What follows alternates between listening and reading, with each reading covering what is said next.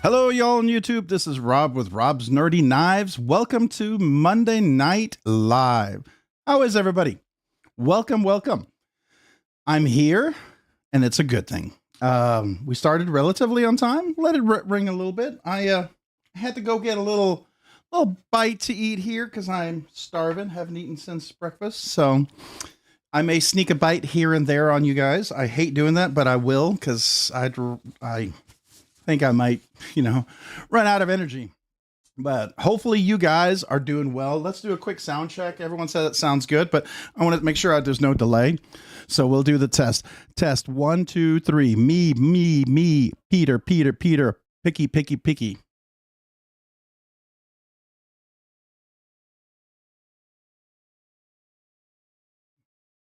All right. That's good. All right, we're good. Excellent. Here we are. All right. Yeah, I have to do something with the accents, right? So we got to get that in there. All right. Well, hello, Mopatty EDC. Trish, how are you? Sever7, what's up, man? What's up with you? Welcome this evening. Jim Terglafia, hello. Jesse, sounds good. Thank you. I appreciate that. Pons, Sir Robert of Nerdy Knifedom. I like that. That's funny. Laid off Pete, Rob's Nerdy Knives. I appreciate you being here. Oop. Sorry, I took a bite of food.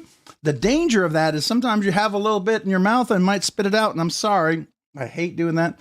But, it's either that or you're going to see me, just kind of fizzle out. So hopefully you'll be all right with that. Gonzo, what's up, man? Appreciate you being here. Jim Ticklefield, laid off Pete's here. Ramsey Silent. Pan. Well, I appreciate you, man. I should not say that, and you're about to get me to say something I shouldn't. I better be careful. I don't know if I can trust you guys. You always try to get me. Anyways, Matt Mara, about to get some food too. Hey, man, eat away, get some food. If you're hungry, I totally understand. I may sneak a bite here and there, right? Daniel Smith, howdy, folks. How are you? Welcome. Appreciate you being here. Thanks for being addicted to blades too. Rob's Dirty Knives, appreciate you being here. Thanks for joining. Jim Teglafia, saying hello to Pete. I'm ready. All right, everyone's ready. All right, good. Nebsig, evening all. Nebsig, evening all. Welcome. Appreciate you being here. Help with gadgets. Appreciate you being here. Let's see here. Who else did I miss? I really hope it's you. It's you buffering and not my computer. Okay. Is anybody else having a buffering issue with the channel?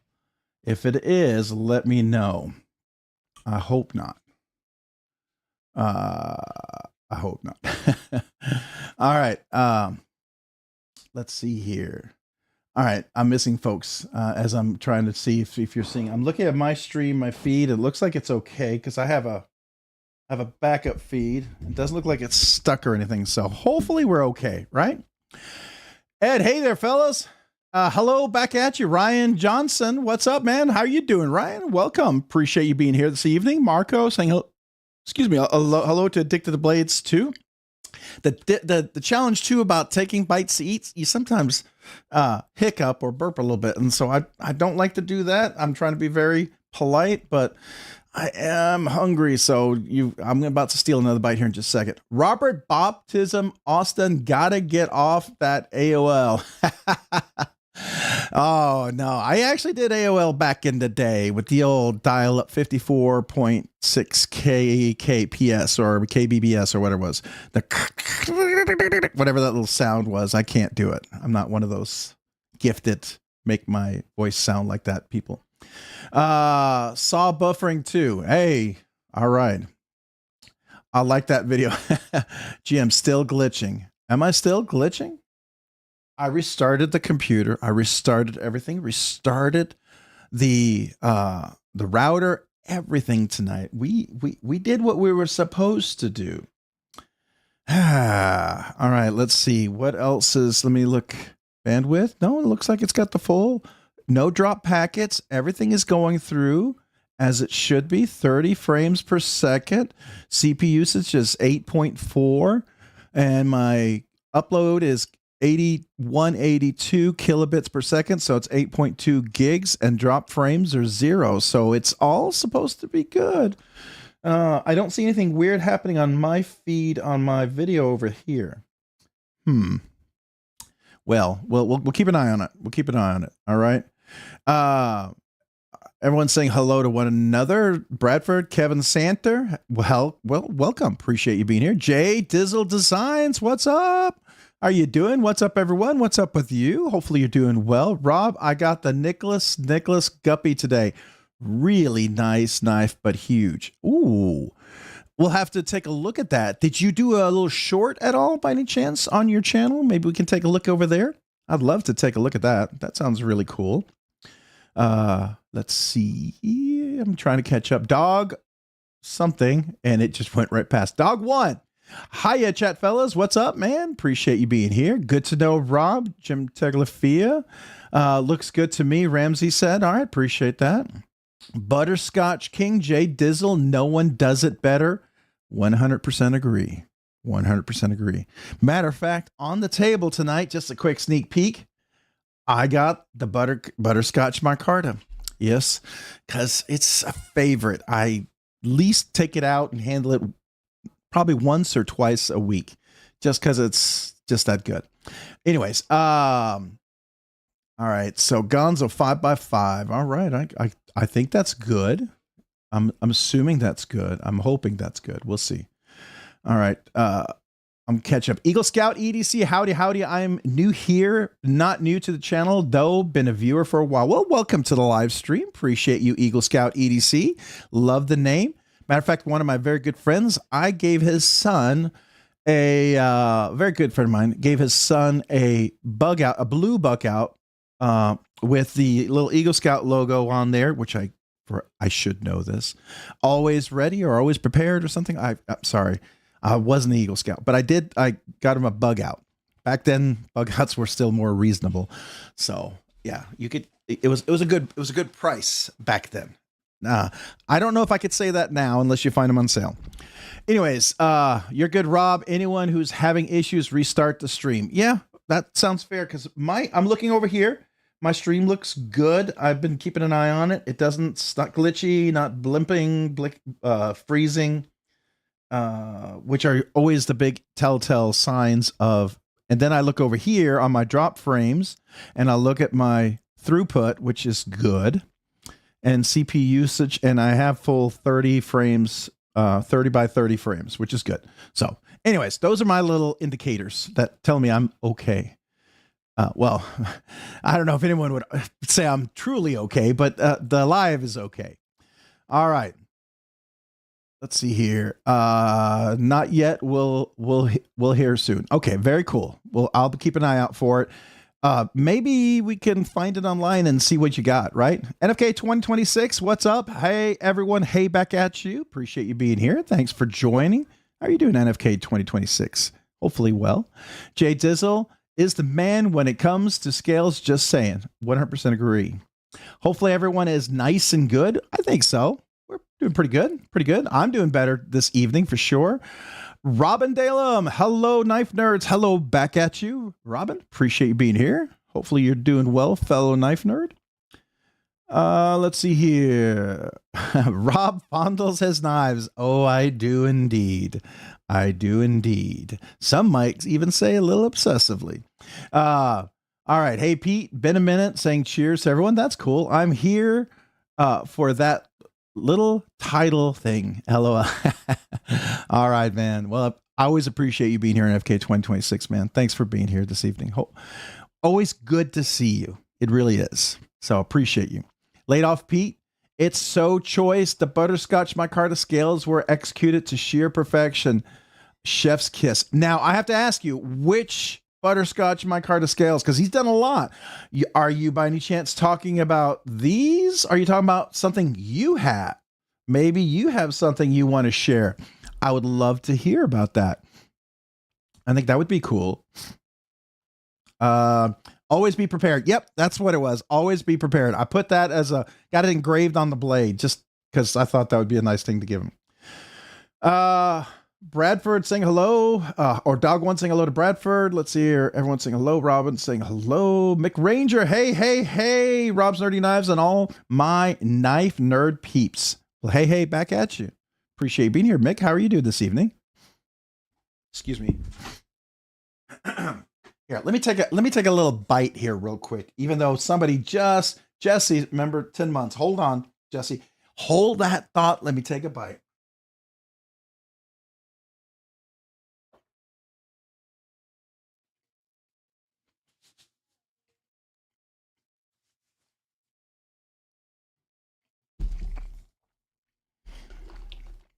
I need the energy.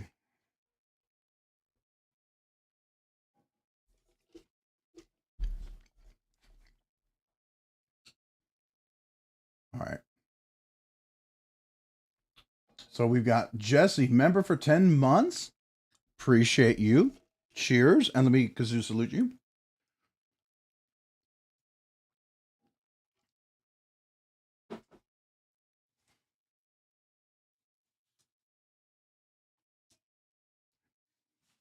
I think I got some of the fajita stuck in my tooth. Oh, man. Seriously? Worst time to do it. Right when you're in a live stream. Hold on.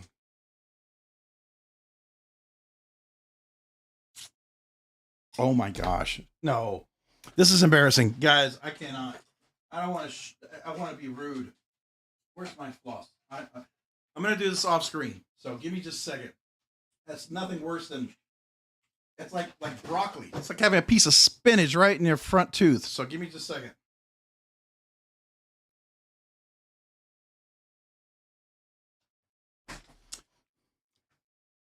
Oh, all right. We're better.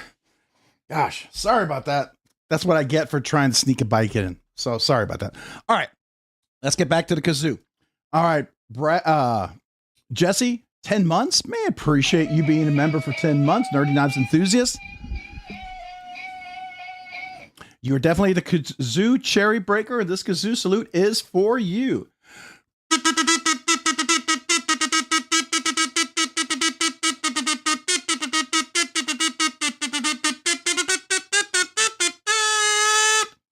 Thank you. Thank you, Jesse, for being a member for 10 months. Appreciate you. And all the awesome members out there. Thank you. All right. So, going to get back here to the comments that I'm way behind on. Let's see here.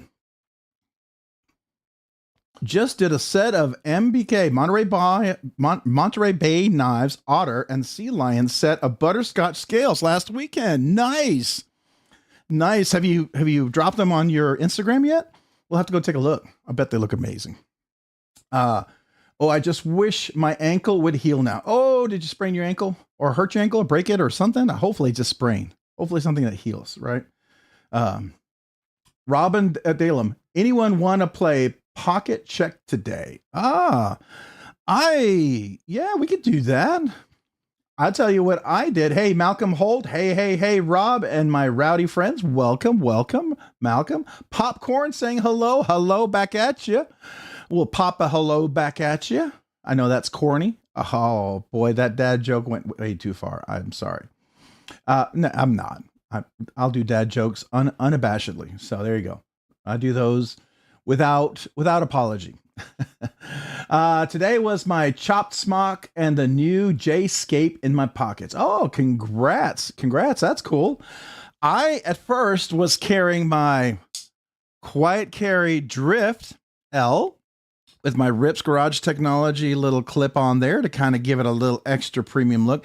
Though I believe Quiet Carry makes the best wire clips. If you do a wire clip, Quiet Carry does the best. Then this afternoon, I swapped it out as I used my Drift L to open a box with the Strand L. Anybody check out the new Strand L by Quiet Carry? This came in today.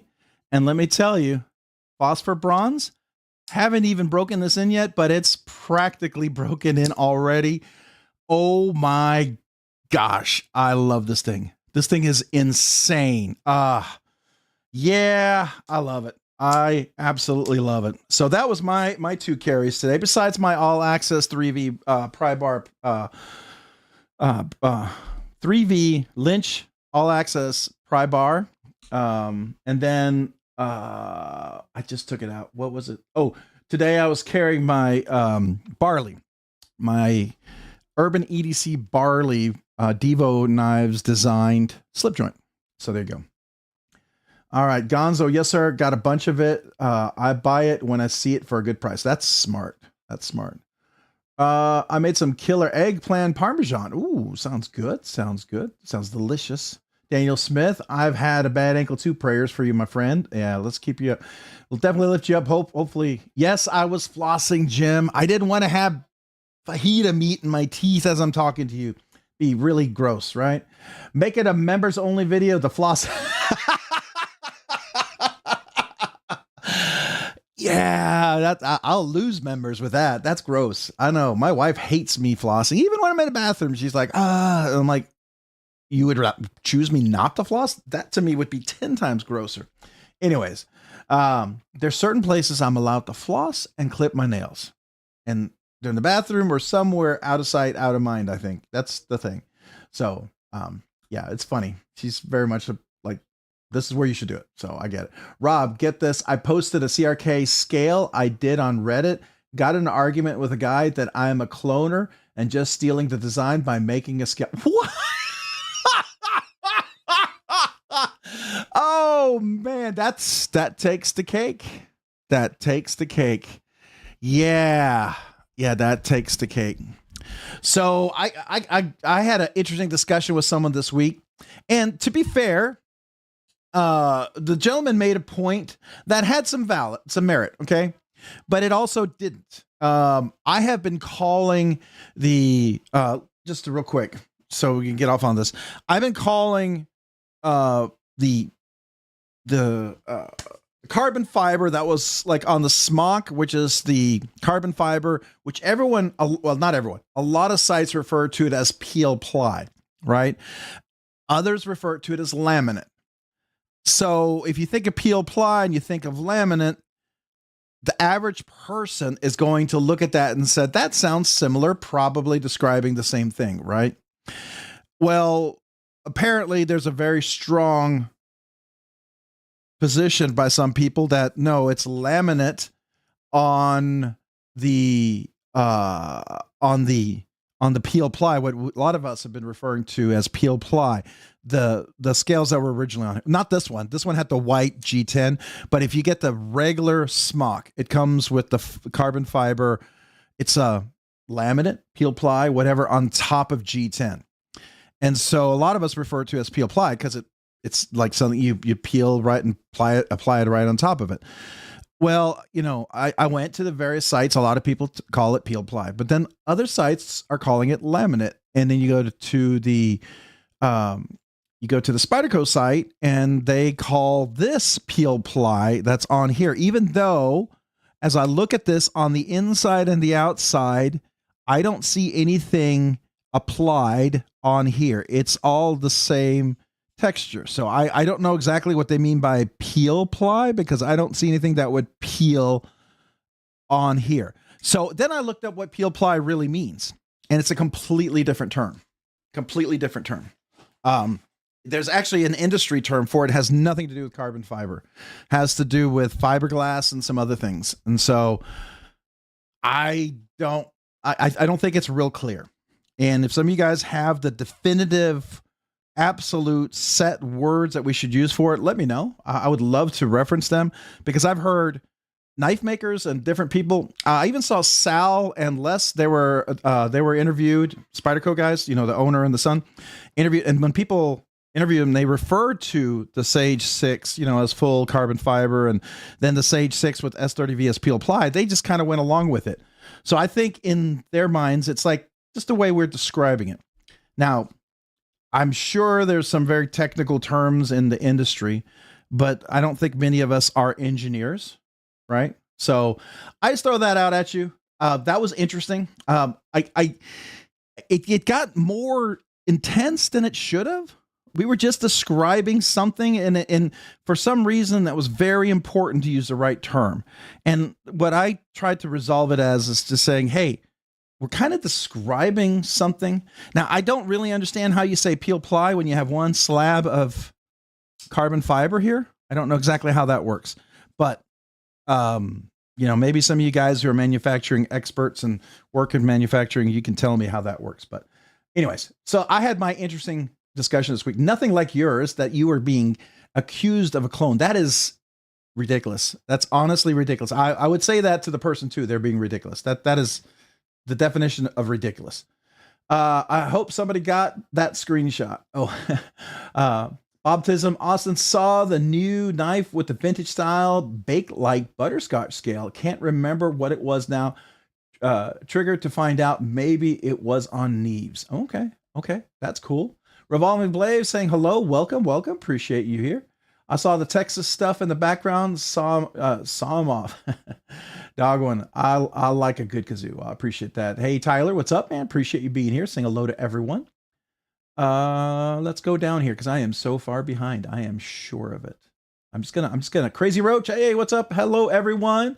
How are you doing, Crazy Roach? Appreciate you being here. Hoffy, man, what's up? Move on over. Here is Hoffy. He is here. The man, the myth, the legend, the man himself. Hoffy, welcome. Let's see here. Blind Woo Fury. Hi everyone. What's up? G-Man Black, Demco 8020s. Gotta love those. Those are good. Great knives. I tell you, I was not a big fan of the 8020 until I held the 8020 Slim. I really like the Slim. I wish when I was looking at it, I had the funds at the time. I don't like the recurve ones, but I like the Slim. That's a nice size. Definitely more EDC friendly as far as I'm concerned. So there you go. All right, I'm going to keep going through and say I have to do a video or a short soon, but I got another cold steel knife in the collection. Oh, very good. Congrats, man. What'd you get?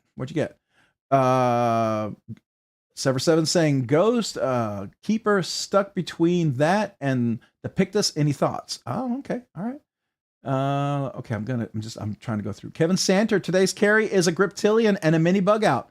Nice. Now, the Griptilian, is it one of the ones with the Spidey hole in it, or is it the traditional with the thumb studs? Kind of curious, because sometimes that could make it interesting. McRanger, steady flicking my new Spidey 17 Shaman to break it in. It's feeling good so far. That's nice. It's nothing nice when a Spidey Shaman breaks in to the point where it is buttery smooth. My LMAX Shaman that I bought, is it 3 years old? Is so perfect. I mean, it's just ridiculous. I love it. Feel it. Feeding. Be right back. Yeah, I should be feeding. I have 2 fajitas right here. Chicken fajitas that I should take a bite, but man, I already got some fajita meat stuck in my tooth, so I'm going to wait. Jay Dizzle, Rob, no, I have not posted those skills yet. I'm behind as usual. LOL. I'm pretty bad about posting. No worries. I'm sure they'll be great, and we'll all be in awe when we get to see them. I can't wait. My pocket are always extensive. My pocket checks. Ramses, do you carry a lot? All right. Well, give us the top ones.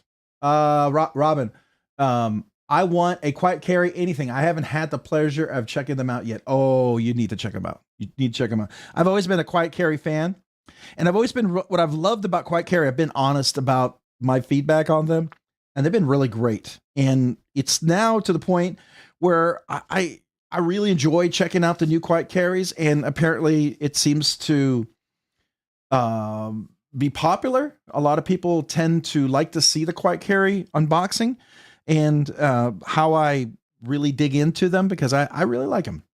I've owned, I think, every quiet carry except for some of the kitchen knives. Those are the only things I haven't owned. But yeah, that new Trek.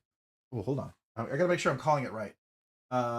It's called, come on, the Strand. Sorry, I gotta make sure I use the right term. The Strand, the new Strand L, and I gotta figure out what that stands for, because they always have like a story behind the name, and I didn't get it this time because it just came out so fast, and they're like, "Hey, we sent you something." I'm like, "Oh, okay," and I was very excited to open this one. I was, and yes. I don't get everything free, but once in a while, I do get some things for free. I do. And the Strand L, I did. But here's the reality. I don't give anything free for something free, right? I'm going to be as critical as I would with any other knife with this as I would. I've always said this, and I know Quiet Carry knows this, but I'm willing to say things that could potentially burn a relationship for the sake of my integrity. And I've done that. I've done that with some companies that I'll probably never get a knife from them unless I buy it. So I'm okay with that. So just know that I'm a part-time guy. I'm not into this industry full-time. So I'm out here. I'm loving knives. I love knives, and that's why I do this. So if you didn't know, surprise. All right. I love the feel of washers, and their washers are outstanding, McRanger. They're broken in, beautifully smooth, and man, nothing is just outstanding like that. Even my here we go. This is the button lock, the Les George VECP, and this is on washers too. Absolutely stunningly beautiful. So yeah, washers can be quite amazing. I agree. Ghost Keeper, no thoughts on the Pictus, but the tie pin is so light. Big slicey blade action is perfect out of the box. Acoustics are amazing. Cool. There's a 9 I have my eye on Zorn pre-order tomorrow. Oh yeah, the 9 is great. I've owned it. I enjoyed it. I sold it. So if I could keep every knife I've ever bought and owned, I would have to have unlimited funds first. Second of all, I would probably be close to well over 500, 700 knives now, I'm sure. But I got to move I keep things that I really want to keep in my collection. And then things kind of rotate after I've had them for a while. It's the only way I can make this channel thing work. So I have some that I really love, and they'll stay in the collection for quite a while or permanently.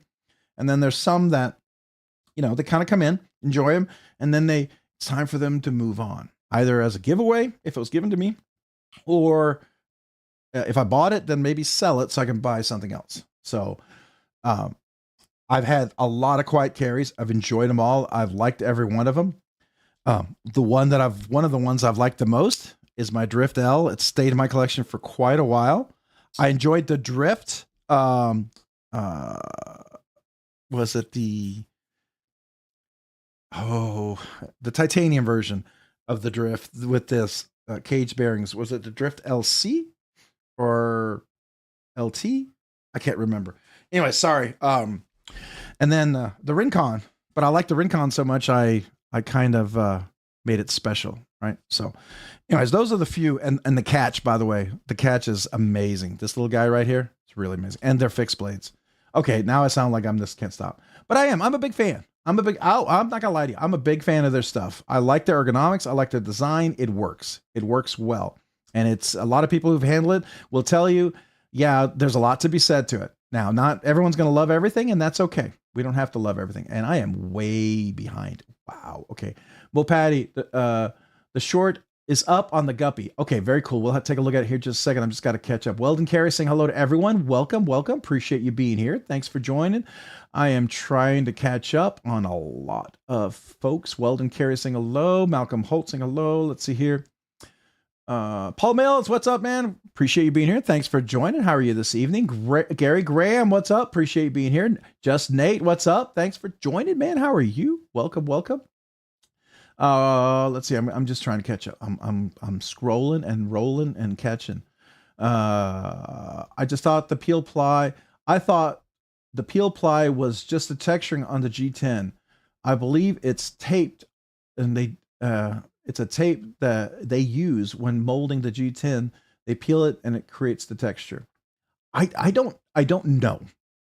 Now I don't know, but apparently it's very important to some, and I hear different terms.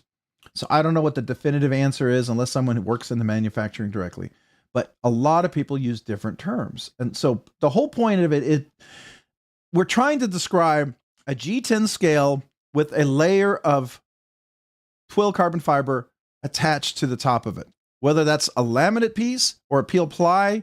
And maybe we're describing the same thing. You know, it's the laminate piece is peeled and then applied. I don't know, but peel ply technically is a manufacturing term that means something completely different. It doesn't even have anything to do with carbon fiber. So anyways, there's that. All right. Brown Sugar 69. Hey, what's up? Hello, back at you. Welcome. Appreciate you being here. I would love for someone who knows the industry. If you work with G10 carbon fiber, you make scales. It's one of the industry things you work in. You actually are in the fabrication process. I would love to hear the terms that are the known terms, because then we can at least try to agree on it and be on the same page, right? I don't think it's as important that we're absolutely correct. And I'll tell you something. I was having dinner at Blade Show with Martine from Machine Wise, and we were talking about detent lash and detent, some different things that we do when I check. And he described some terms from an engineering manufacturing perspective I hadn't thought of. And I was like really blown away by some of the terms he was using. And he thought one term meant one thing and something meant the other. And what he said made perfect sense. But it's not what we all as knife reviewers and people in industry, people who collect knives, it's not how we would define it.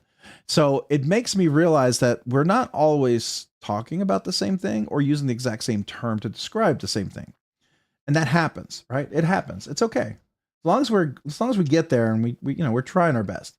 Hey, Rick's Knives, what's up, man? Appreciate you being here. Thanks for joining. Good evening to you.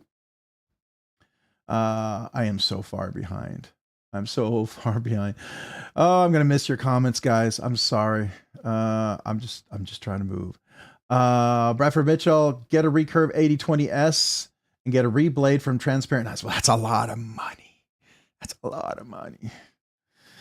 I don't have that funds right now. I got a kid going off to college. I have one who just started work. We just had to buy him a car, and he's paying for it because he's working full time. But I have to help him with the down payment. And then we've got one. I got to leave Monday. Oh, by the way, big announcement. Next Monday, officially, there's no live stream, but I will be driving back from Mississippi Monday night, and I may have my son, who just did the orientation, drive, and I attempt a live stream in the car. It may mean we may not have a giveaway, or we may just wing it on the giveaway. I don't know. We'll see, right? But we'll attempt it. We'll see how that goes. If you guys are up for it, it'll probably be like a vertical or something. I'm willing to do it if you guys are. Doesn't mean guaranteed signal. Could be very spotty in some places, but that's what's happening. We have to stay till about noon or 2, and then we have to drive back. So we'll be arriving home at around probably 12 or 1 a.m., maybe 2. So just let you know, coming back from Mississippi for his freshman orientation. That's why there's no official live stream, but I may try to do one if you guys are up for it. I just want to set expectations ahead of time that you're not disappointed. So if you're looking for this well-produced, I mean, at least better produced than what it has been in the past, live stream, you may be disappointed. I just want you to know. All right. I'm going to keep going. Bubba's EDC. Hey, everybody. What's up, Bubba's EDC? Appreciate you being here. Thanks for joining. Hopefully you're doing well tonight. Kevin Santer, standard Griptilian, but wearing AWT scales. Nice. Nice. All right. Eagle Scout. Today I carried the new QSP Penguin Glide Lock in purple. Ooh, you got the Glide Lock. Is it pretty good? I meant to go over at Blade Show. There's so many things I missed, but I meant to go over and check one out. I really wanted to. I'd heard it won. It won a Blade Show Atlanta award for best overseas production knife or something, I think. So that was pretty cool. Robert Baptisms here. Peel Ply G10. Peel Ply is a type of G10 composite that features textured surface achieved by using a Peel Ply fabric during the manufacturing process. This fabric is laid on top of the G10 during curing. Okay, so that is one definition that we have right there. All right, so I would love to see like the reference for that so we can all, because I have some people I could reach out to, but they don't normally do G10 or carbon fiber. They're normally kind of higher end knife makers, and so they wouldn't use that material. I know this sounds really bad. I know it sounds, but it's not a material they would normally work with, right? So, but I could ask them, but I don't know if how familiar they are with it. So I'm just wanting the people who are, and really the people who do the most work with it and are maybe brought it in, they kind of get to define the terms, really. I mean, that's kind of how it works a lot of times, right? All right, Weldon Carey, what's up, man? Appreciate you being here. Jeremy's EDC, what's up? Hello, welcome. Appreciate you being here. I am catching up. All right, so autism here. Robert Baptism Austin. And when the peeled away, it leaves behind a textured non-slip surface. This textured surface is beneficial grip, especially of demanding conditions like the wet environments and wearing gloves. So now I hear that, but I look.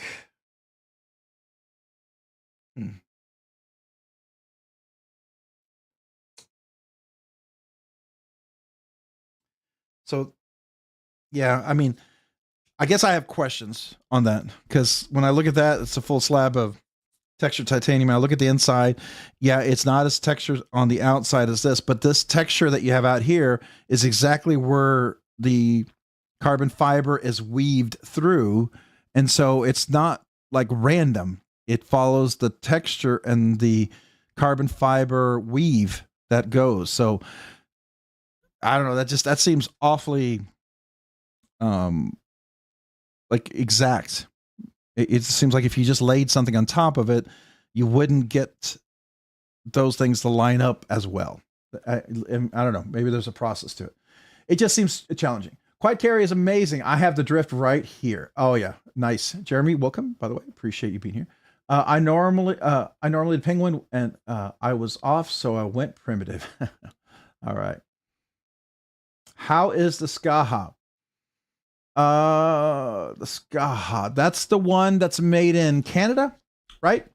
That's the flipper with the fat carbon typically, or it could be some other kind of material, right? That's the one we're talking about. It's the Canadian one. I think it's Mr. Eddie loaned me his. It was pretty amazing. Nice knife. I want a finch. I hear finches are nice. Very good. All right, I'm catching up. I got to catch up. Gary Graham, I don't know if I said hello to you. Welcome, welcome. Bradford Mitchell, if I said hello to you, welcome. Stacy Bolstered Blades, what's up? So, yes, Stacy, it came in. All right, I got to show you guys something. She's here. She's finally here. I'm showing you something. I got something in the mail from Stacy Bolstered Blades, and I'm so excited. We're going to be using this at the end of the giveaways on the live stream. It's really cool. I still love what Bluminati did for this. I probably won't show the email address in my reviews as much because it leads to a lot of spam. But on the live streams, this is the absolute most perfect plaque to put down after we draw. And I'm going to share this, especially if you're a new channel member, you haven't asked for a channel sticker yet. So look what Stacy sent me. I am blown away. Here we go. And it's orange, my favorite color. Hook 'em horns. I know some of you guys aren't Longhorn fans, but too bad. I'm sorry. But Rob's 30 Knives, you got the email, you got the Instagram, you got the logo. That's so stinking awesome. Thank you, thank you, thank you, Stacy. I appreciate that. I was blown away. Now, were there supposed to be stickers in there? There weren't any stickers in the package. What I read sounds like there should be some stickers with it, or are they coming separately? If they're coming separately, cool. If they were supposed to be in there, they're not in there. I quadruple checked when I opened it. There was just this and your card. So I just want to let you know. All right. I think it's cool. What do y'all think? It's stinking amazing. Is it? You guys, I think it's awesome. It blows me away. I am so thankful. Thank you. Thank you. Thank you. Thank you, Stacy. Yeah, really, really cool. I made a special video. I'm going to be dropping it as a secondary video in the afternoon because it's just that cool. So anyway, so you'll see that video, but that's so everybody else who may not be here tonight can get a chance to see it too. I just really appreciate that. Homer Feltus is here. Hey, Homer, what's up, man? Appreciate you being here. Thanks for joining. Paul Mills. I think I said hello to you already. Was that another Paul I thought I just saw? Did I see another Paul? No. I thought I did. Okay. Okay. I'm scrolling. GM, love my Mojave. Thinking about Ragnarok. Ooh. How do they compare to each other? Very, very different, but amazing knives in each of themselves. The Ragnarok's amazing. The Ragnarok is a beefy, strong, powerful knife. It feels like something Thor would carry, right? It feels like it could handle Ragnarok, the end of times, right? It's amazing. I love the step milling on there. I love his anodization process. I love the look, especially the with the fin. Oh my gosh, not a drop point, but my brain just went. It's probably because I need to take a bite of that fajita there. But I love it. It's very different, but it's much beefier. It's more robust, thicker scales too. He doesn't do like weight relief. His is all full custom hand milled. I don't think he's not yet done any kind of weight relief milling on his scales. So it's a little heavier. It's a full flipper. I would consider getting the he calls it not the obscene. It's it's where he has thumb studs and a flipper together, and he has a term for it. It's kind of funny, but I would consider doing that. It's become very popular, which he didn't want to do because he tunes them differently, but he gave in because so many requests. And, you know, after a while, if everyone asks for it and they're willing to pay for it, I mean, you want to stay in business, you know, you kind of do it, right? And he made a lot of people happy by doing that. I know it's not his absolute favorite, but Nick is an awesome guy, and he created, it's the, what's the term? You guys already know what it's called. So you tell me I'm way behind in comments. So I got to scroll down. I'm so far behind. Angelo, what's up, man? Blind with Fury. Okay. I said hello. Ryan Johnson. Gosh, I just jumped way past again. Yep. There was a member. Okay. All right. Oh, yep. There's Stacy Bolsterblade. Okay. How many did I miss? 2. Okay. All right. So Stacy Bolsterblades, member for 12 months. Wow, you have something in your mail from me now. I do, and I opened it. I'm super stinking excited. 12 months, you know what that means. 3 things, right? New kazoo, acapella tonight, and email me so I can send you the special little card with a little note for you. A little aluminum card that Bluminati Ninja lasered for me. A little thank you card for being a member for a full year. All right, so here we go. First of all, you get the acapella Scottish throat pipes. So if you ever wondered, what are this is a recording of what I'm about to do, but I promised everyone if once you hit a year, 1 year, 2 years, 3 years, I would do an acapella version. So that's what we're doing right now. It sounds great if you had a few beers or a couple of glasses of scotch. I promise you, it sounds way better than what you're going to hear. You may think it sounds like a cat being run over, but man, in college, it was a lot of fun. I'll just say that. So Stacy, this is for you.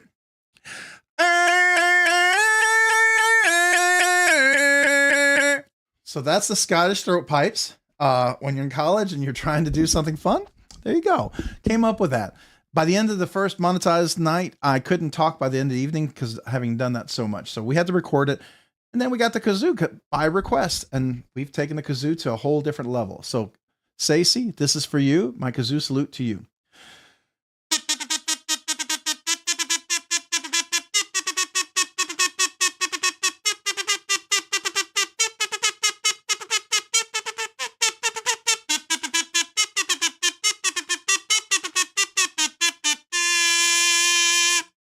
Thank you for being a member for 12 months. Being a nerdy knives enthusiast, appreciate you. Don't forget, email me. By the way, if you didn't know, Stacy, here's my email address. I know it's me saying that to you because you made the sign. It's kind of ridiculous. I get it. Anyways, I do want to send that card to you. Okay, so just make sure, confirm your address. I'll see if it's on the package I have here and I can read it. I actually black it out with a marker when I do the unboxing so no one can see it. So would you be kind enough to confirm your address one more time for that card? Because I'm not going to have it on there because I already blacked it off with my marker. So no one else would see it because sometimes people send weird things and you don't want that. So anyways, all right. Next one, we've got Neil McKenzie, member for 17 months, Nerdy Knives enthusiast. Hello. Well, hello back at you. Appreciate you being a member for 17 months. This kazoo salute is for you. Appreciate you, Neil McKenzie.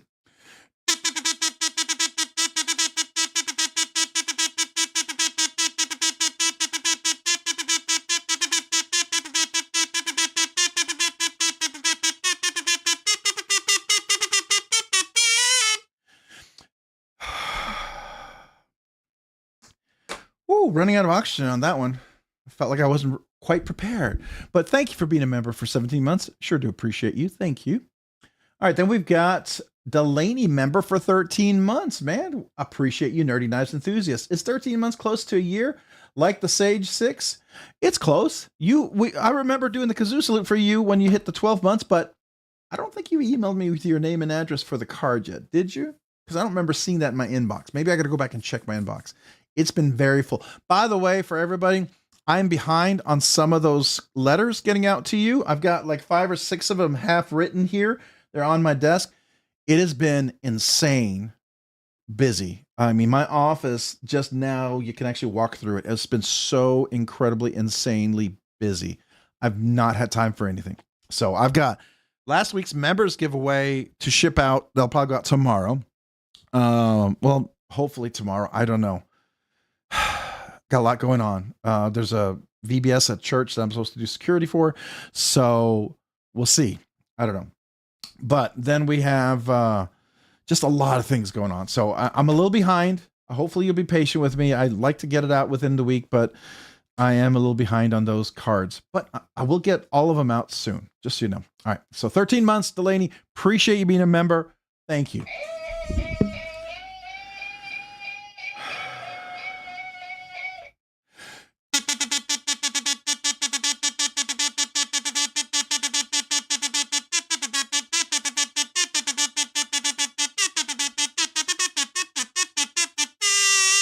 Appreciate you, Delaney. Thank you for being a member for 13 months. Man, as always, I'm honored. I am seriously honored. And then we got Paul Mills, member for 19 months, Nerdy Knives enthusiast. A little kazoo never hurt anyone unless I pass out. But hopefully it won't hurt me, right? So, Paul, my kazoo salute to you. Thank you for being a member for 19 months. Wow. Thank you. All right, this kazoo salute is for you.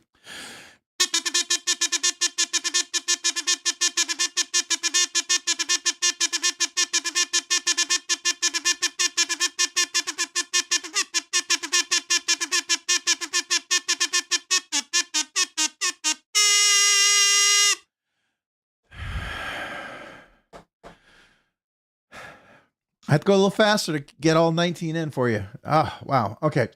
Thank you, Paul, for being a member for 19 months. Appreciate you, man. Then we got Don't Cut, member for 11 months, Nerdy Knives enthusiast. I'm here, peoples. One more month. That's right. One more month, and you get the acapella kazoo salute. You get the Scottish throat pipes acapella. For better or for worse, some people might run. Some people might laugh. Some people might enjoy the irony of it. So there you go. The irony of it, if I can talk. All right. So, appreciate you being a member for 11 months, Nerdy Knives enthusiasts. I'm here, peoples. We appreciate you here. This kazoo salute, let me get the right kazoo. Hold on. It's for you.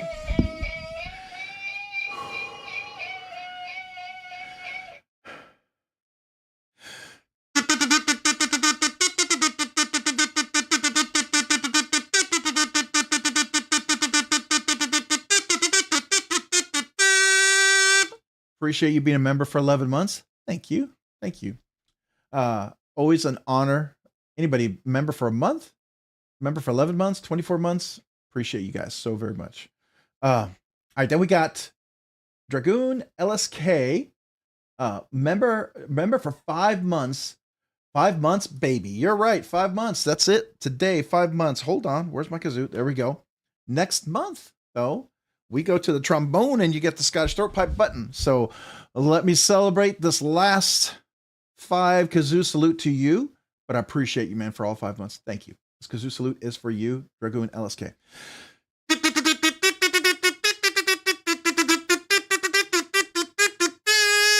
Appreciate you. Thank you for being a member for 5 months. Thank you.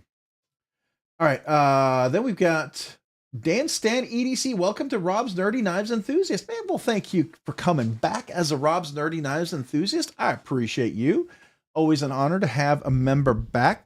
It's always, I think it's cool. So I'm always appreciative whether you're a member one time, you come back.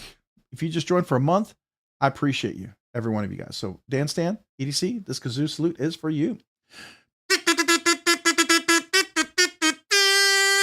Appreciate you, Dan Stan, EDC, for being a Nerdy Knives enthusiast. And then we got Robin Dalum. Welcome to Nerdy Knives Enthusiast. And that is a white icon, which means you're a brand new member. Welcome, welcome. Email me. I'd love to mail you a challenge sticker and a little thank you note, right? If I haven't done one yet, email me. Even if you've been a member for a while, you just never asked, never received, you haven't asked for a channel sticker, you didn't get one. All right, so this is for you, Robin. Welcome to Rob's Dirty Knives Enthusiast.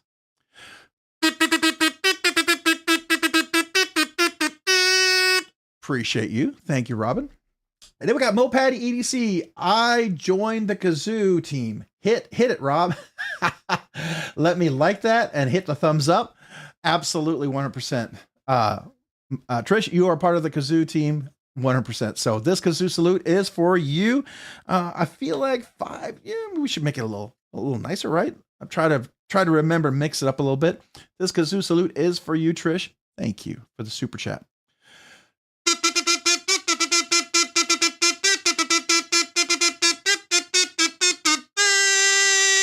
Thank you, Trish and Mopatty EDC, for that super chat. Appreciate you guys, man. Always humbled by that. I'm always blown away by it. I'm always grateful by that. So I really do. This channel wouldn't be what it is if it wasn't for you guys. It really wouldn't. I wouldn't be able to do half the stuff I do. I mean, I'd still be doing it. It'd just be a lot slower and a lot less videos. And, you know, it'd be what it is. It is what it is. But we are here because of you guys, and I love it. So I appreciate it.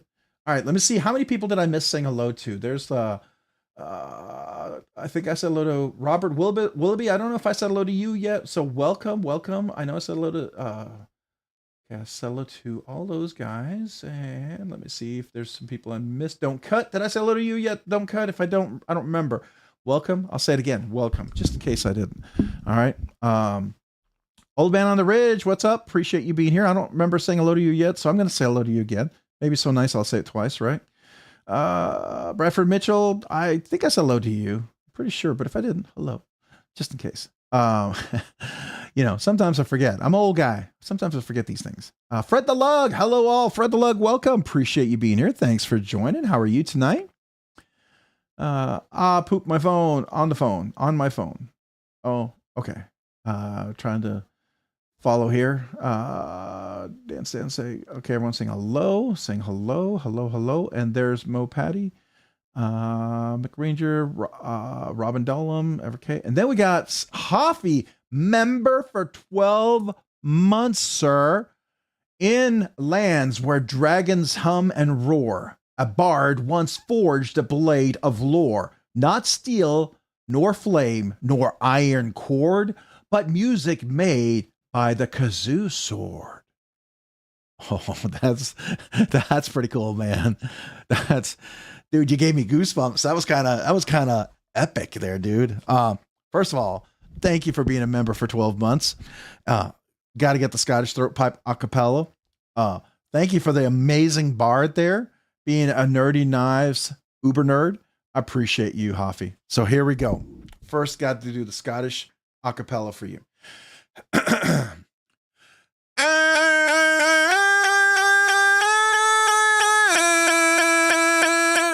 So thank you, Hoffy. Appreciate that. Hopefully you had a couple of beers to enjoy that a little bit better. If you didn't, maybe go have a couple beers and rewind.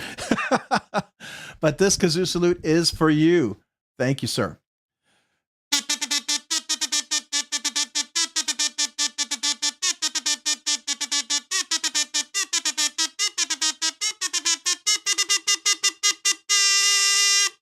Appreciate you, Hoffy, for being a member for 12 months.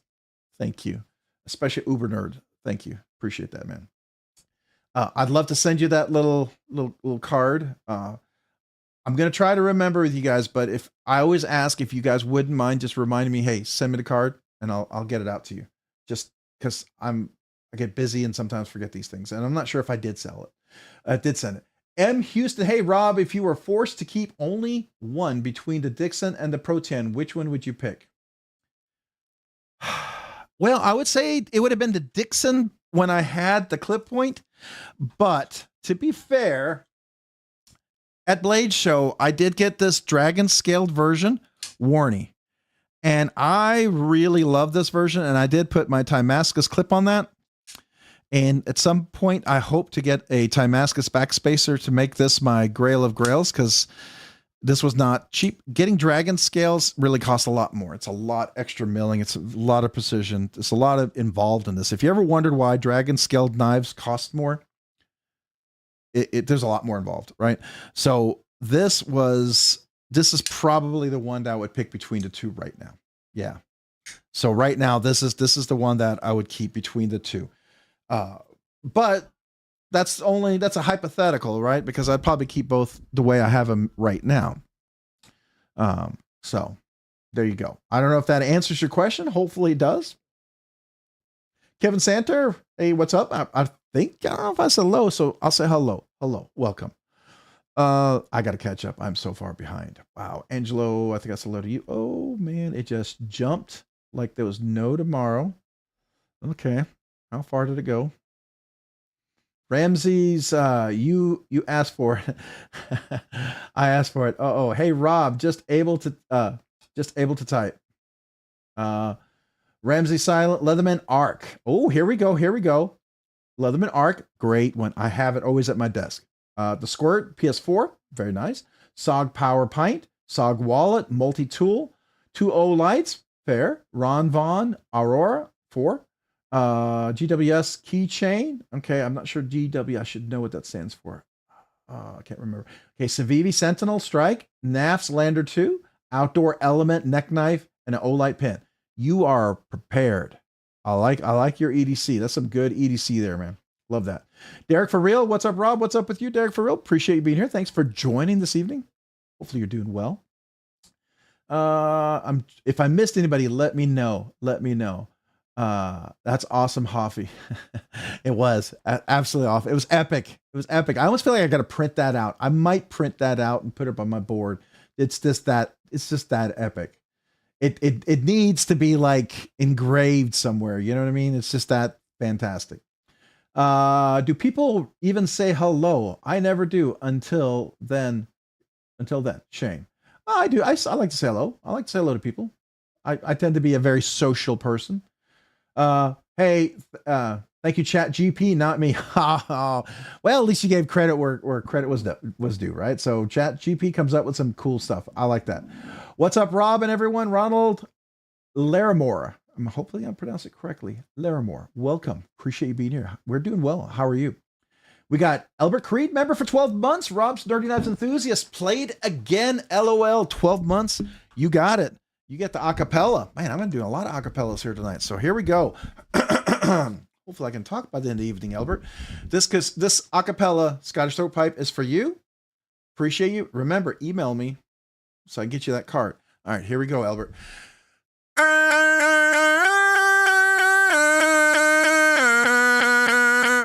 So that's the Scottish throat pipes. That's what the little button records. Now my kazoo salute for you for 12 months being a Nerdy Knives enthusiast. Appreciate you, Albert. Here we go.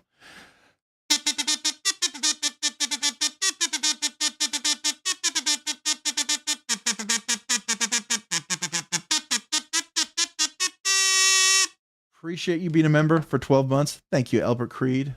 And I'm blown away by all you guys being members, but just, some of those milestones are just kind of cool. And we get to celebrate them a little special. So that's always nice.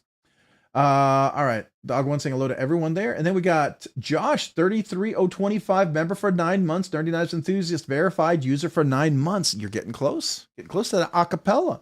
Still deserves a mighty fine kazoo salute for that wonderful 9-month anniversary. So thank you. Thank you, Josh, 33025.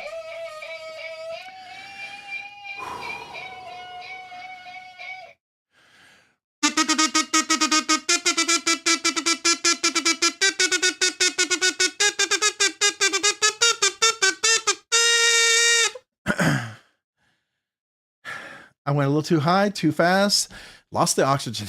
But man, appreciate being a member for 9 months. Thank you.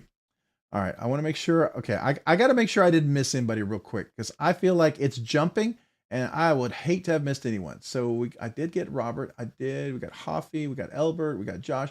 Then we got Robert, Bob Tism, Austin. Welcome to Nerdy Knives Enthusiast. Man, welcome. Appreciate you signing up and being a member tonight. That is awesome, man. Thank you. Thank you. Email me.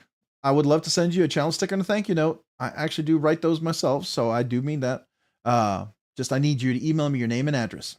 Then I can mail it to you. So appreciate you. Robert Bobtism Austin, welcome to Rob's Nerdy Knives. This kazoo salute is for you.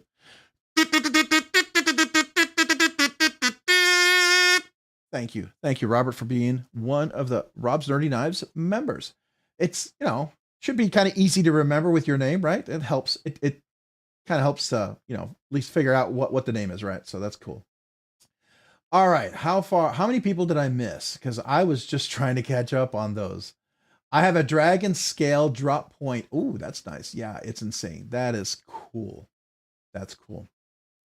Yeah, the one that got me, M. Houston, was he had that one at Blade Show, Texas. It was one of the lotteries, totally out of my price range. I couldn't even afford it.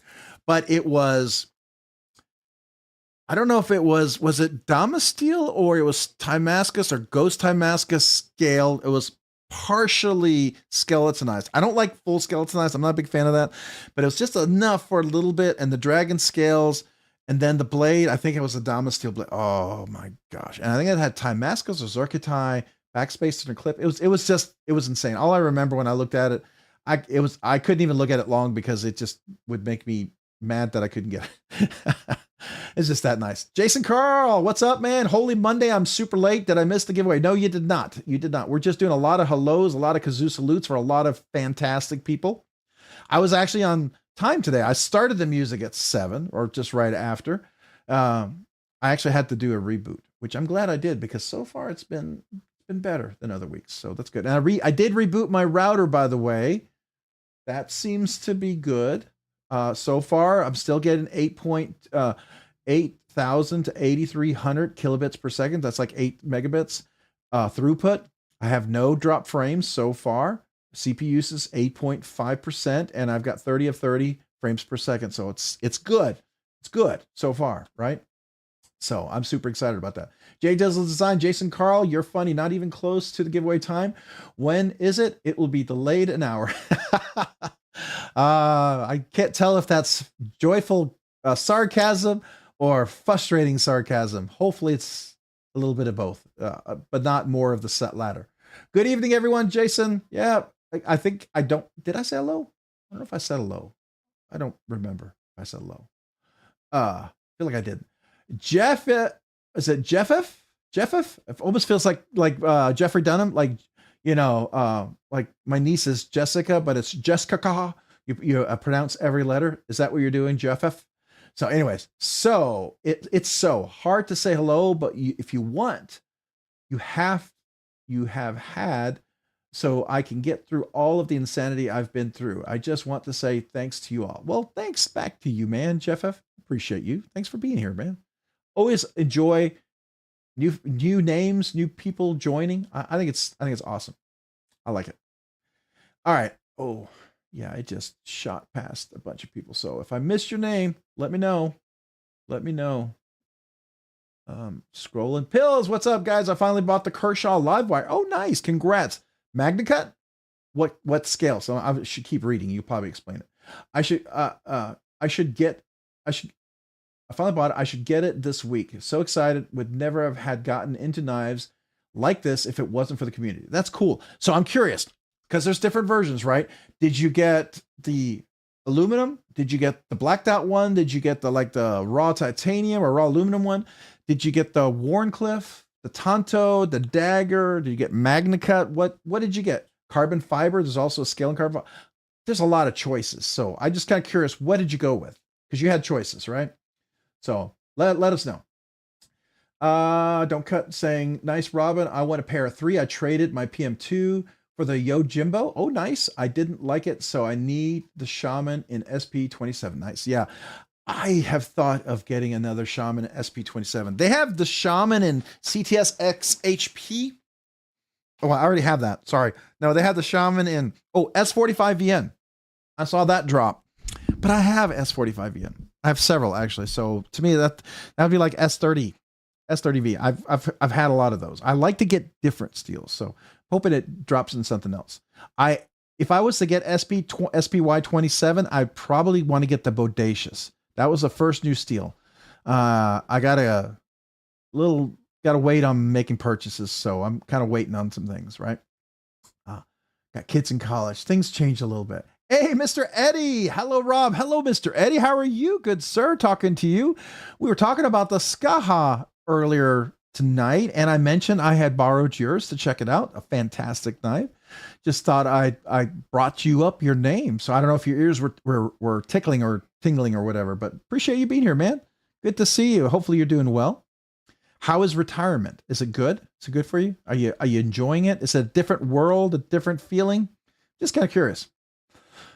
All right. 5th pocket knives to pocket swords. Tonto drop. Oh yeah, there's a lot. The Laney. All right. Everyone's saying hello. Pills. I got the MagnaCut black wash Tonto blade with gray handles. Nice. That's actually a really nice. I looked at that one. That was one that I would very much be interested in if I was going to get that. Do you know my #1 video and short is still the Kershaw live wire? I think I'm almost at 30,000 or something like that. It gets thousands of views every week. It's just kind of crazy. Just keeps going and going, which I think is cool. I think it's cool. I'm busy as all get out packing to move. It's a hassle to clean everything before to get all my stuff to get all my stuff to. Oh, I bet it is, man. I bet it is. I don't envy you. My wife is super good with packing and stuff, so I'm always very fortunate, but I was not a fan. That always meant I had to do a lot of hard work. But she was really good about packing stuff to get the boxes ready. I still had to move all the boxes. So, there it is. And then at the end, we just start stuffing the boxes because we ran out of time. You just throw it in and hope it doesn't break. All right. So dog 1, don't when I have to work. It's the Mannix 2 lightweight Rex. Oh, nice. Rex 45. I have a Rex 45. Yeah, that's nice. That's nice. Retirement is great. I don't have to shave daily. Yeah, I bet that's cool. Derek for reals. Rob's Nerdy Knives just wanted to try to say hi. I had a second taking of a smoking break. Hey, welcome, man. Derek for real. I think I said hello to you earlier. You may not have heard me, but hello again. Appreciate you, man. Hopefully you're having a good evening. Hopefully you hear this one, right? Ron Crow, hey everyone. What's up, Ron Crow, man? Welcome. Appreciate you being here. How are you, good sir? Hopefully you're doing well. The government does things differently. Yes, they do. I know that only too well. Don't cut. Yes, dog, all day. I really enjoy just the BD1, so I would love a more premium steel on it. Yeah, BD1 is kind of like, if I remember correctly, BD1 is kind of like 8 CRV MOV, whatever, that kind of it's not super cheap steel, but it's not premium. It's on the lower end of the budget steel, but it's not like it's decent steel. You know what I'm saying? I'm trying to say that. So Derek for real. Sorry, I missed the first one. I thought you didn't like me. No. I mean, it happens. I miss you guys and you miss me. It happens. You could have walked away, turned away, and I might have said hello to you. It's the way it is, right? Am I caught up? Okay, I hate saying that because that always jinxes me, right? So let's just look at the fan funding, make sure I didn't miss somebody saying hello. I think if I miss somebody, you guys got to let me know. If you had like a membership anniversary or something, you didn't see me say anything, let me know. Dog 1, the ergos are stellar, not the hot spots or calluses. Okay. All right. So we're going to get to the giveaway. So what I have on the table, as you can see, are some of the fun things I've carried this week. The cool, exciting, new, crazy stuff are actually 2 things. First, you don't even see it here. It is the new Grackle fixed blade. And you're like, well, that looks just like your Grackle. Well, yeah, it does, because they look identical, don't they? Now, what you're going to like about this is this is Nitro V. This is MagnaCut. Black micarta, G10. Now this one, G10, comes with a second set of scales that's in titanium. This one comes with a second set of scales that's blue micarta. Nitro V, MagnaCut, like about 220, 230, whatever, I think around there. And then 110, half the price. Still the same great blade shape, very comfortable, super awesome, like small fixed, like if you wanted something, if you're carrying a nice knife and you didn't want to cut anything, you want something really thin, easy to handle, pokey, good and sharp. This Nitro V is a great alternative. Now here's the cool thing. If you already have one of these, guess what? it fits the same thing. So when I've been carrying this, I didn't have to move my clip. I just kept it on there and I just used my other sheath because it works just fine. It's the same one. So super awesome little, I like this knife. For some people, maybe the 200 plus range was a little bit high. I like it at 110. That's a really good price. Really, really good price. So I think for what you're getting, his design, you're getting some of that Blackbird Blades design. He makes a lot of custom knives, if you didn't know that. So he kind of reminds me of what Mr. Eddie will probably be in about 5-10 years from now if he keeps making knives, right? So I expect to see Mr. Eddie's knife design at Blade Show coming up to him, and he's working with Kaiser and everybody else and doing all sorts of stuff.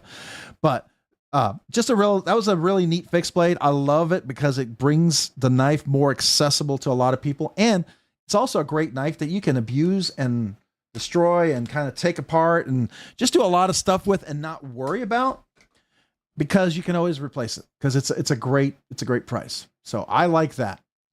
All right. Just want to make sure I didn't miss anybody else.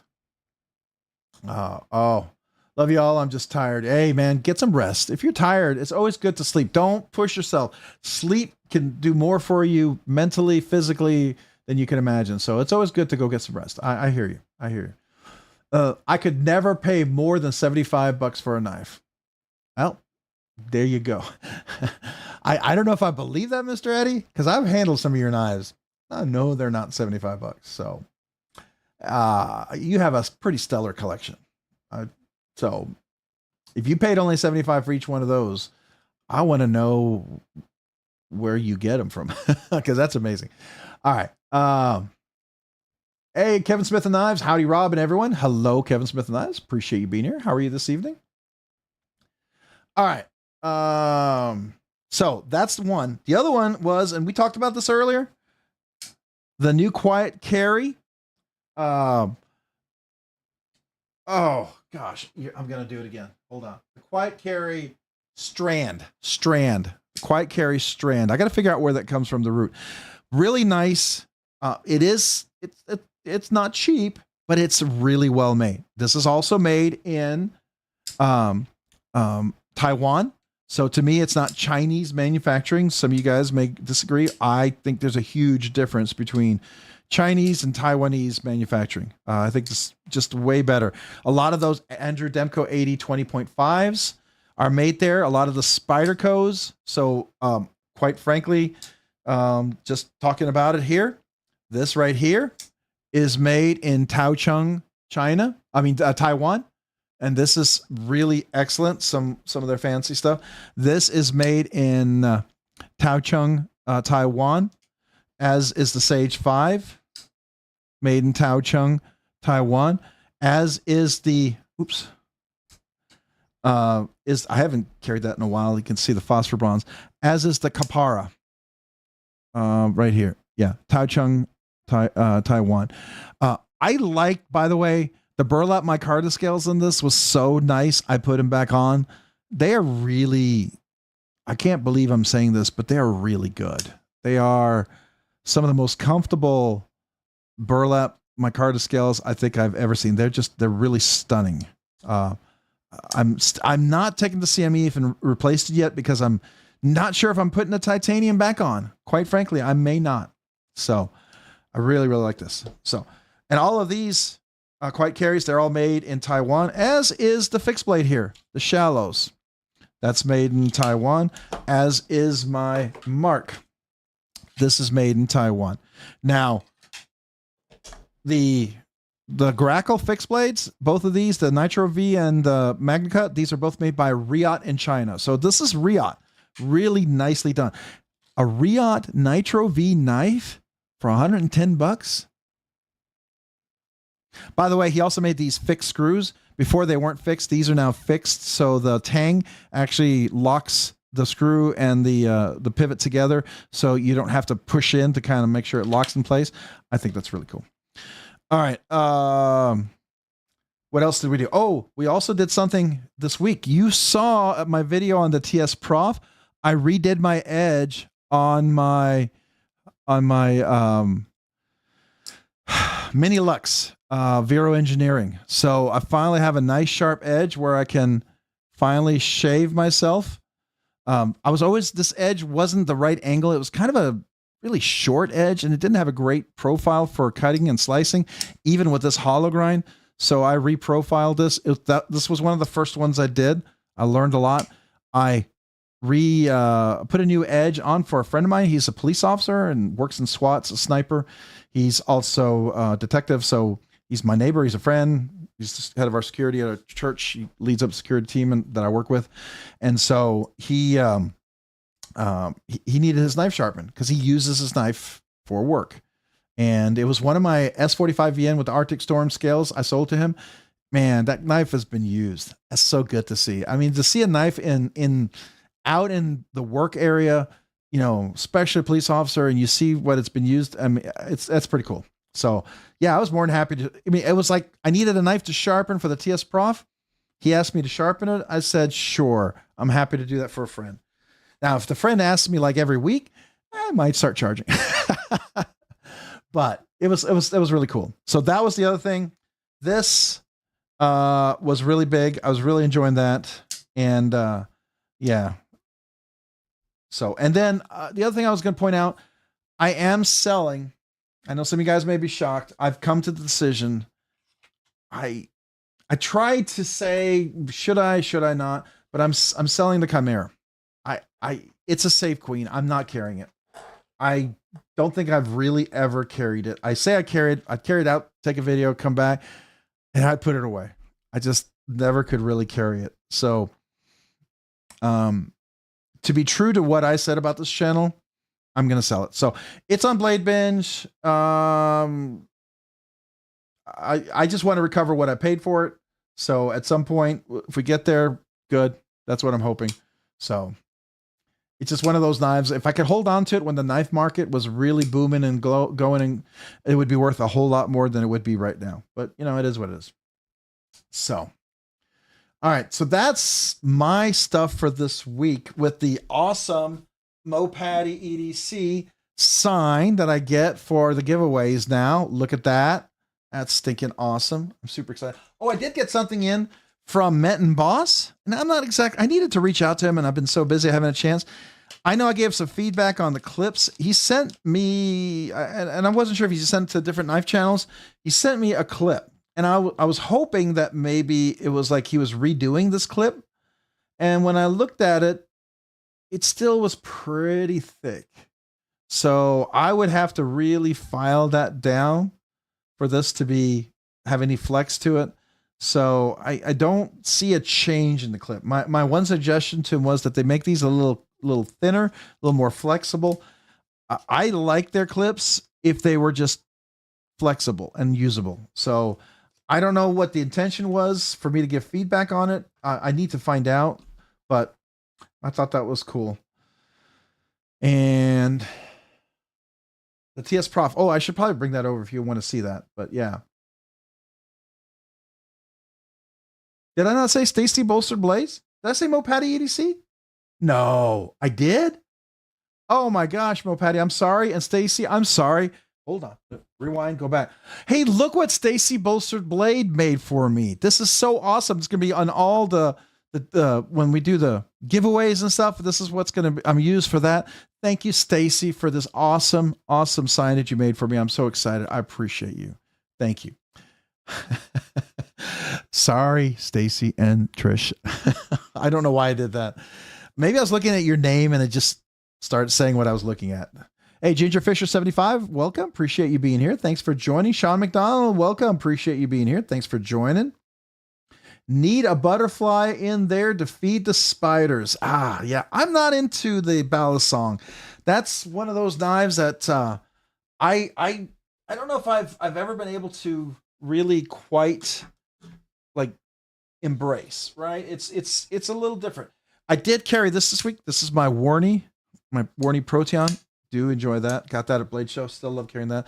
I did bring this out. You may not see any videos on it because I didn't have time for video for everything I carried, but this is the Les George. This was Billy Barry's. It's a very special knife. Every time I carry it, I always remember it. And I always appreciate it for the quality of the knife and the person who bought this knife. It's good memories. Good memories. Got the Mojave. Super excited about that. Having spent a lot of time talking to Martin in the pit and hanging out with him, I have a big respect. I'm super excited. He's going to be dropping a pin soon. They're going to be dropping their pin. He took his pin apart at dinner, showed me all the details of it from an engineering perspective. I really want to get the pin. Of course, the Butterscotch micarta is fantastic. You know this, Jay Dizzle designed. Every time I bring this out, someone always asks about that, and as they should.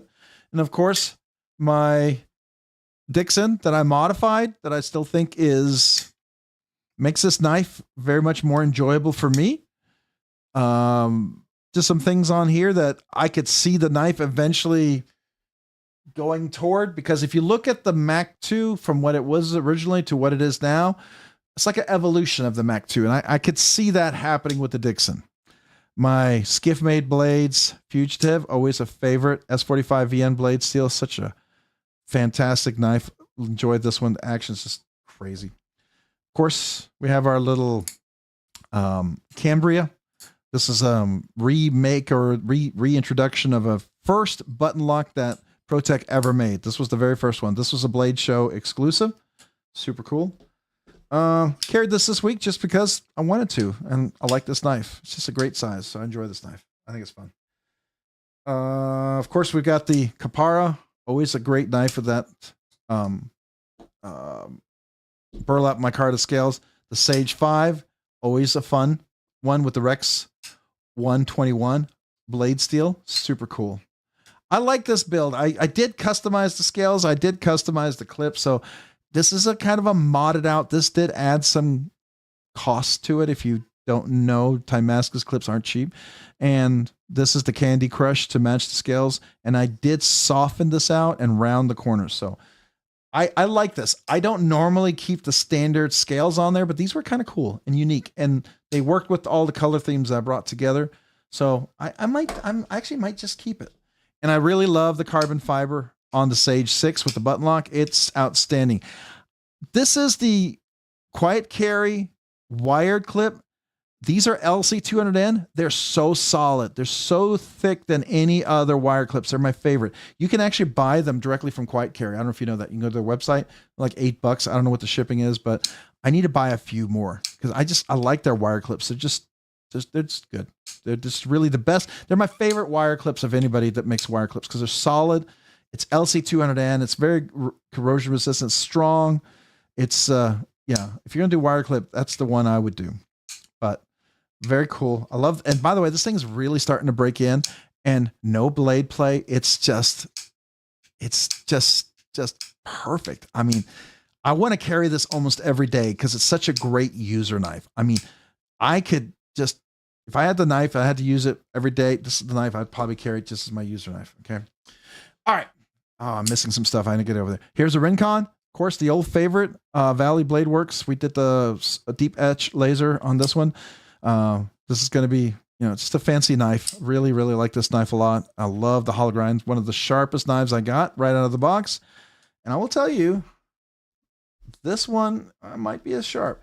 Of course, probably until this one arrived, this was my favorite Quiet Carry folder, Drift L. I like this one probably more than all the other ones. And I like the other ones. Matter of fact, there's several I love, very much enjoy. But yeah, that one. And then of course the Catch, which was the biggest surprise. I didn't think I was going to like it, but everything about this, the ergonomics are just functional, just crazy functional, great. So I really dig that. Really, really dig that. All right. And then of course we've got the Strand. I think it's called the Strand L, the large. Hollow grind, Vanek super clean, phosphor bonds, cage bearings. I haven't even broken this in, and I've already got drop shut action on this thing. It flicks beautifully. The guide right here, the cutout, if you put your thumb down anywhere, just anywhere, it always works. So if you had gloves on, you want to talk about like a thumb stud that you can not ever fail and not think about. If I put it anywhere, it's going to guide me. If I just follow the track, I'm going to deploy it. and it's the most optimal angle to deploy. Like sometimes if you go really high like that, it gets real stiff and it's hard to deploy. And sometimes you go too much on the angle or on the out, it doesn't lock out. It doesn't engage, right? If you follow this track, it's perfect. And I can put my thumb almost right on it. And well, my finger's not right there. Let's do that again. Put my thumb right on there and I can deploy it. It's just really nice. And left-handed works really great too. So I really like this. I just got it today and I'm not disappointed. This is not me. I got the knife for free. Yes. I will probably end up giving something away in my collection for the cost of this knife of what I would, toward a giveaway or something into our next milestone kind of thing. That's usually what I do when I get something like this. Because I'm keeping this one. I love it. I really like this knife. Yeah. I think if you like the looks of this, if maybe some of these other aesthetics weren't your cup of tea, but this is, you won't be disappointed. So anyways, that's what I was carrying this week. Besides, let me get to the super chats because I missed a bunch. Oh boy, did I miss a bunch. So let's get back over here. I know. I just trying to clear off the table. All right. So we got Sever 7. Companies that listen to Rob do better. Pay him. No, I don't need to be paid. I don't ever want to be paid for what I do. If you want to give me a knife, I'm happy to do it. But I always have the stipulation. I will be honest, for better or for worse. I know that some people will never probably send me a knife ever again because of my reviews. I get it. Because I've been honest, but some haven't. I try to give feedback on certain things and I got, it's from my perspective, what I think is important in a knife. It may not be what you think is important in a knife, and that's fine. That's fine. That's a knife maker's decision to make. But I also come from the perspective of ergonomics and, who you're trying to appeal to. Sometimes I may be right. Sometimes I may not. I don't know. It may not be for everybody, and that's fine. But I'm going to give you my honest opinion. And if I find something about that knife that I really despise, I will be the first one to tell you. But first impressions are pretty good. So, all right. Let me do a kazoo salute because I'm squirreling here. Squirrel. Let me do that. So, Sever 7. Whoa, focus. Hello. I'm right here. Thank you. All right. Sever 7, this kazoo salute is for you. Thank you, sir.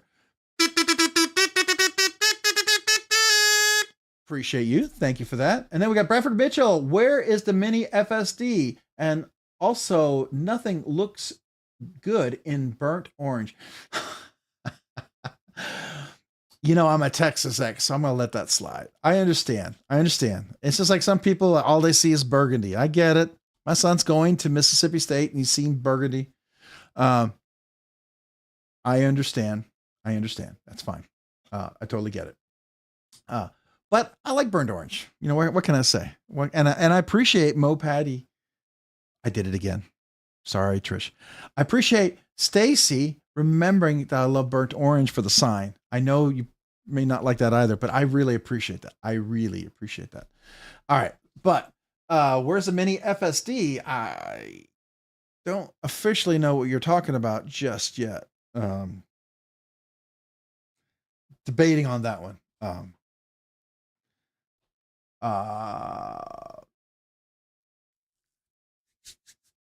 Maybe I'll let you know a little bit later. All right. So, yeah, it's not quite on the table yet. So we'll just leave it at that. I sold the Timascus one, so that did happen because I never carried it.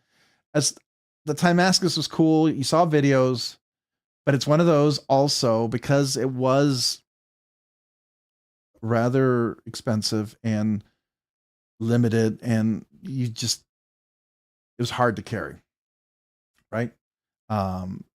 So that's why I sold it. Anyways, sorry, I'm having a deep consternation mind kind of summit here, thinking my thoughts through, and I don't really have a good answer for you. So, but let me give you a kazoo salute. Appreciate you. Thank you.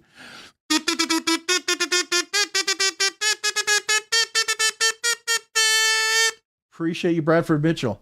I didn't give you an answer. I know. All right, so I'm gonna get back to the comments. Trish, you do not have to tell your story. Stacy Bolster Blade should get an extra kazoo each time you do that. All right, here we go. For you, Stacy. For every time I messed up, and I messed up a few times, so I appreciate your patience. So thank you. All right. If you love that lander so much, you can give me the catch. Oh, it's the strand. I love the strand. I really like the catch a lot. The catch it's my favorite caged bearing knife that they have come out with to date. The ergonomics are just, when I first saw it, was so goofy, and I was just like, yeah, that's just not good. As soon as I got in the hand, I was like, yeah, that really works. It's like I was never a Spyderco fan until I handled one, and then I understood it. And I don't know if you get it. It's like when you handle something and then you see the design and you see the aesthetics, you see the details and everything that was put in place and how it makes so much sense. There's a beauty there that you didn't recognize before. Does that make sense? It's like, it was to many people, maybe it was a beautiful knife, but to others, it wasn't, because you didn't see it. It was just looked odd, awkward, weird. But then when you see the intent and the design, you see the flow, the lines, they make sense. That brings, I think, and I'm getting deep here. I know. Put on the boots. Put on the boots. Maybe you need the high waters. I don't know. But like you're fly fishing, you got to have the deep, deep high waters, right? So I just feel like I saw the lines, the geometry, the flow, and that brought a different perspective to it. I don't know if that's too deep.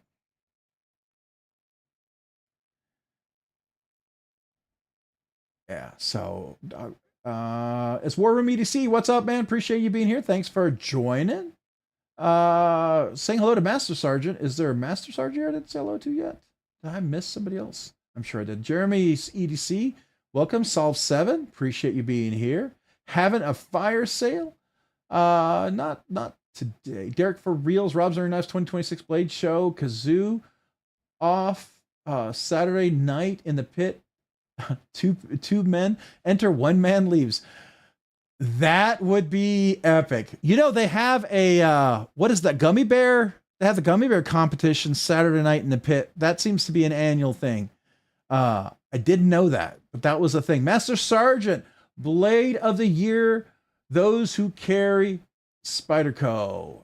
Yeah, Spyderco makes some fantastic ones. I want to get a Bodacious and SPY 27. It's got one of the specialty steels. I'm looking forward to getting that. I always said I would get another Bodacious once it came out with a specialty steel. That's going to be probably my next purchase down the road when I can get to it. Unless you did that on purpose, because I wouldn't have challenged you to a kazoo off. Next year it's on. We could do that. Yeah, why not? Why not? Let's go for it. I'll have to bring my big kazoo or something, right? Speaking of the pit blade show, I went to the bathroom when you gave everyone a kazoo. Oh man, I am so sorry. Well, hopefully you'll win. Maybe you'll win a knife and I'll get a chance to give you one, right? Sean McDonald calling the catch a modified sheep's foot. I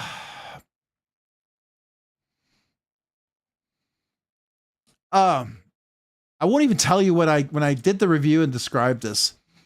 And it's not going to be accurate. And some people, the blade police, are going to cite me. I'm going to get ticketed, probably arrested. But I feel like it's like a Nessie sheep's foot harpoon, maybe, sort of. It's got a point. It's not just round, because if you look at it, it's technically a point, even though it doesn't seem as crystal clear. So I don't know. There's a little Nessie in there, I think, right? I don't know. All right, so we'll go on. Rob Sorry, Trish said you don't have to tell your story. Yeah, so I clicked on that one already. Sorry, I thought I didn't click on that one yet. Whoa. I'm really behind. All right. Jim Cox, what's up? Welcome. Appreciate being here. Old man on the bridge. I think I said it to you earlier. I think I did. All right. I got to catch up. I'm way behind. We got to get to the giveaway. Got to do the giveaway. Tyler Williams, EDC for the ADHD. If I didn't already pick Rob's Nerdy Knives, that might have been a good name for me. ADHD for EDC, or like, you have OCD for EDC, you have ADHD for EDC but OCD or something. I don't know. So that just sounds crazy. All right, so I got to catch up here. EDC for ADHD. You have the name. I didn't realize that somebody picked the name. That's awesome. I love it. I didn't know you had that name. That's why you were all mentioning that. I've not seen that name before. Great choice. Thumbs up. I salute you. Hold on. Cheers. I needed a sip anyways, but that's awesome. Great choice. That was fun. Joe Kasparik, what's up, everyone? What's up with you, Joe? Appreciate you being here. Thanks for joining. Present unaccounted for. Hoorah. All right. Appreciate you being here, sir. All right. Oh, can't say sir. My brother was a Master Guns in the Marine Corps. He retired after 29 years. So yeah. Let's see here. Who else do we have? Everyone saying hello. Solve 7 saying gummy bear competition. Yeah, it was regular gummy bears. I asked. It's just regular gummy bears. I don't know if it was how many they could eat or how fast they could eat. I don't know. Wait. Rob's Nerdy Knives got really bad stomach issues, so the kazoo challenge would be a lot easier for me. I agree. Especially if you stay up late. That was crazy. Rob, Bodacious versus the Shaman.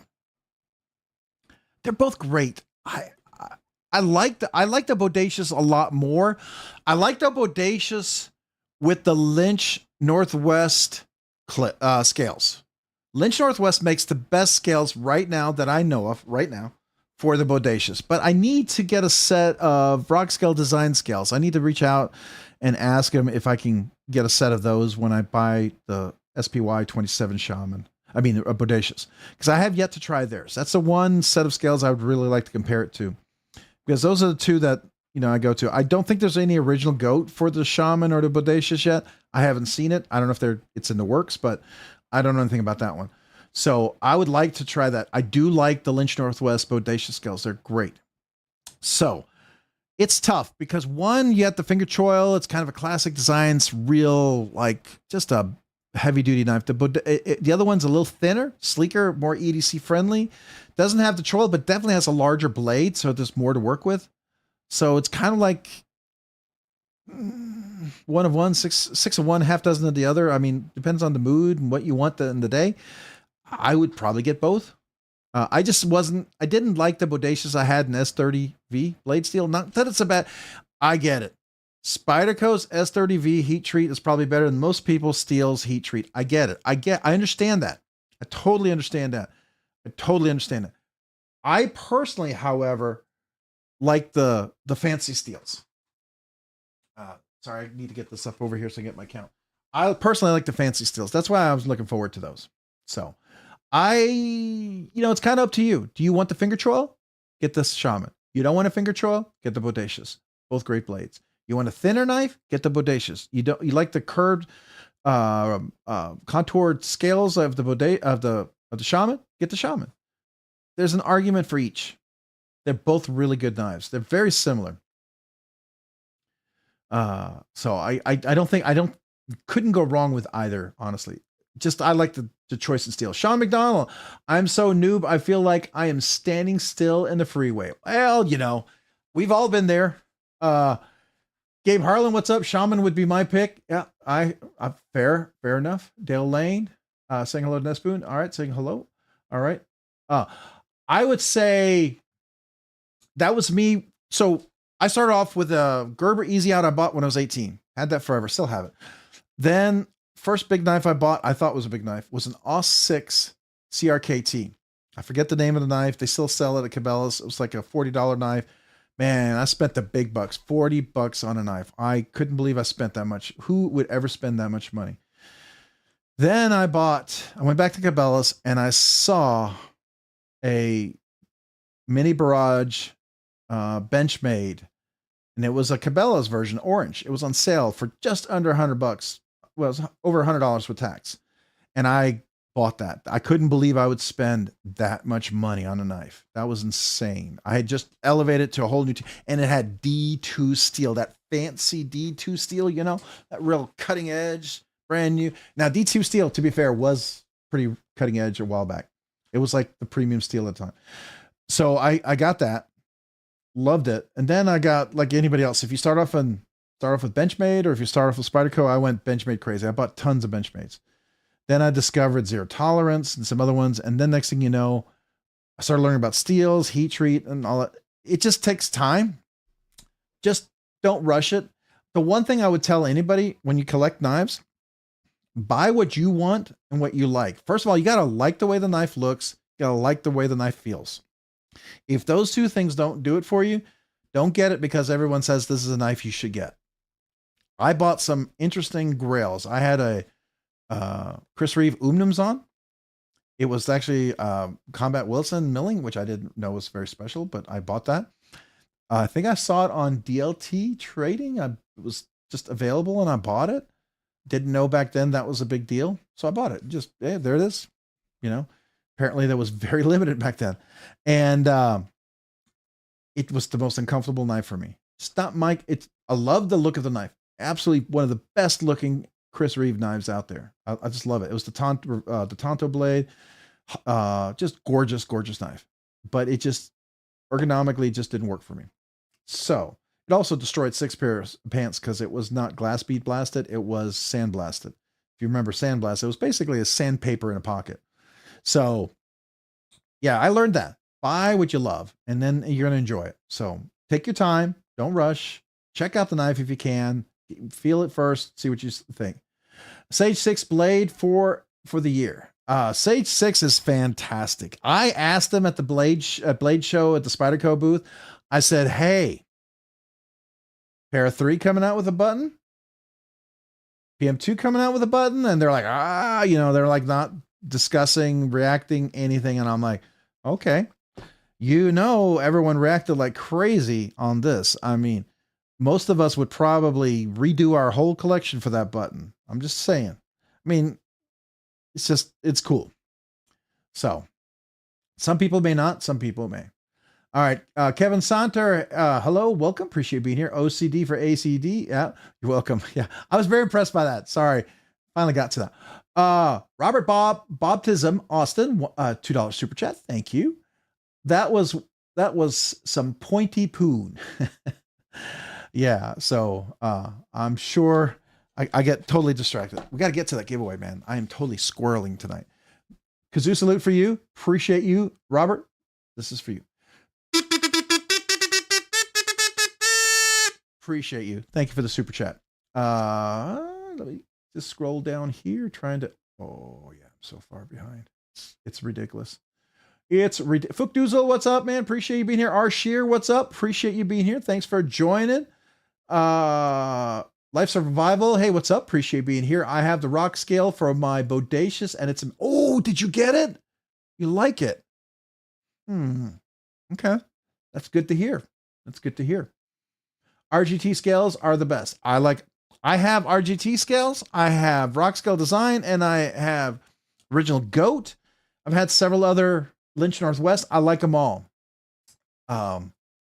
There's a lot of good scales out there. The one that I've yet to try is American Weapons Technology, the AWT ones. I reached out to them trying to see if, just see if I could order a few and if they had any sort of, anything that like stickers I could give away for giveaways, and just to try to communicate. No one replied whatsoever. And I thought, after I'd talked to several other people who seem to have regular communication, so it's what it is. What it is. That's fine. Maybe it's not for me. I'm sure maybe someday I'll try it. Fixed Blade EDC Asher Little Buddy S90V and the Blackbird Grackle Nitro V.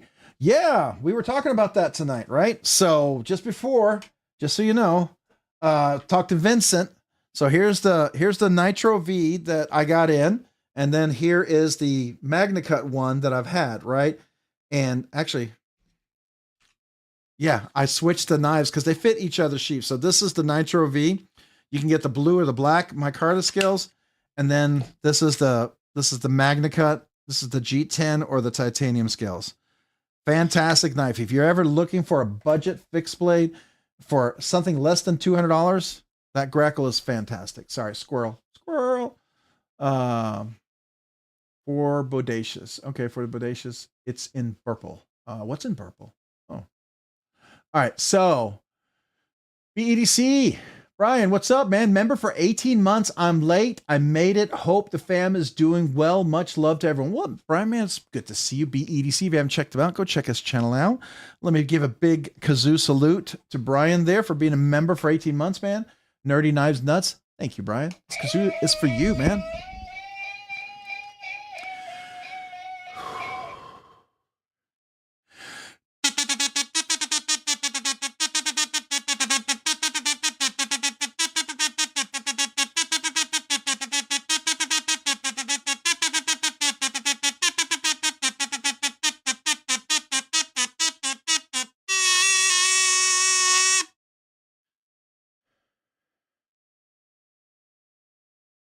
Thank you, Brian, for being a member for 18 months. I had to catch my breath. Appreciate you, man. Thank you.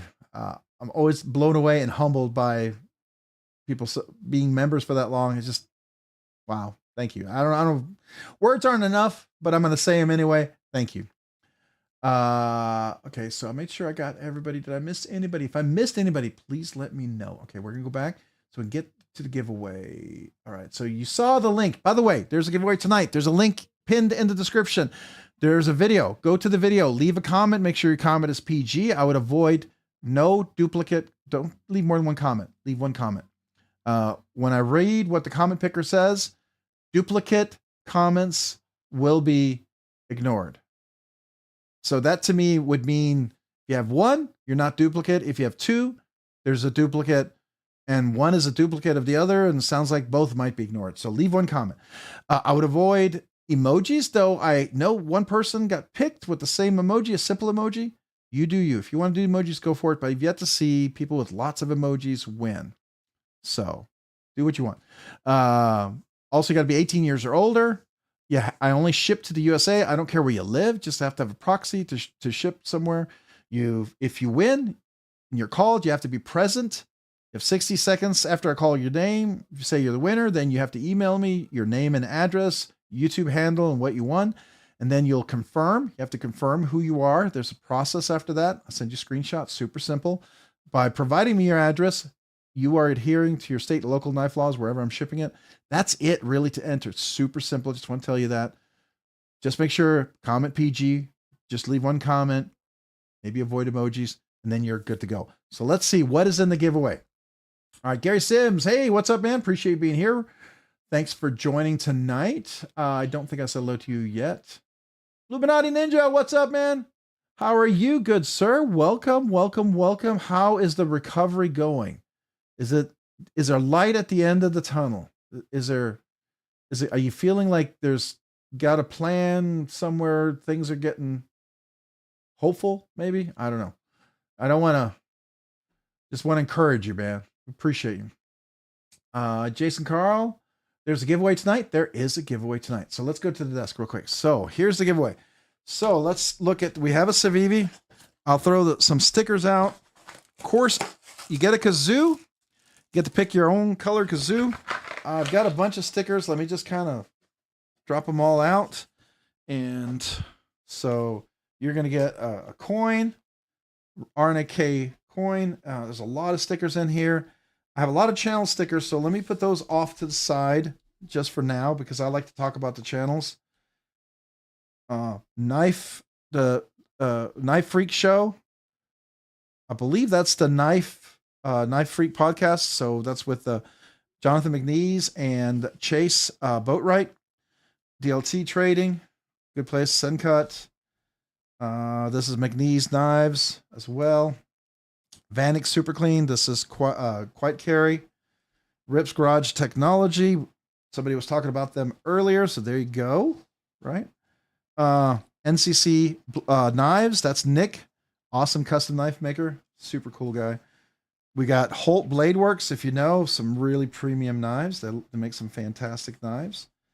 We got a lot of channel stickers here. Divo Knives, love me some Divo. Love what Kevin and Colin are doing over there. American Blade Works, another great knife manufacturer right here in the USA. Rob's Nerdy Knives, let's throw that over there. Usually you get a Rob's Nerdy Knife sticker when you win, right? Then we got a Civivi sticker here. We got Vero Engineering, a classic Vero Engineering sticker, by the way. That's like an old school right there. You don't; those are like hard to find. That was given to me from one of you guys. And then you have Swags. This is Swags chili pepper. This is the Kaiser knife that she made, the chili pepper. I ran into Swags at Blade Show Atlanta. I was trying to find the showroom, and I came in a weird back way, and I was walking next to her. We were talking, and she was, "Hey, I'm going that way," and really nice person. I had no idea who I was talking to. And all of a sudden she mentioned, "Oh, I'm Swags, you know." I'm like, "Oh, yeah, yeah." So I remember from Blade HQ, and then she has her own, you know, works with, I think it's Rosecraft Blades or whatever. And so anyways, again, my claim to fame, I know someone who knows someone, but if I ran into him, I probably wouldn't know who they are. So I didn't know who she was until she explained who she was. Felt like an idiot, which is not unusual for me.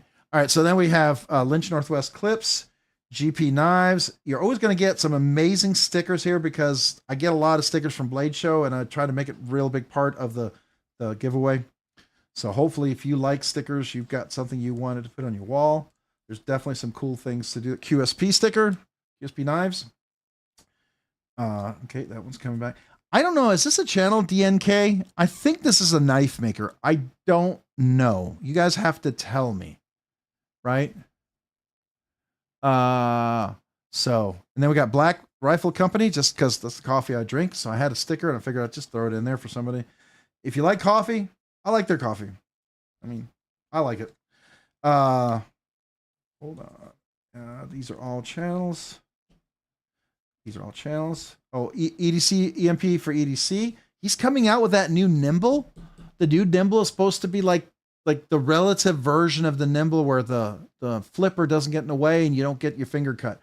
I'm really looking forward to that. I wanted to get it on the pre-order, but I missed it. So, all right, this is T-Keld Be Less Dumb Band-Aid. Get one of their awesome Band-Aids. There you go. And this is the Lynch Northwest. This is a cloth, a material sticker. These are limited. These are very cool. If you didn't know, these are very limited stickers. They're like, you're not going to find those a lot. All right, so then we got Crow's Blade and Woodworks, one of the channels here. Definitely go check them out. Chef Rocky, what's up, suckers? Love to you and yours. Love. Oops, sorry, I'm spitting here. Love Chef Rocky, really good guy. We got Meredith from MPG EDC, and I just dropped a sticker. Hold on a second. It's Mad Yoko. Be right back because this sticker flew all the way behind the desk.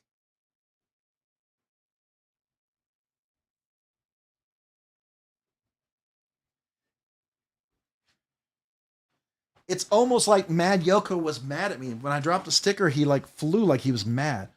Are you mad, bro? You mad? Just kidding. Sorry. I would say that to my son to kind of annoy him. Because, you know, that's one of their phrases. I say, you mad, bro? You mad? Anyways, Tactical Terry 79, which is now 1931 Leatherworks, but I still have one of his old stickers. Big Red EDC. If you're not familiar with him, awesome guy.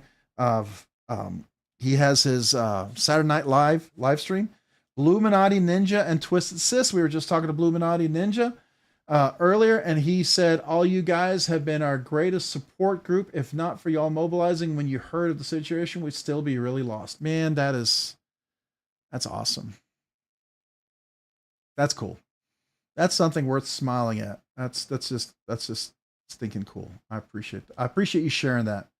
DNK is a knife store. Okay, thank you. Appreciate that. I love hearing that, Bluminati Ninja. That's just amazing. We're getting settled into mom and dad's place. It's only temporary as it's 47 miles from my job. Got to work on getting a new house, either where we were or closer to work. Yeah. Okay.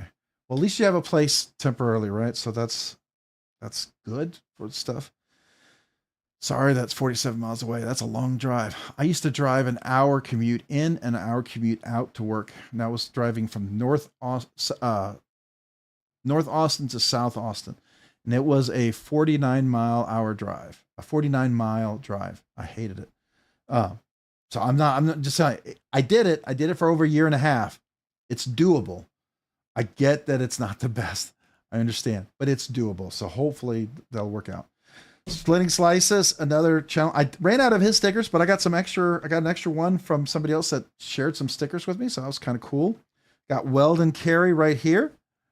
Starting to run out of room. So I need to clear up some stuff here. All right. Can you all see the stickers? There we go. And then we have, let me move the mouse because I got too many knives on the table. We got Tim Schools of Fish. First time I've ever had one of his knives. I know Tim Schools of Fish. Talk to him. So I've had these.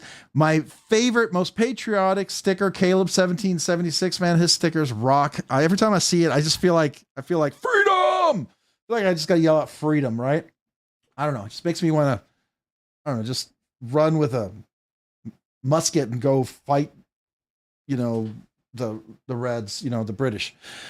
We got the Knight's Edge, Neil. If you didn't know, he's got a great, usually a live stream Saturday mornings. Awesome guy. The Knight's Edge, definitely go check him out. And then of course, the man, the myth, the legend, BEDC. You have the best stickers, and I still wish I'd gotten one of your Atlanta Blade Show stickers because I saw what you were gonna come with, and I didn't because you always make my stickers look sad next to yours. Yours are amazing. So that's what you're going to get. These stickers, couple of coins, right? You're going to get the kazoo. We can change the color of the kazoo. If I have it, I can sign it. And then the knife you're going to get tonight is my second one of two that I have. It is the Civivi Klingman from Best Damn EDC. Nitro V blade steel, G10 scales, titanium milled deep pocket carry clips, steel liners milled out for a little weight relief, thumb studs. Action on this guy is really nice. Front flipper, top flipper, that works in so many ways. And then these thumb studs that work really great. Left and right handed because it is a liner lock. So it's just really great. It's one of those knives I looked at. I wasn't sure I'd like it when I first looked at it. And it was and then once you get it in the hand, you're like, yeah, that ergonomically really works. You know, it's like, it's amazing. You get some knives and people do some crazy designs. You go, I don't know if I'd get into that. And you're like, yeah, that works. And so this is one of those knives. I'm very pleasantly surprised with this knife. It's definitely going to be one of my favorites. It's recommended in favorites.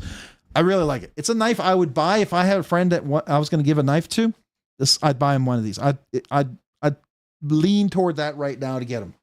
So that's how well I feel about it. It's a great knife. It's a super great budget knife. If you need something for your car, if you need something just to beat up with, work around the house, as a gift to someone for a first-time knife, this is a great first-time knife, not to be too expensive, worry too much about, and it's something you could use and solid. So that's tonight's giveaway. The kazoo, all these stickers, and yeah, any questions? How many of those things you have, Rob? Could have sworn you gave 2 of them away already. Sweet looking knife. I bought 2. Oh, by the way, hopefully it's still there.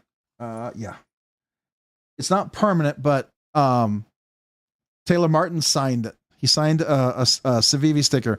So when I did the interview with him, this is one of the 2 knives that he held for the interview. So if you saw my Blade Show Atlanta interview stickers, that was one. So no time to say hello, goodbye. I'm late. I'm overdue for Rob's Nerdy Knives giveaway too. All right. Well, appreciate you being here. Thanks for joining. BEDC. Got you, Fred the Lug. All right. Did I miss anybody saying hello? Oh, you got some. Oh, I'm going to get some of the Blade Show Atlanta ones. Cool. I got to order more stickers, man. I got to order more of my stickers because I'm running really low. I was surprised at Blade Show. I probably gave hundreds, maybe a couple hundred stickers away. Did not expect to give that many away. Maybe more. Master Sergeant, 45 stickers about knives.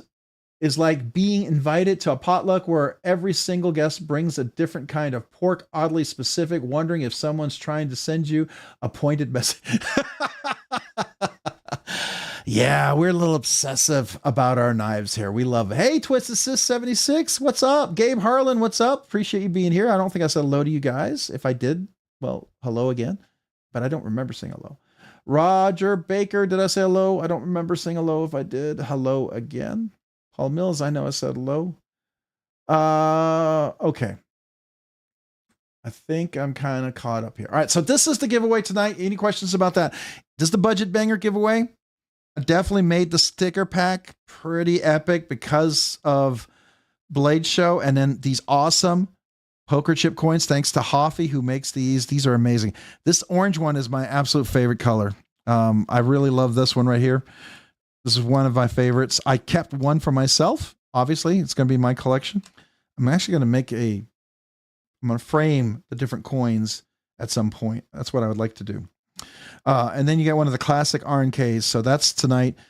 And Hoffy's the 3D printing genius. I appreciate him. Of course, you're going to get the kazoo.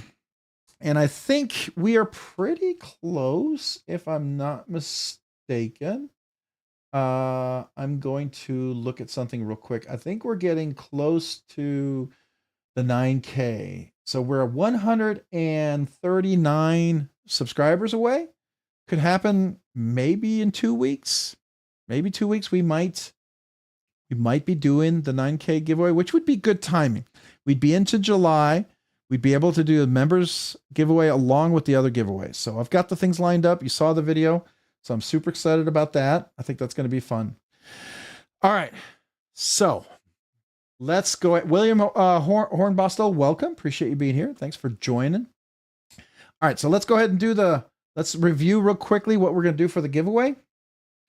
So let me refresh this video real quick so I can get the live stream here. So I'm going to click on the live stream. This is us. Up here at the top, there's a link for the giveaway video. You can click on this to go to the giveaway video, or you can go down here and click more, go into the description. In the description, this is the link for the giveaway video also. But wait, before we go there, just in case you're curious, if you've ever wondered, how could I become a member? I don't want anybody ever to become a member because I feel obligated. Do it because you want to. If you do, I'm blown away. I'm humbled. I appreciate it. Seriously, I really am. I just don't want you to ever feel like, oh, I got to be a member. No, only do it because you want to. And if you do, all I can say is, dude, do that. Whoever you are, thank you. I appreciate you. But there's 3 different tiers, low, medium, and high. So do whatever you'd like. But it does get you like the special emojis. It does get you into the members giveaway. It does get you the channel sticker and some of the exclusive content and things like that. So just keep that in mind. Then we go here to the original Goat. These are where you save money.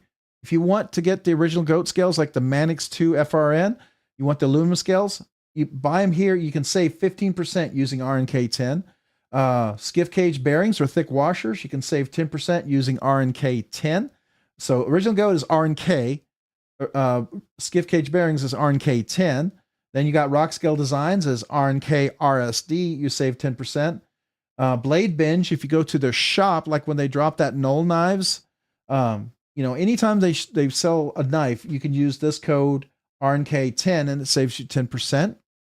And then Divo Knives, when Divo, Kevin and Colin drop knives, RNK10 saves you 10%. And then White Mountain Knives saves you 10%. Some of these help the channel, some of them don't. They just help you. And I'm more than happy for it to help you because I think, you can save money, you can buy more stuff, right? And then if you happen to remember, I think my affiliates, these are going to be changing soon, but these are still valid affiliate links for now. If you happen to go shopping there, doesn't cost you anything extra. You want to help the channel, use one of these links. If you go to Blade HQ, DLT Trading, GP Knives, Blade Ops, you click on this link, whatever you buy, it helps the channel. If not, no worries. It's just if you happen to remember, right? All right, so let's go ahead and go to the giveaway video. We're going to click on that. This is the giveaway video. Oh, real quick. I always forget to do this. If you get a chance, would you mind hitting that like button? I know we say this. Everyone says this. You hit the like button, smash the like button. It legitimately does help. It does help the channel. So it helps better exposure. You know, if you're rooting for me to get to 9K or 10K, that's another way to help, right? Even if you're a member right now, if you could hit the like button, it would help. That would help. So I'd appreciate it. Likewise, after we click on the giveaway video, there's also a like button if you happen to hit that like as well. Even though that's a kind of a private video just for you guys with the link, it still helps the channel overall, the algorithm of the whole channel. So if you happen to remember, got 153 comments for tonight's giveaway. So we are good with that. And I'm going to open up the comment picker. Hopefully I'm still logged in. I may have to log out. No, okay, good. We're still I'm logged in. So I have to have a membership for that. So I'm going to get the link to the video. If you just joined and you would like to enter the giveaway, please type in the number 88 and I'll wait 30 seconds. But wait, before we do that, we have a membership.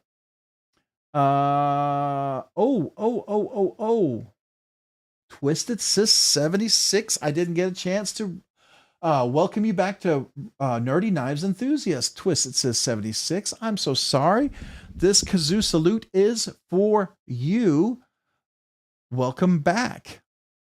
And I'm glad you got a place to go. I hope you find a place quickly. If you guys, any of you guys out there, if one of the admins would mind, if you have the PayPal link, there is, I know they have a GoFundMe as well, but also the PayPal, if you want to help them out. Some of you guys, maybe you couldn't help when it first happened. If you want to help, don't feel obligated, right? You do it because you want to. And that's always the best way to do it because it makes what you're doing feel good, right? But if you want to help them out, a few bucks, it'll help them clean up, get their place, their stuff taken care of. I'm sure they're still doing for that. They got to now find another place to move to because their house was destroyed, right?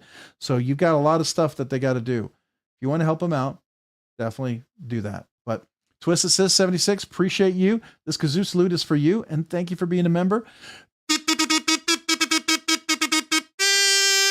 Even in the midst of everything they're going through, they're still supporting everybody in the community, which blows me away. Blows me away. I appreciate about you guys. You are still very much appreciated and loved in the community, but you still are so active in the community. It's real easy when you go through a hard time like that just to kind of withdraw. And I appreciate that about you, both you guys. So thank you. All right. Gotta stop before we get emotional because, you know, we're supposed to have fun. We're talking about knives, right? But that's okay. It's all right. Then we got Rick's Knives, member for 10 months, Nerdy Knives Enthusiast. More stickers headed your way, Rob. Hey, thanks. I'm actually out, so I appreciate that. Thank you. Thank you. All right, so let me give a big kazoo. Where's my, oh, there, it's over here. So 10 months. You're 2 months away from getting the acapella. So here we go. Oh, I wasn't doing a full face. I'm sorry. So 10 months, kazoo salute to you. Thank you for being a member. A Nerdy Knives Enthusiast for 10 months. And thank you for the stickers coming.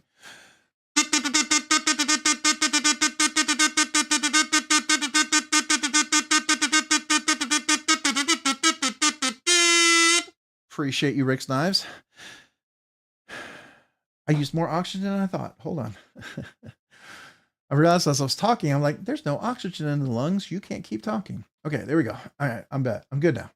All right, so we got Jim Cox, member for 5 months, Nerdy Knives Enthusiast. Darn, I ordered OG scales and forgot to use the code. Oh, man.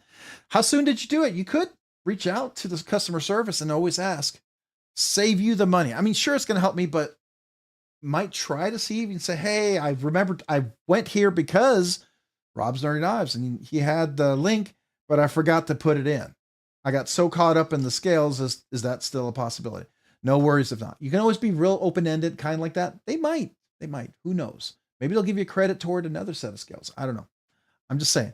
I'm not promising you anything. I'm just saying it doesn't hurt to ask. That's what I would do. Because I've done that to other places where I forgot. Sometimes they do it. Sometimes they don't. You know, and it's fair if they don't. But it's also cool if they do. So 5 months. Appreciate you being a member for 5 months. This kazoo salute is for you. Thank you.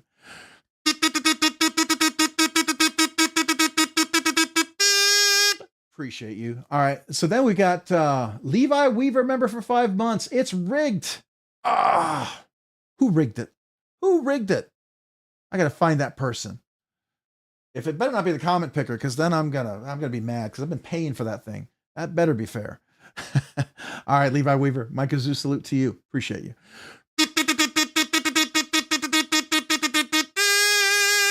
Appreciate you. Thank you for being a member for 5 months. Both you guys, 6 months. Get the red button and a new kazoo. So I'm looking forward to that.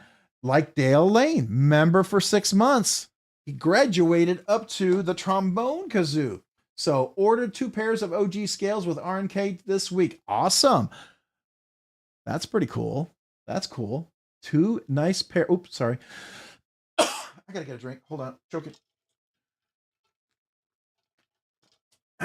Got 2 pairs of scales. So that's really cool. So what'd you get? Kind of curious. We'll have to. I'm still looking at the super chats here, but this kazoo salute is for you.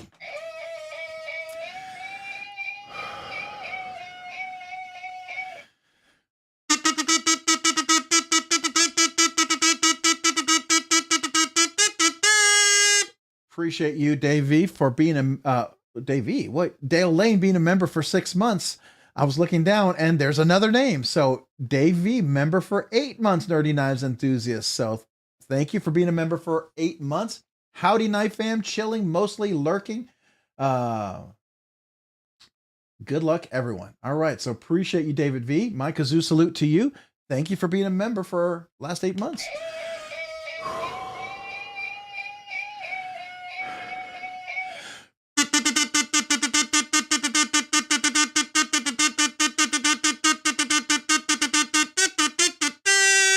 Appreciate you being a member for the last 8 months. Thank you, man. And then we got Hate Nate 704. What is this place? Knife nerds, count me in. Let me like and thumbs up that comment. Man, appreciate you, Hate Nate 704. Always appreciate your kind words and jumping in with the nerdy family here. So thank you, man. This kazoo salute is for you. Appreciate you for that super chat.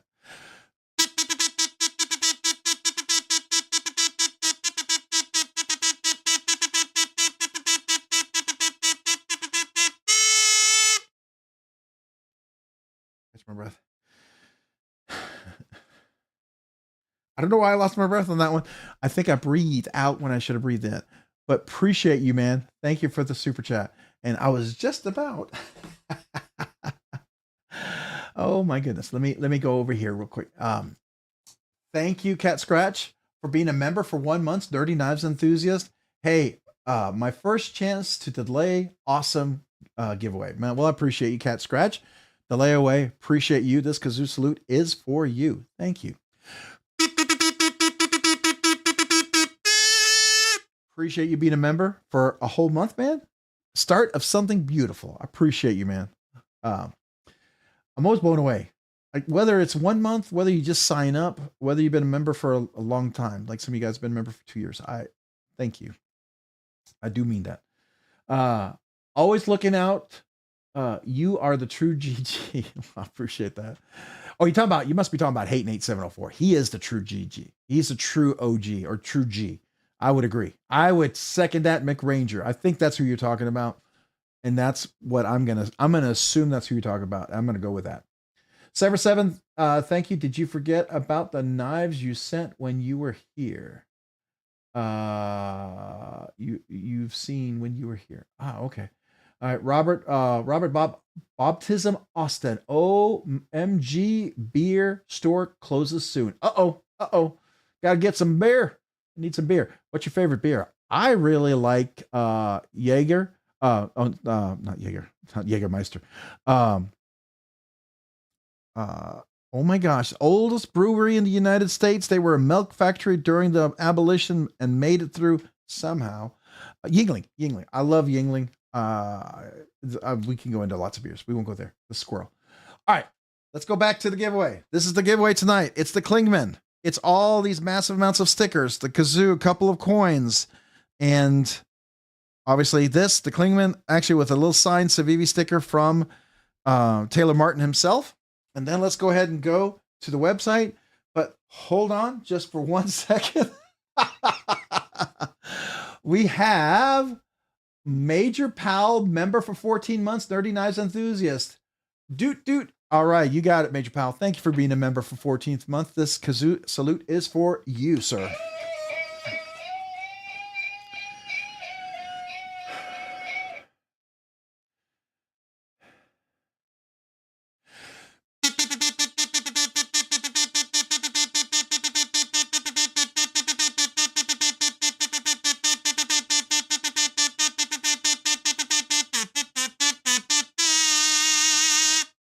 Thank you. Major Pal for being a member for 14 months. Appreciate you and all the members out there, but thank you. Thank you. Sever 7, if I win at Mopad, if I win at Mopadi, I'll be back later, bro. Oh, let me try to read that again. If I win it, give it to Mopadi. I'll be back later, bro. You got it. All right. No problem. We'll try to remember that. Remind me of that, everyone. So here we go. This kazoo salute is for you, Sever 7. Appreciate the super chat. Thank you for that, man. And then we got Hate8704, member for 8 months. Holy crap balls. Batman, 8 months. I got it. I'm getting there. You are getting there, indeed. 8 months. A lot of 8 months today. I've noticed that. That's pretty cool. A lot of 8 months. I like that. I like that. So this kazoo salute is for you, Solve 7. Rob's Nerdy Knives is going to pass out at this rate. Maybe.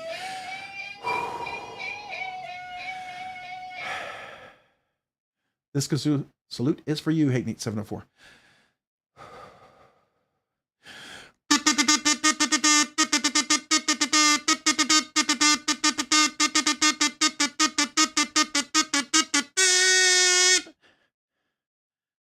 I tried for a different tone. It didn't work like I wanted it to, but it was different. Yeah, I didn't quite execute like I wanted to, but hopefully you got the heart intent there. That's what I was going for, right? That's what we were shooting for. Not sure I executed it, but you know, we tried. All right, so getting back here, here's the giveaway. So I'm going to go back to, if you just joined, type in the number 88 if you need more time. I'll wait 30 seconds, but this is the live stream right here. There's a link up here in this pinned in the chat. You click on that, it'll take you to the giveaway. You can open the description. There's a link here as well, how to become a member, save money here, some links. Definitely check them out if you want to save money. Seriously, save money, more knives, more money for you. And then click on the link. This will take you to the giveaway. Make sure you hit the like button if you get a chance. I do appreciate that. It does help the channel. And we have 162 comments right here. All you got to do is leave a comment. The rules are you got to be 18 years or older. So if you're under 18, make sure an adult guardian's with you. You have to, 1 entry per person. The comment picker does say duplicate entries are filtered. So I recommend 1 comment. All right. I recommend 1 comment. Duplicate entries are filtered. So I take that as if you have 2, they're both duplicate. I suspect they're both filtered. So just leave 1 comment. Also, you must be present to win. You'll have 60 seconds after I call your name. If you don't answer, we'll pick again. Recommend it. PG comments. Don't let YouTube filter you out. Make sure your comment is seen by me, the comment picker. That way you have a chance, because there could be 20 comments here that I never see because YouTube says, ooh, those are not appropriate, right? And then the other thing is I would avoid emojis. I know 1 person got picked with an emoji. It was the same simple emoji. If you want to do emoji, you do emoji, right? It's your choice. But I've yet to see a lot of people getting picked with emojis. So just want you to have the best chance to win. So you do you. There's a little section there about multiple accounts. That's because we had somebody who had like 50, 60 accounts was winning an unfair amount. The whole point of the giveaway is that, you know, to support the knife community, to encourage people to love knives and to provide a fair place for people to win, right? That's the whole point. If you're the winner, email me. Got to email me. Don't do Instagram. You got to provide me your username, your name I'm shipping to, the address I'm shipping to, and what you won. And it's important to note that in the giveaway, here, I'm just going to pull it out over here. I have the giveaway up here. I can't read it on the video. I summarized it. I made it look pretty for this one. So must contact me via email only. Don't wait, as you must verify who you are. See number 6 below. I reserve the absolute right to refuse shipping to any forwarding services. So if anybody uses forward services, unless we know you, and then that's fine, right? But if we've had people that been burning a lot of the channels, right? And by the winner emailing me, they acknowledge that the ship prize's contents adheres to state and local knife laws, and then you must verify.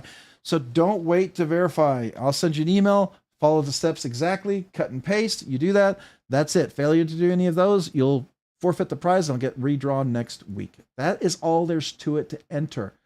And there's a super chat here from David V. Me and Hate Nate are not going to hit our 1 year anniversary at the same time. Rob, better get oxygen on hand. Are going to hit the 1 year anniversary on the same. I can't read tonight. What in the world is going on here? Me and Hate Nate are going to hit our 1 year anniversary at the same time. Rob, better have some oxygen on hand for the live. Well, John Tagamori happened to send me one of these little guys. And yes, I've used this. And yes, it does work. And I have a backup bottle up there. Probably when we get to that 9K, and well, especially when we get to 10K, I'm going to have to order some more. I will need to order some more. But first, let me, Kazoo, salute you and thank you for the super chat. First of all, let me like it. Let me give it a little like there. And then let me thumbs up it. There we go. All right. So David V, this Kazoo salute is for you. Thank you.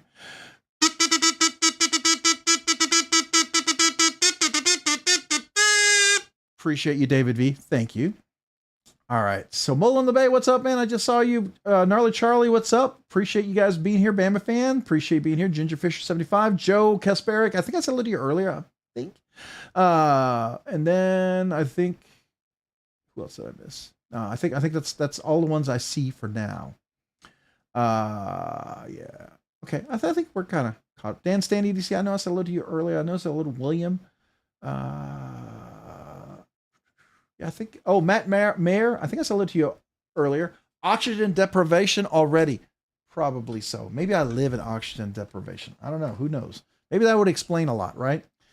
Got Hate Nate 704. Holy cow. Okay, hold on. Hate Nate 704. But wait. No reason. Just wait.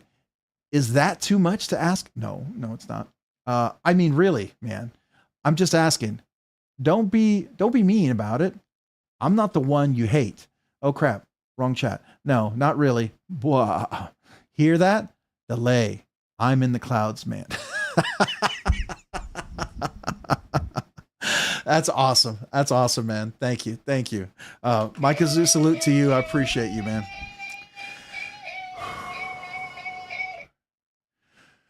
I'm gonna try for 20 here.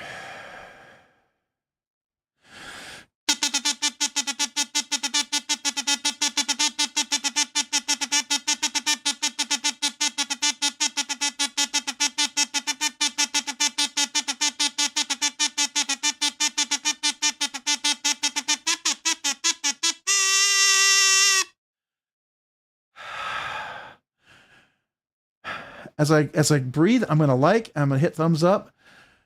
I got him. I got all 20. Thank you. Thank you, Hate Nate 704. Appreciate the super chat as always, man. I'm humbled and thank you. Then we got Henry G with a $2 super chat. Reading lessons you need to help. I do, man. Sometimes I read these things. I don't know if it's, maybe I read it just after I like blown 20 times for Hate Nate 704. I'm blowing the kazoo and I'm out of oxygen. Maybe the lack of oxygen, my brain's not working. I don't know. We'll go with that, right? Let's go with that. That sounds like a good excuse. It sounds plausible. All right, here you go. Henry G, thank you for this $2 super chat.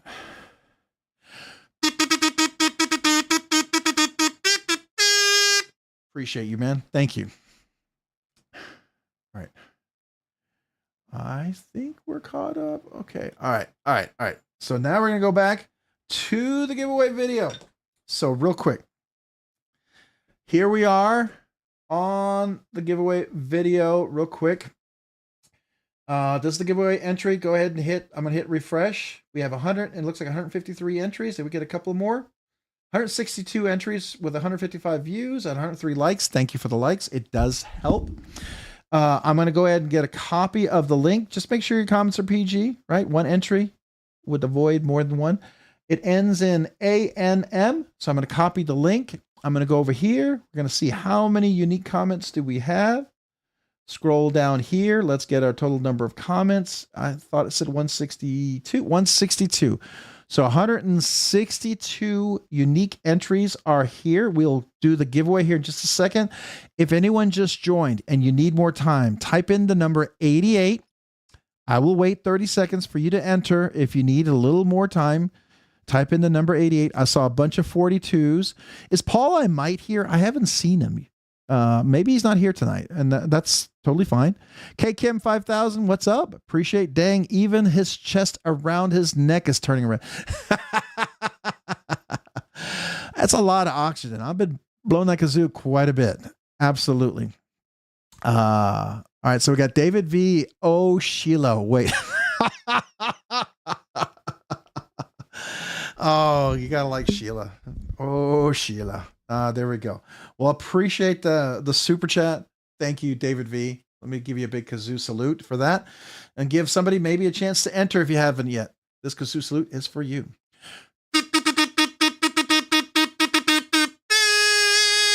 Appreciate you, David V. Thank you for the $2 super chat and for Oh Sheila.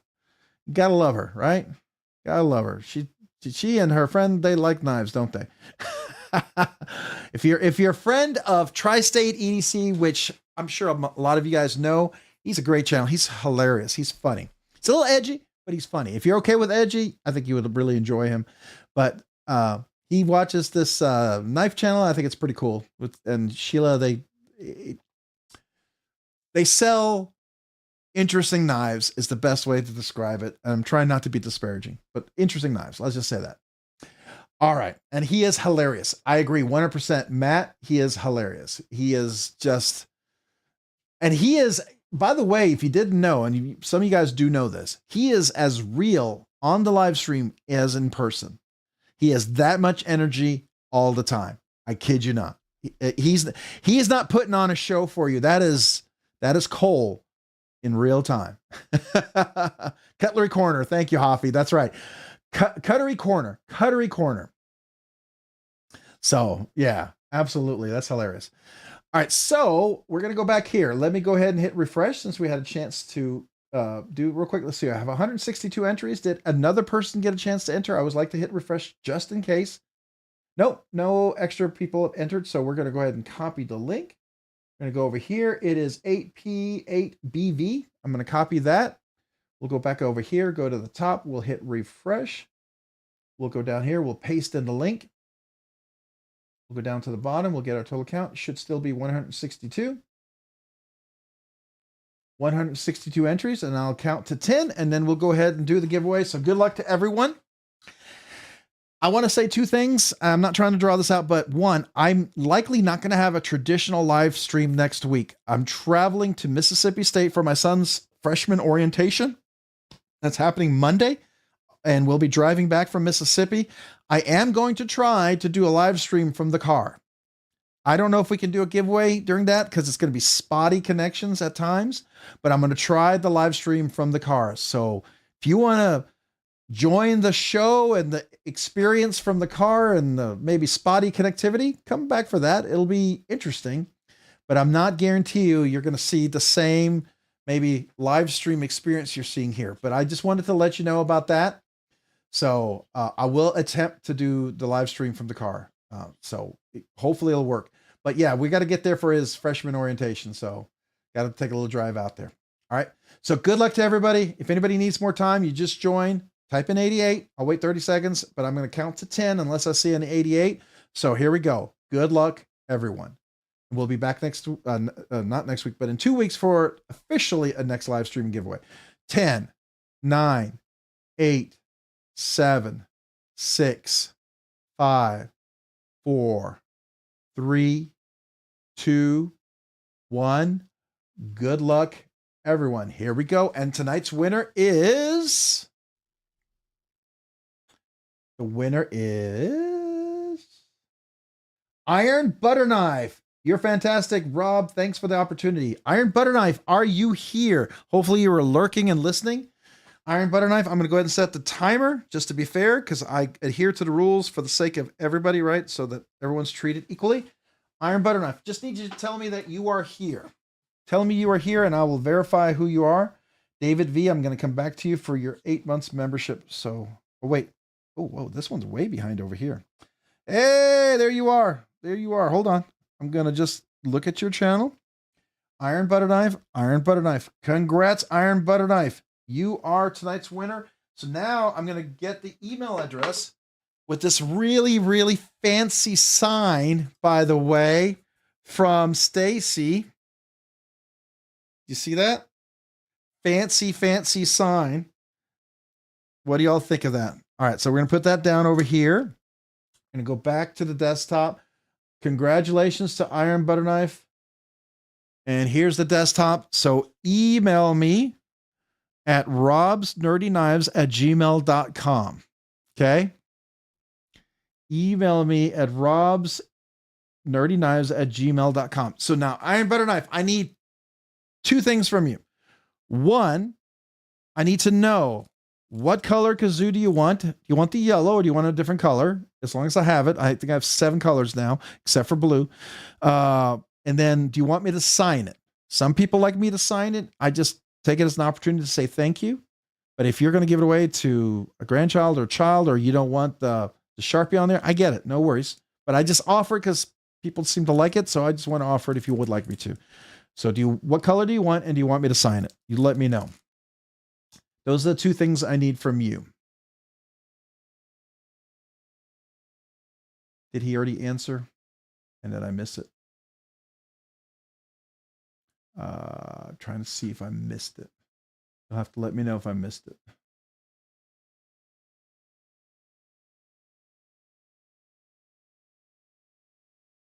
Yellow is fine.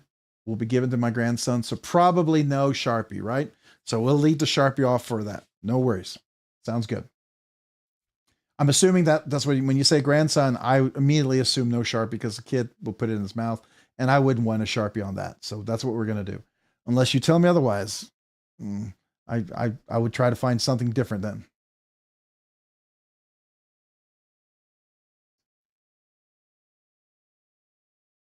Yeah, our shear, I will sign every one of them. I have no problem signing them. But every once in a while, people give them to like kids or grandkids, and I get why they may not want the signature. They still like the kazoo, but they may not want the Sharpie, and that's fair. I wouldn't want, if I had my son might be trying for kids, so I might be a grandfather at some road down the road. I could understand that, right? I mean, okay, I got a present from my wife. I got to play this for you. Having a kazoo that has Sharpie on it and giving it to your son is basically,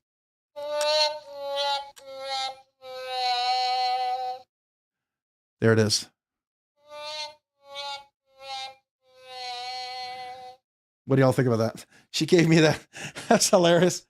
I think it's like if there's a knife I don't like or something, maybe I need to play that tone after it and say, well, this knife was, where's the speaker on here? Oh yeah. This knife was, so it's not recommended. How about that? Is that the not recommended audio now we need to play for a knife that doesn't get recommended or it's not in favorites? What do y'all think? So anyways, yeah, no worries. All right, well, guys, so I'm going to pack this up, but we're going to hang around and talk knives. Okay, so if you want to hang around, talk a little bit of knives. We're not going to probably stay super, super late tonight. It's 9:48, but we will chat a little bit. So some of you guys got to go, got to get some sleep, maybe get some dinner. I understand that. Appreciate you being here. Like I said, next week, officially, I'm not officially having a live stream, but I'm going to attempt a live stream in the car. Okay. So, if you guys like that idea and you want to try it, I don't know if it's going to be a vertical or if it's going to be a horizontal. I do need to probably get a mount for the car to hold it, because I've noticed that's kind of important, or else I'm holding the camera or the phone the entire time. But I will try that. I'll get my son to drive, and then we'll try the live stream as we're coming back from Mississippi State. So hopefully I'm not hitting another thunderstorm during that time. So we'll see. But that's what we'll try for guys for next week. Did everybody get to see the video on the 9K giveaway knives. Did you get to see that? Anybody have any questions about the 9K giveaways? Storm Chaser. Oh my gosh. Did I tell you when I drove back from Blade Show? I explained to you, right? Some of you guys were here. I literally felt like I was out of Twister. You know the movie Twister? And you know, as they're walking down the road, it's dark and they see all these clouds and the lightning just highlights the storms. And then you see the clouds dropping down. I was coming back from Blade Show Atlanta, and right, literally, I mean, you couldn't time it better. It sounds like I'm making up the story because it's so incredible, but this is absolutely the truth. As I crossed the Louisiana to Texas border, it got dark. The clouds went completely dark. You saw thunder and it lit up everything underneath the clouds, and all the way around there was these clouds. Here, I'll do my face. There's these clouds dropping down from this dark layer of clouds. And they're the ones that, like, when they drop, when you know they start to want to spin. So that was crazy scary enough alone there. Then to top that off, I'm literally driving down the road. There was lightning to the right and to the left. I got my hair standing up in my arm, worried that my car electronics were going to be blown out, but literally saw lightning hit to the right of the highway and to the left. And I'm not talking like off into the distance. I'm talking like your ears hurt because it was so loud right next to you. It was like I literally was praying, going, dear God, just let me get home. And I kept looking for hail that I was going to find a bridge. And there were trees, lots of trees in the middle of the road. You had to drive around. So yeah, that was an experience. And that's very real possibility coming back from Blade Show. So I'm very aware of that going out that way. So I hope you're right. I hope I don't have that experience coming back. So let me put some of these knives back out.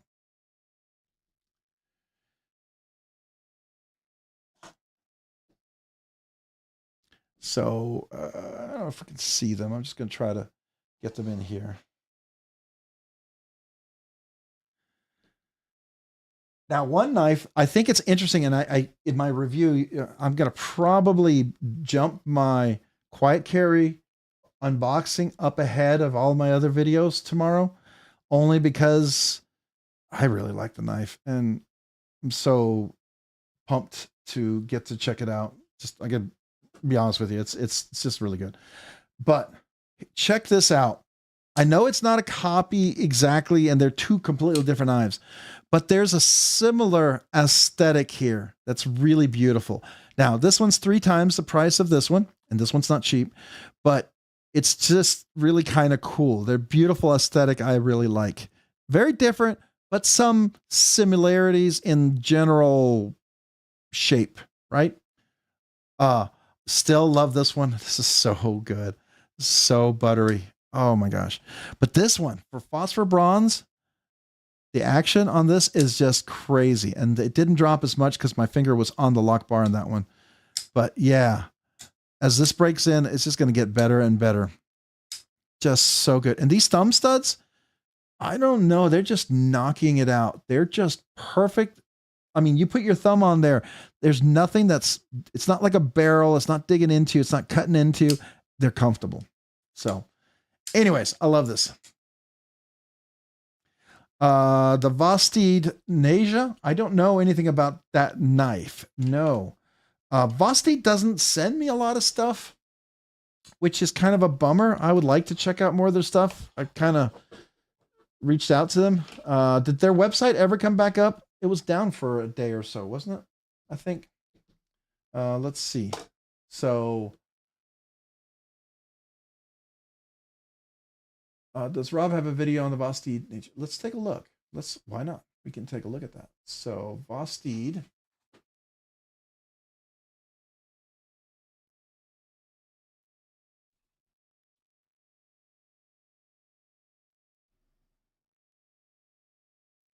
No. Now, the way I would only check that knife out, honestly, because it's kind of outside my aesthetic, is if I was given the knife to check out. It's not something I would probably buy. It's a little outside my aesthetics. And I get why people like it. I totally get it. It's just, it looks massive. Is it like 9.5, 10 inches? I bet. Let's see. That's only 8 inches, but it still is. It's a top liner lock. That's cool. I do like that. That blade shape is that a clip or a buoy? What are they calling it? It's got to be a clip point. Yeah, clip point. Okay. It's unique. It's definitely unique. I'm not a big fan of that curvature right there. Personally, it's just not for me, but I get why people love it.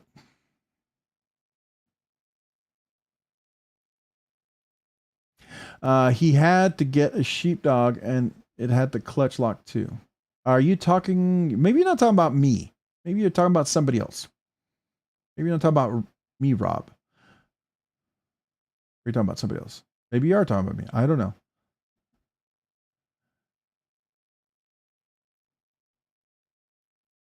Yeah, it's definitely aggressive.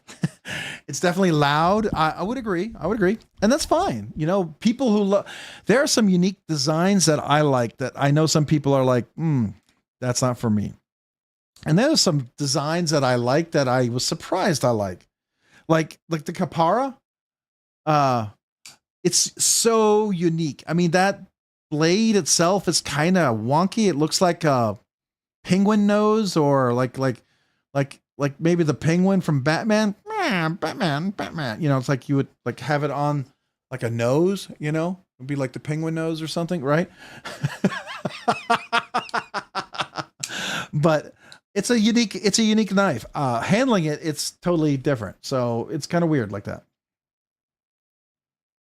The scales are what most people love, but the blade shape ain't bad either. Yeah. And that's the thing. I mean, if you need a slicer, an aggressive, big blade, wide blade slicer, I mean, that'll do the trick. And it's a top liner lock. That doesn't hurt. That's solid. It's definitely better than the button lock. Definitely gives you some great geometry. Would be great for cutting. Oh yeah, no doubt. Rebel Rouser 77 said, "Hey, what's up, man? Appreciate you being here. I don't think I said hello to you yet, so welcome, Lee Ward. Did I say hello to you yet? I don't know if I did, but hello." Rob, looking to purchase a premium knife, in my opinion, Prince Custom or a Machine Wise Mojave? Which one? Whew, they are both good. So here's the thing. Prince Customs is a little tricky because he does drop more regularly, but they go quick. So if you can get in quick, you have a chance, but you got to be ready to go. Machine Wise usually have a pretty good chance on Saturdays to get choices, but if you're looking for something specific and color wise, you can request it ahead of time and he could probably have it made, but they're very different. One's much bigger, a little bit lighter. One's a little kind of, I would consider one a bigger knife and the other one more like a Para 3 in the sense of the compactness.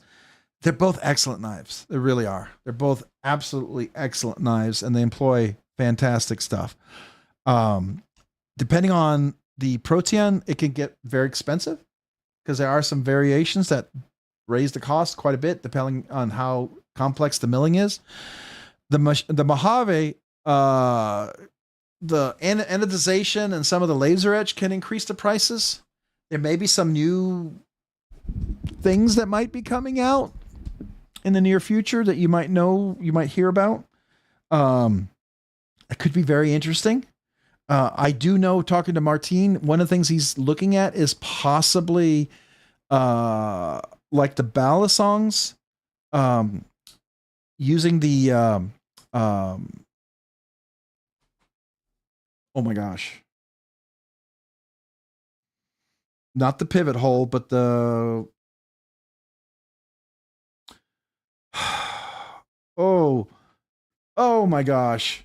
Why is my brain? Hold on. Somebody help me out here. What is the Balisong? It uses that little metal piece that goes around the bushing. Thank you. It's going to be a bushing with phosphor bronze. So, and probably fixed bushing, fixed phosphor bronze with the bushing. And so I'll have a specific, it's kind of like what the Sonora is like. The Sonora is not on caged washers.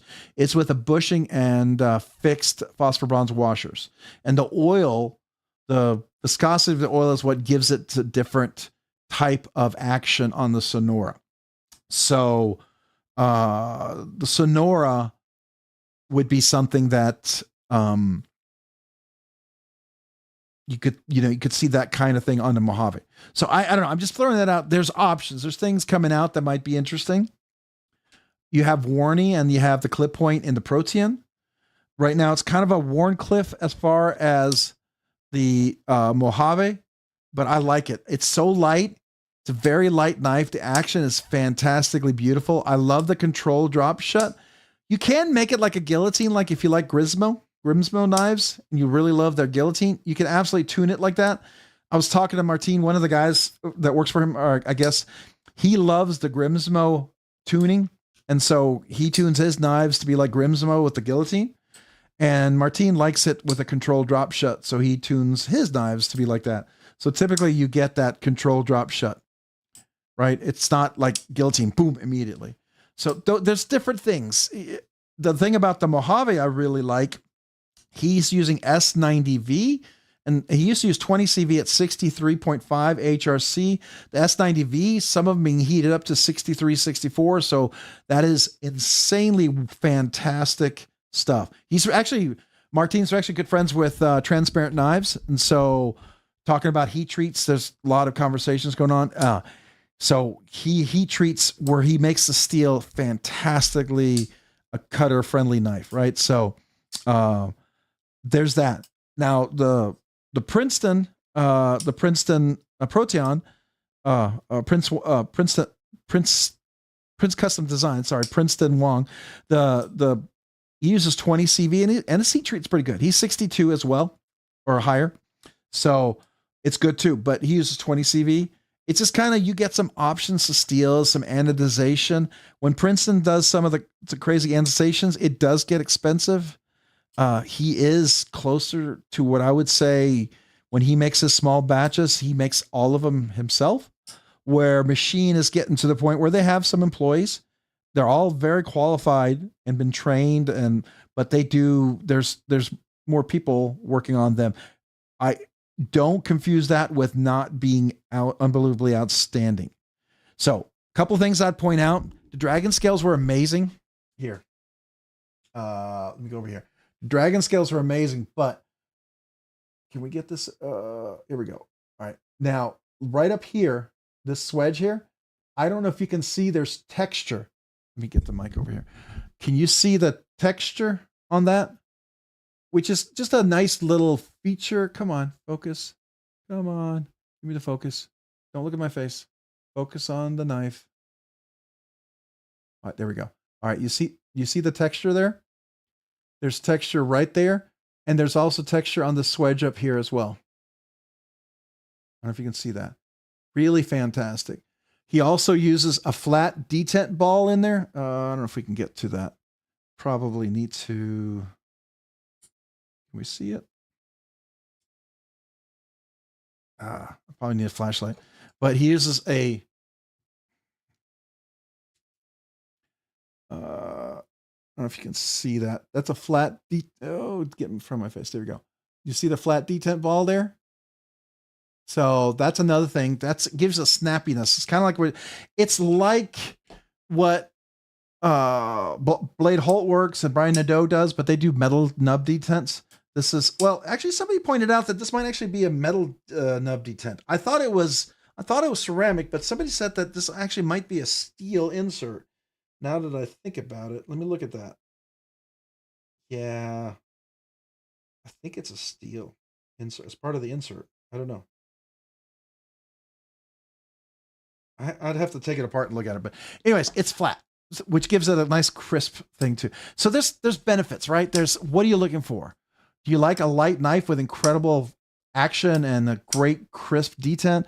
Do you like a compact, elegantly designed, just fantastic little knife, like this?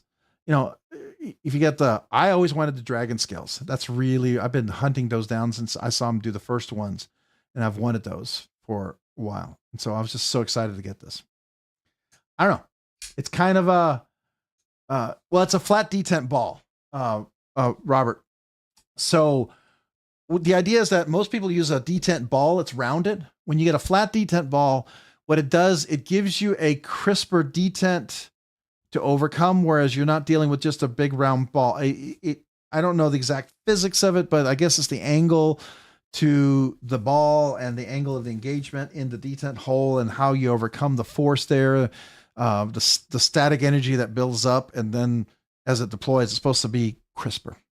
So I'm sure there's some engineering, wonderful engineering expertise there.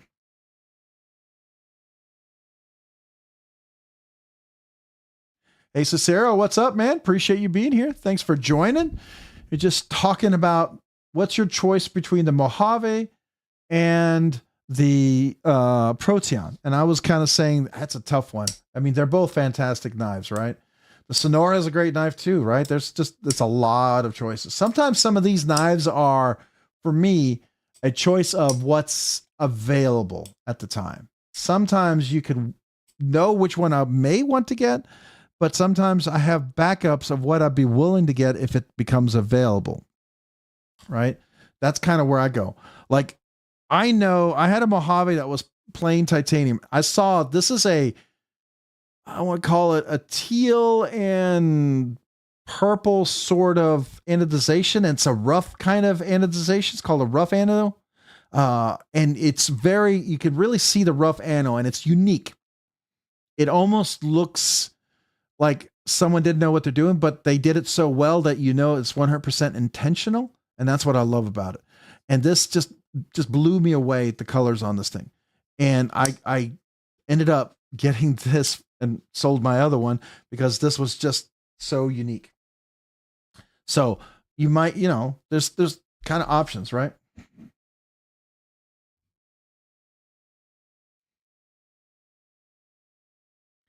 So what's my next custom? Right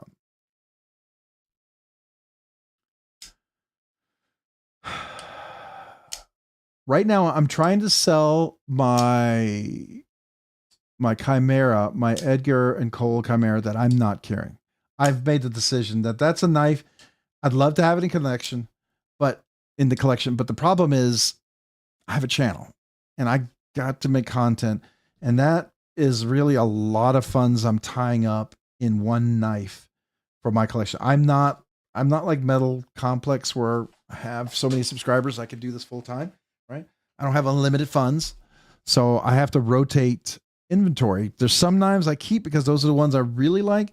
They stay in my collection, but some knives that I realize aren't necessarily super long term.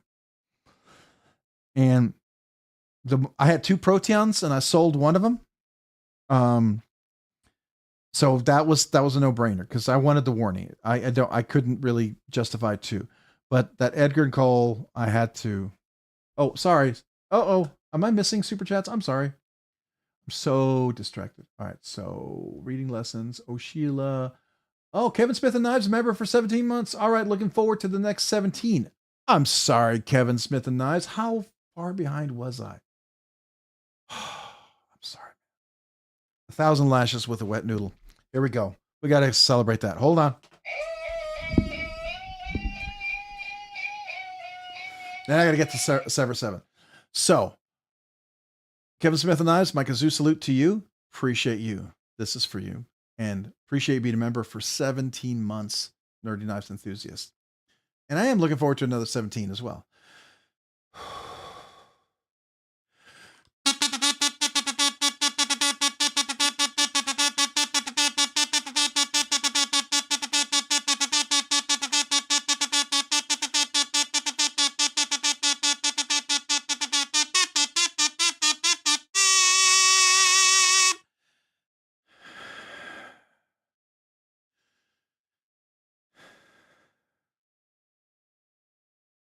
All right, now I can talk. Kevin Smith and Knives, appreciate you, man, being a member for 17 months. I'm sorry I missed that. I feel like an idiot. And David V. O'Sheila, I never liked your comment. Let me like that real quick. I'm sorry about that. I always like to like every comment. So now, Sever 7. Reverse Tontos are real blade shapes. Aren't real blade shapes. The Vosteed is a Bowie because it curves because it curves. The clip point is a straight line. Mojave or hemlock for the best action.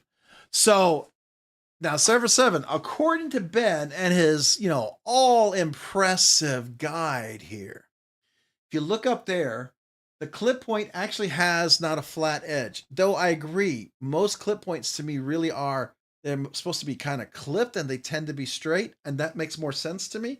But according to Ben, the way I've described it is that all bowies are clip points, but not all clip points are bowies. I don't know if I agree with that. I think it's modified. I'm just going to use the word modified. But I get you. I hear you, because that's the way I kind of always looked at it. Now, the reverse tanto, yeah, I hear you, because the reverse tanto falls into the cleaver. Is it a cleaver? Is it just a sheep's foot with a clear edge? Like the modified looks like that as well, right? So I think the reverse tanto is when you want to describe something that's not as curvy as perhaps a sheep's foot or a cleaver. But the cleaver sure seems closer to the reverse tanto. I agree. There's a lot of controversy there. Let's just call them all modified. All right. But Mojave or hemlock for the best action?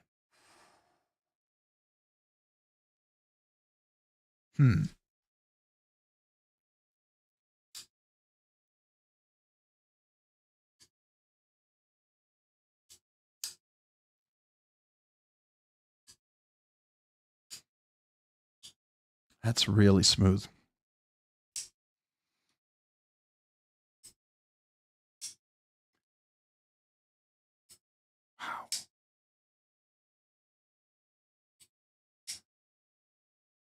Wow. It's so close.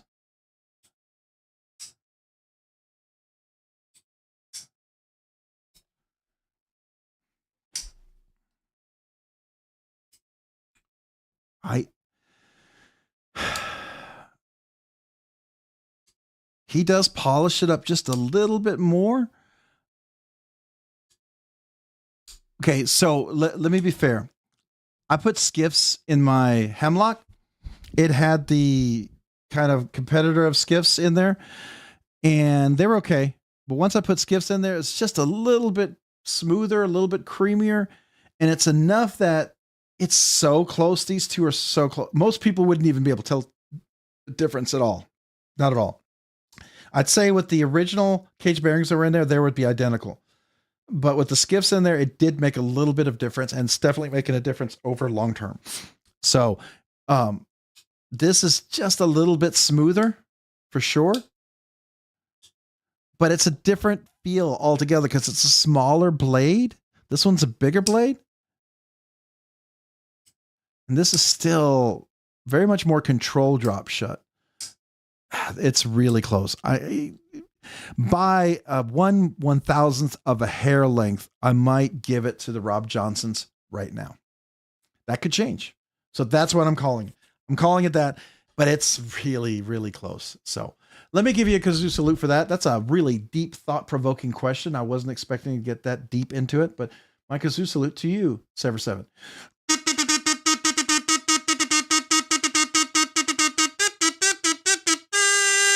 Appreciate you, man. Wow. Yeah, I missed it. I definitely missed your question. I'm sorry. All right, I'm gonna get back to the questions here. Okay, I'm way behind. So I'm at the bottom of the list. So if you said something, I can't really go back too far. Adam Carlson, what's up, man? Appreciate you being here. Thanks for joining. Missed the giveaway, but just wanted to drop in to say, hey, Rob, appreciate what you do for the community and have a great week. Well, thank you, Adam, man. Thanks for joining. Thanks for popping in.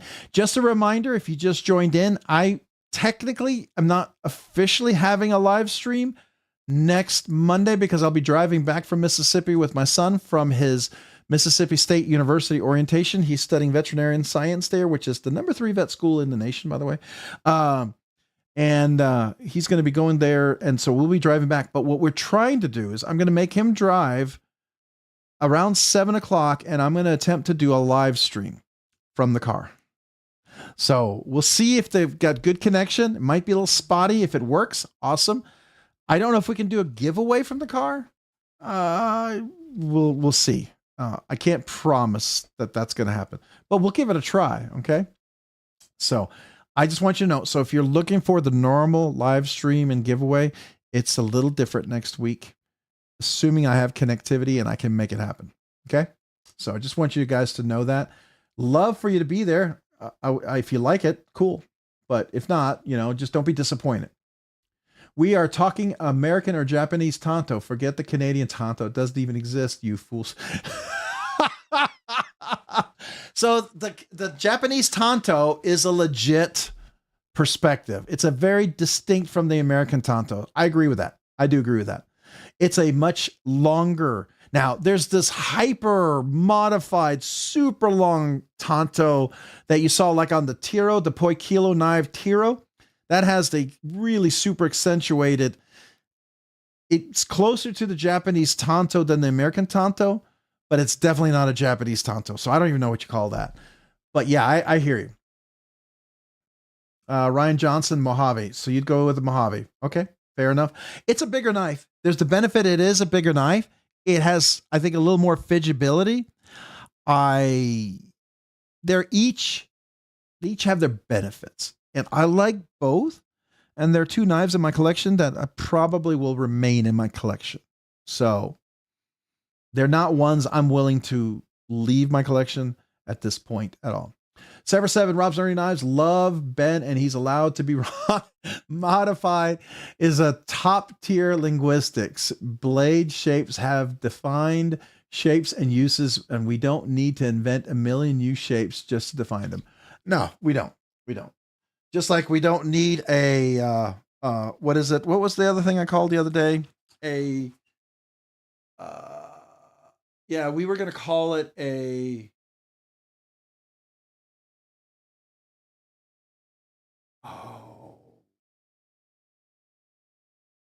a shagger. I was going to call it, it was a dagger sheep's foot or something like that. I don't know. I came up with something. It was crazy. Here's the thing. I'm going to call it what it sort of looks like. In the end, do I like the shape? Do I not like the shape? That really is all that matters. I give you a description to kind of give you an idea what it looks like, to describe it. But unless you're very specific in the defined blade shape, it's kind of hard, right? It is. But yeah, there are some people who are they're very tight on their definitions. And I get it. That's fair. If you want to be tight, that's absolutely what you could do. It's not what I'm going to do, but I respect people doing it. I'm going to take a bite of my taco because I'm kind of starving.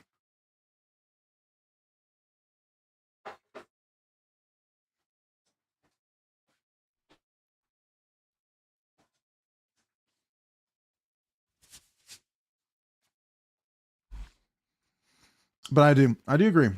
There's a lot of new shapes. Like you have the Nessie, you have the different blade shapes. I don't know. Flipping and flicking knives in a car ride. Yay or nay? Maybe that's not the best time for that sort of stuff, but I'm going to not tell you what to do. Well, we can talk knives. We can flick knives if I'm not driving. I do flick my knives when I do drive, though. I'll have a knife and I'll flick it as long as there's not crazy traffic or something, right? If I can do it, and usually it's an open road, then I'm more inclined to do that. But it's like any fidget toy, right? Yeah, I know. I need to fly. Oh, what? Malcolm? Now you got me all paranoid. Are you serious? You're probably pulling my leg.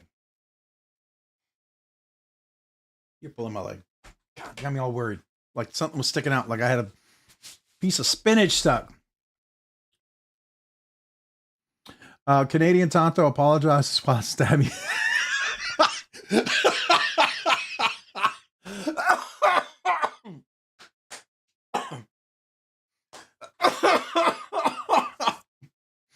Oh my gosh. That's awesome. That's awesome. Oh, I love it. I love it. I love it. I love it. That's hilarious. All right. I love reverse Tontos. Yeah. Modified sheep cliff Warnto. Exactly. Sometimes I describe them like that just because they're they're unique, right? And I love unique blade shapes. I don't have a problem with that. Nothing. If you have a blade shape that works, has function, has a nice aesthetic, flows with the design, I don't care what it is. That's awesome. Go for it. Like the whole Spyderco leaf shape. I mean, they call this a leaf shape, right? It's a leaf blade. Most of us might call this a dagger. Some might call it a drop point because it drops and it's not equal on both sides. I don't know. That all has different terms. All right. So we got level on up, member for 15 months. Level no, a fender bender, flat tire, you could lose your knife.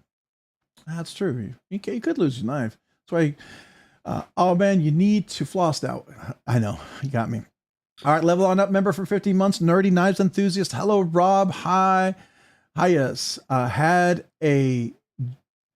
to jump in for the best part. Got you. Sorry, I have trouble reading tonight. Let me celebrate you. 15 months. Thank you, man. Level on up. Let's kazoo salute you for that. There we go. Thought I pressed the button. This kazoo salute is for you.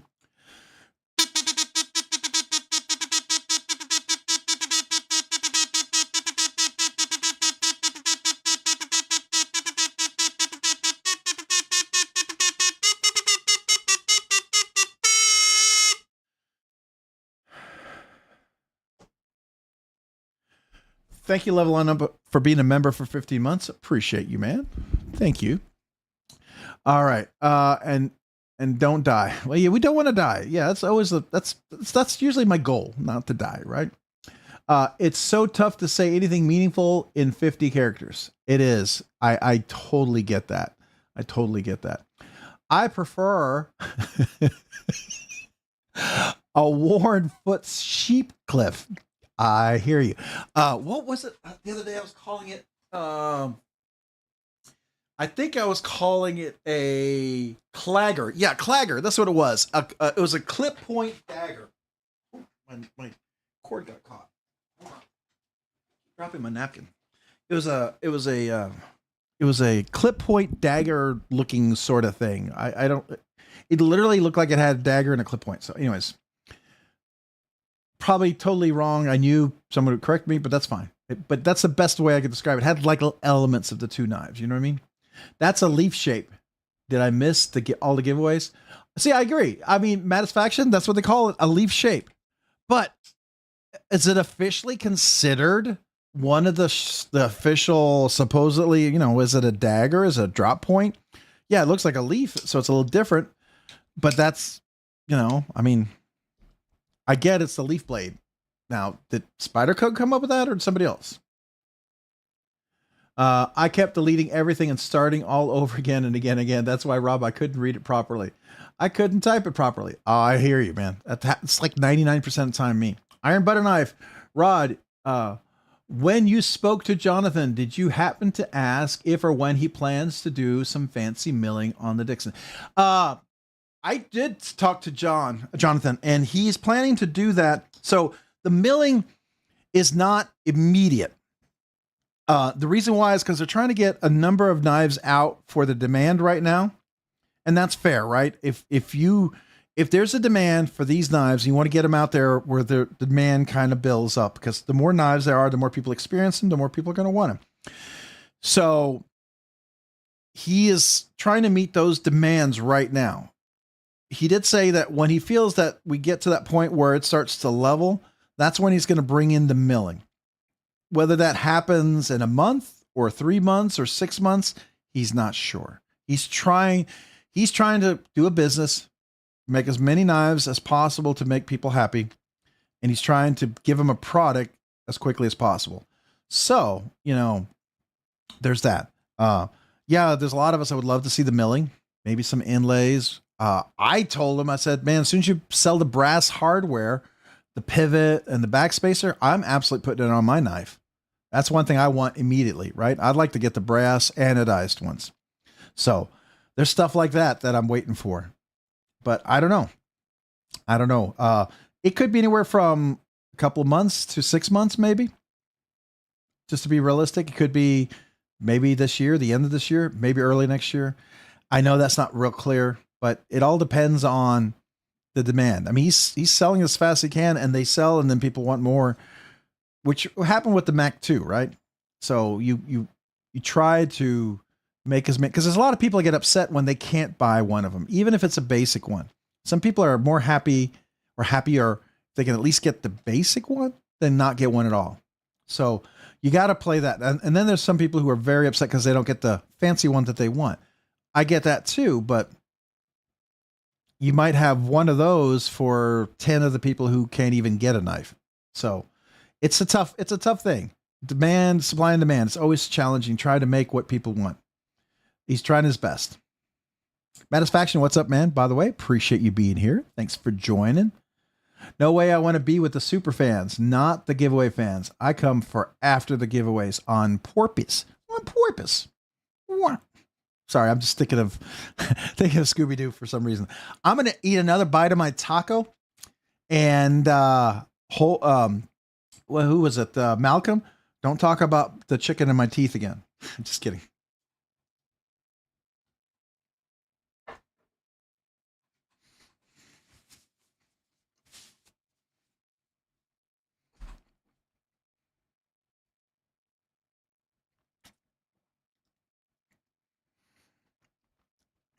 You're working on a dolphin-shaped blade. That sounds interesting. That could either be like the most butt-ugly knife or really, really interesting. I mean, that just sounds like it has the potential to go one way or the other extremely.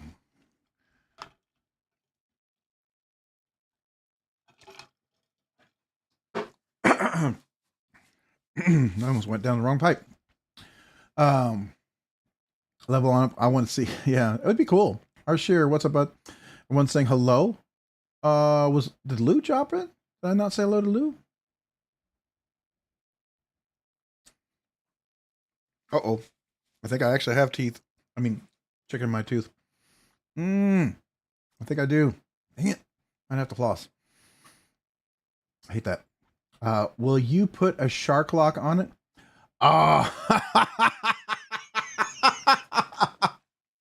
That would be epic, man. Could you imagine a shark lock on a dolphin knife?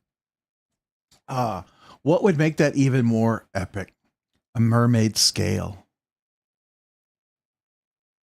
Shark lock, the mermaid scale on a dolphin blade shape. It would need like a fish texture designed clip. Like a fishtail or a fin. What do you think?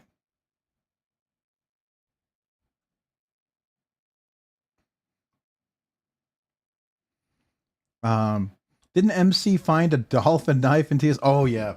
Oh yeah. Absolutely.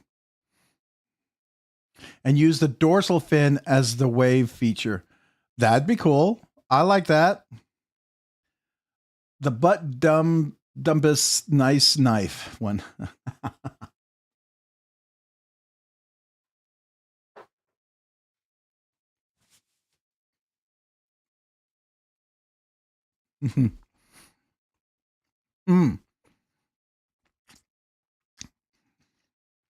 If you could do the serrations like a serrated knife, just where the teeth would be, that would be awesome.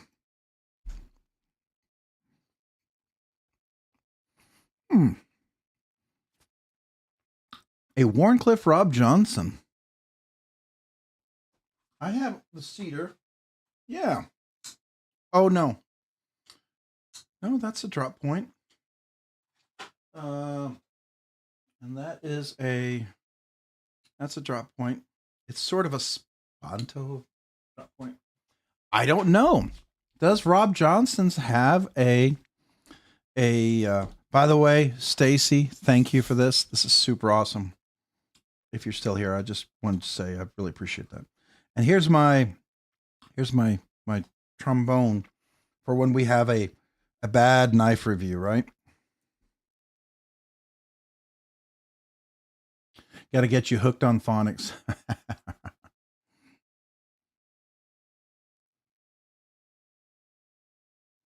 The Stupid Knife Mark 1. There you go. Oh, thank you again. Yeah. So if you get the dolphin blade shape, put serrations where the teeth might be. And then you could do like a, not a full Spidey hole, but maybe like an eye-shaped hole as a fuller where the eye would be, or maybe where the blowhole would be. Then you could do mermaid scales like fish with a tail clip. And then you could do a shark lock on top of that. And see, I don't know if Demco would license that, but you could try. I'm sure he probably wouldn't want his name anywhere near that. He'd look at that and go, oh yeah, no, that's not going to happen. No, you're not going to get the license for that. No, not even.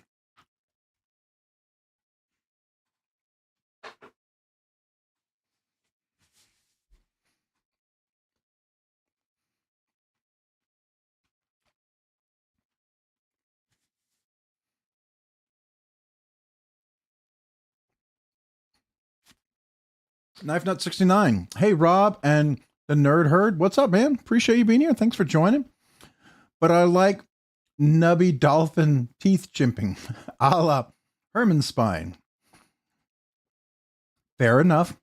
Jim Cox, what's the rough value on the Usler Duck honeycomb frame lock? Ooh.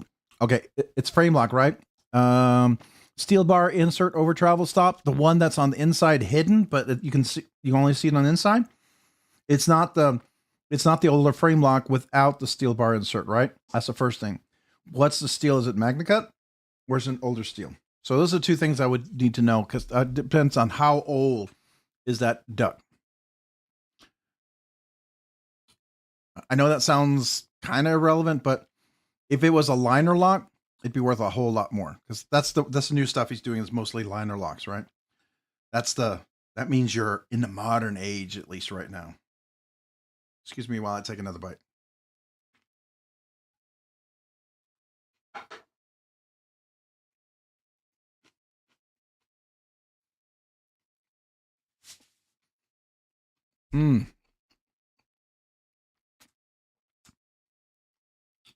Did you all see the new Orca by Arno Bernard Sr.? He actually dropped some Orcas version 2 that are not through African Sporting Goods Supply Company. That was interesting. Then there's the Orca with Poikilo knives. That's really nice. Raccoon Tactical, what's up, man? Welcome. Appreciate you being here. K Kim 5000. Rob, is there an end game to your knife collecting? I used to want to try everything, but recently I've been reducing my collection just a few high-enders without feeling compelled to buy more. So, for me, the joy of collecting knives is knives that it's not just a knife that looks cool, a knife that may have value because people say this has value.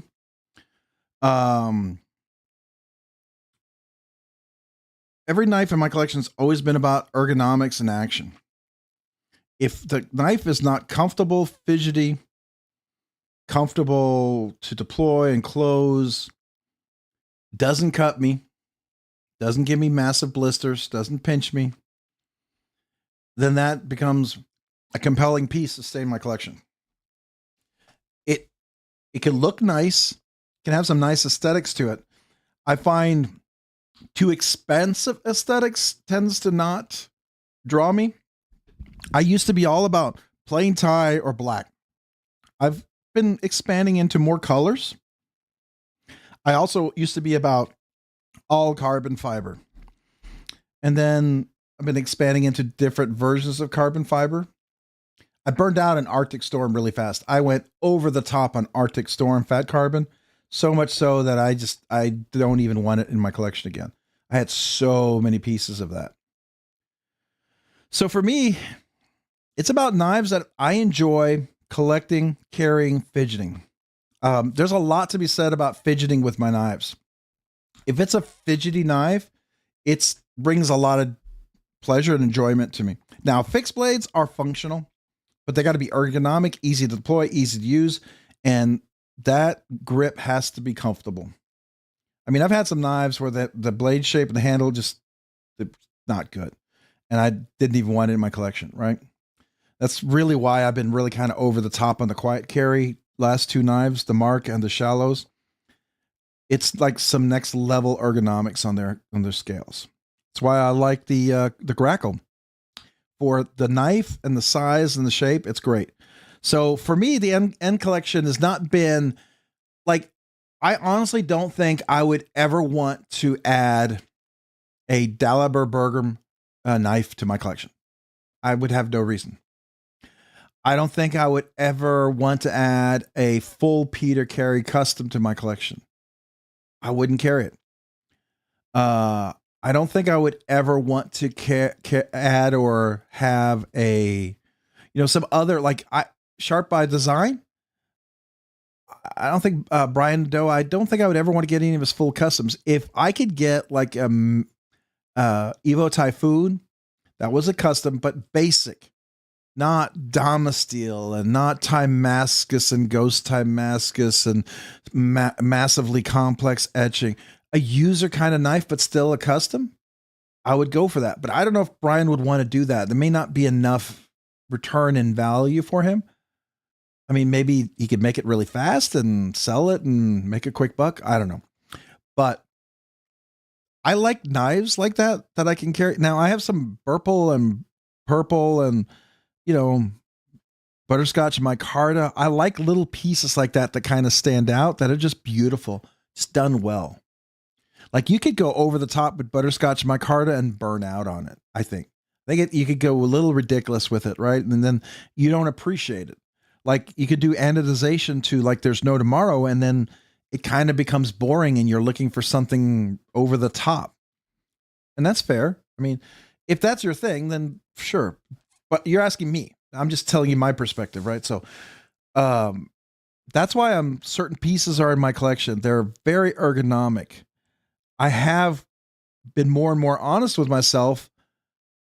Are they not ergonomic? Are they a knife that cuts me? Is it something I don't want in my collection? And to be fair and true to myself, I will probably remove that from my collection if that's the case. There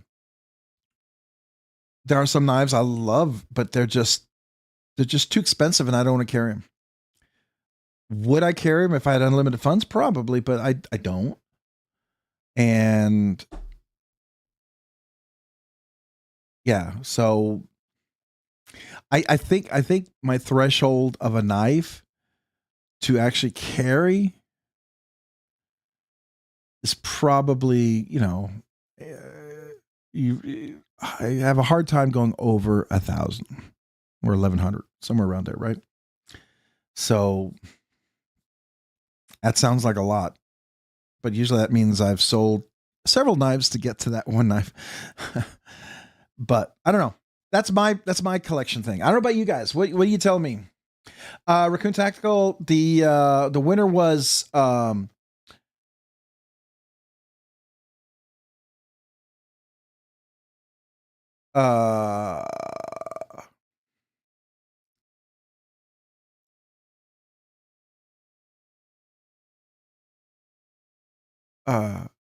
my gosh.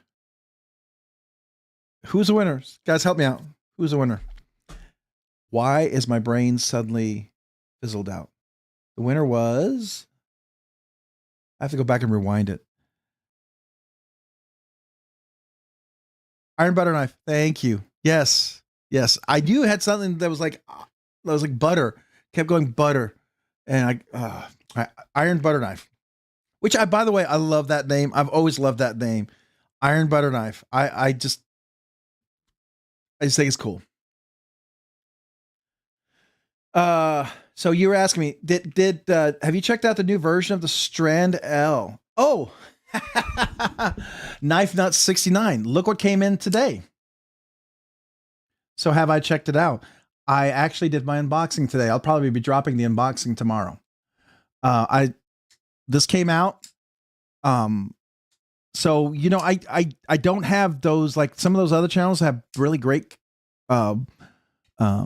relationships with like Kaiser and Vosteed and all those guys. I don't really have those, but I have good relationships with like good companies with knives I really like and I really believe in. So I have good relationships with like Quite Carry, Vero Engineering, Machine Wise, people like that. I feel very positive about and very supportive and love. So Rob Johnson, you know, people like that. And so these guys, I got this knife. I'll be fair. I'll be full disclosure. This knife was given to me. And what I usually do is if a knife's given to me, it's a giveaway. Well, I like this knife. So what I do is if I like it that much, I'll find something else in my collection and I'll make that a giveaway. All right. So I will replace that with something else because I really, really, really like this knife.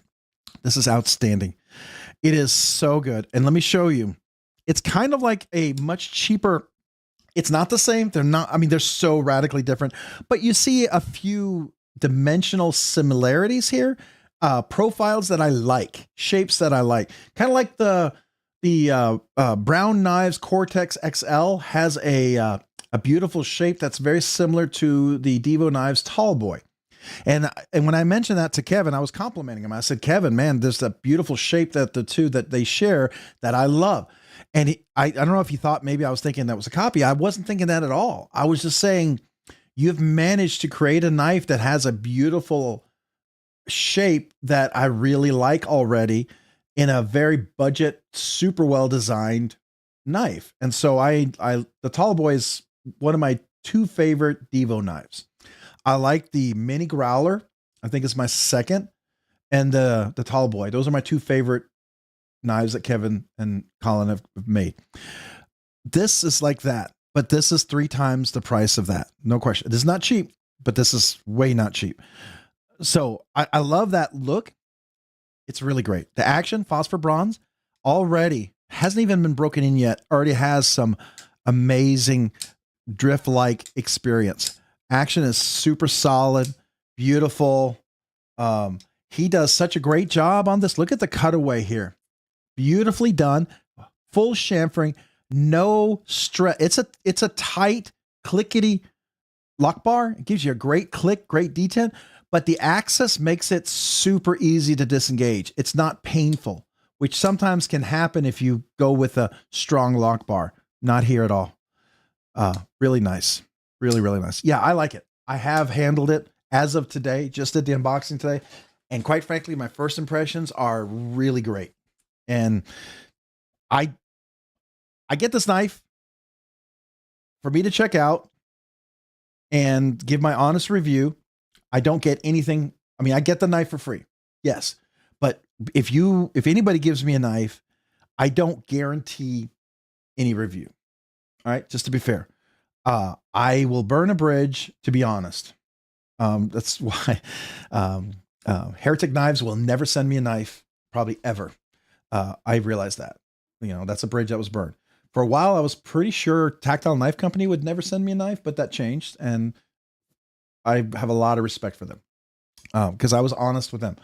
But if I don't like some, I've actually critiqued 2 of their knives, and I made some points about it. And I told them, I said, hey, you know, these are 2 things that I might consider on this knife, you know. And I said, this is where I, you know, I, as a critical person, I'm going to say this is where things I think that could make this knife significantly better. I haven't really found anything yet on this. I'm sure I will. I have no doubt I will. It's a steel clip, so it does save you some money. This knife could be a lot more expensive, but it is a steel clip, which is unusual, but it's still LC200N. So that's nice. So you are dealing with good steel. So it's like a fancy version of their wire clip, I guess. Got good flexibility, but yeah, really nice. I really dig it. I'm very much in favor of it. Yeah, fixie kick. I've gotten a lot of fixie blades lately, and I've more than I ever thought. I thought I'd need one fixed blade and I'd be totally set for life. I now have 1, 2, 3, 4, 5, 6, 7, 8, 9. I have 9 fixed blades, which is a lot for me, considering I used to only want one. Having some tactile regret, and I'm now seeing recommendations for the quiet carry as an alternative. Thoughts? I like quiet carry a lot. The only quiet carry I really ever had issues with, and I will tell you, was the quiet carry IQL, the large one. It was because of what they did on the lock bar. It was radius milled, made it very uncomfortable. Matter of fact, I fixed that on the mini Lux here. I actually shared this with Joseph at Blade Show. I said, Joseph, I really like this, but it had this weird radius milling going on here. And I took my belt sander and my belt buffer, and I polished this out. So the radius milling's almost gone. It's a bigger axis to get my thumb in there. And then I can drop it on the choil here on my nail without cutting my finger. And it's so much more comfortable to get my big old meaty finger in there. Otherwise, it was super uncomfortable. And I said, you know, just a thought, Joseph. I think if you make this a little bit wider, because that radius milling is very uncomfortable. It's really sharp, very uncomfortable for anybody with a larger finger. For maybe little itty bitty fingers, this is perfectly fine.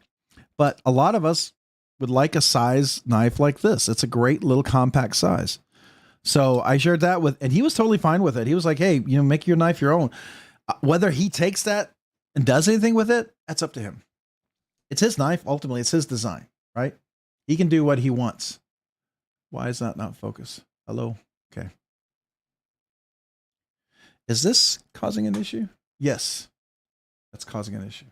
Okay.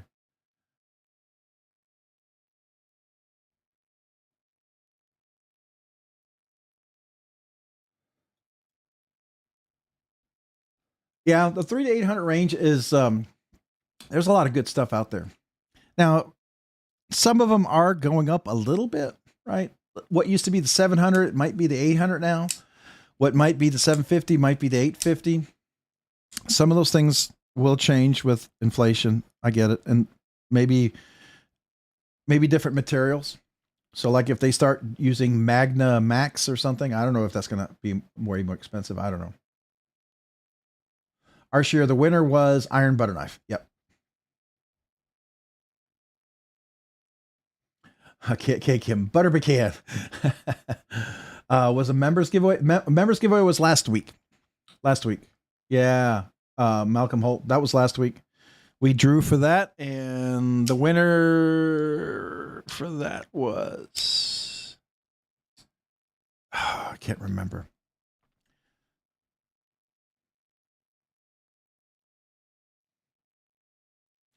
It was a Taylor EDC folder. It was the Klingman. It was the Civivi Klingman. Yep, just a regular giveaway. Yep.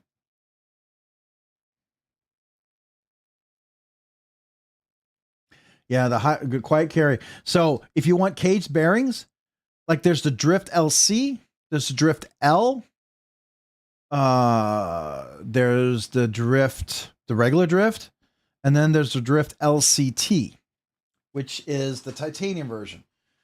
Those are great. There's the 9, great knife. Again, it's like, what's the design that you like?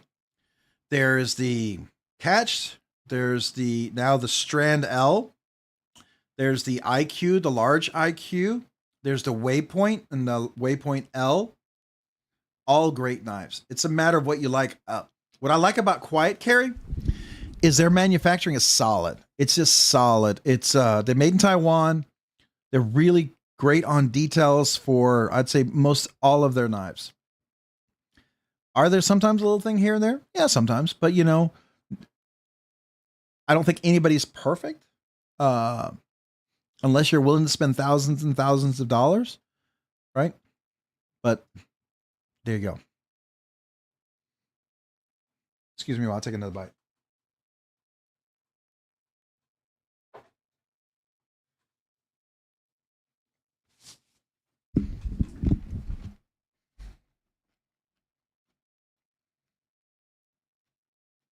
Mm-hmm.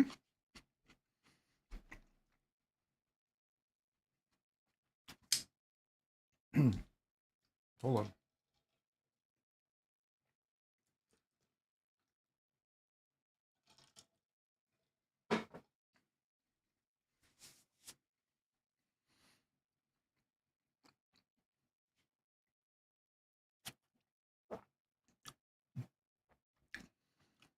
I'm trying to get you to get a nice view of this, but it is a hollow. I don't know if we can get the right reflection.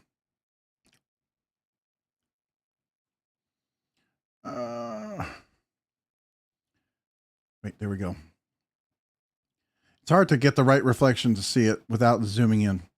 You know, let's do this. Do I have a flat piece of something? Yeah, I'm going to use this Metin Boss card. Let's just do that. All right, let's see if you can see that. Make sure it focuses.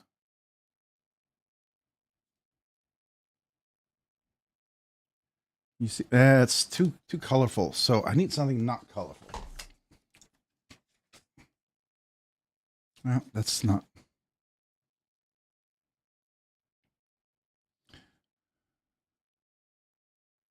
You see that? It's hard to.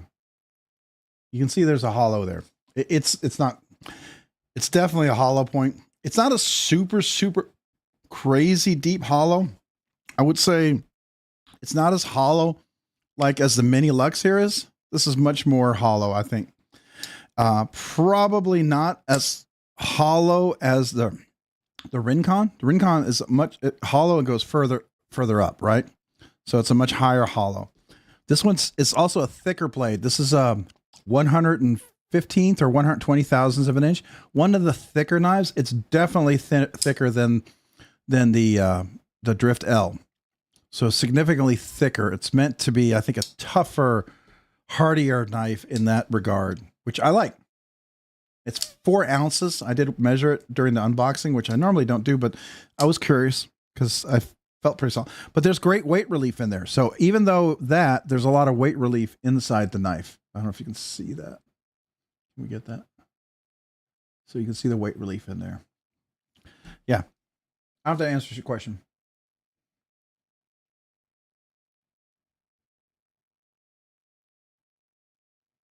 Let's see here. Second time I showed this one, the Strand L. The Strand L, is that what you're talking about? Hopefully that's what you're asking about. The Lush version too. Yeah, that's going to be nice. Hollow Strand, I like it. Yep. First time I've seen it was the Bonero 2003. I cried during Sonny's drum solo. Music now. Now we're getting into music. But can you flip it? Can I flip this knife? What do you mean? That? Yeah, I mean, I can. I can also reverse flick it. If you're talking about flipping a knife, like throw it, I don't flip knives. I don't do that with any knives. What is it? I'm stupid. Looks like the Chavez, kind of. Which one are we talking about now? We're talking about this one? Maybe like a little Chavez because of the square back. I could see that. I mean, like I have a rendition. In that regard, but Chavez tends to be a little more aggressive, a little bigger, more rounded in the back, right? Robert, it's a quiet carry Strand L, I believe. Correct. By the way, does anyone ever get your name reference? Derek, for real.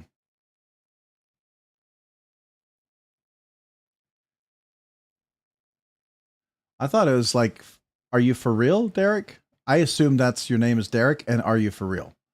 I hope that's what you meant. I don't know.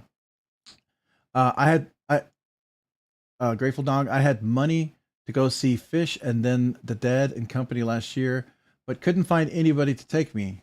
I had money to pay for the whole trip and back, and now I'm broke as a joke. Oh, that's a bummer, man. Now I can't even afford a free knife. I hear you. Dang. Call me next time. I'll go. There you go. My most expensive is $500. That's fair. I mean, that's still a good knife. $500 is nothing to shake a stick at or blink an eye, at. I mean, definitely impressive because I didn't get to that range for many years, right? That took before I even would go there. And I'm only here now, probably because of collecting so many other knives and then seeing others and then learning how to sell knives and redistribute that fund toward newer acquisitions.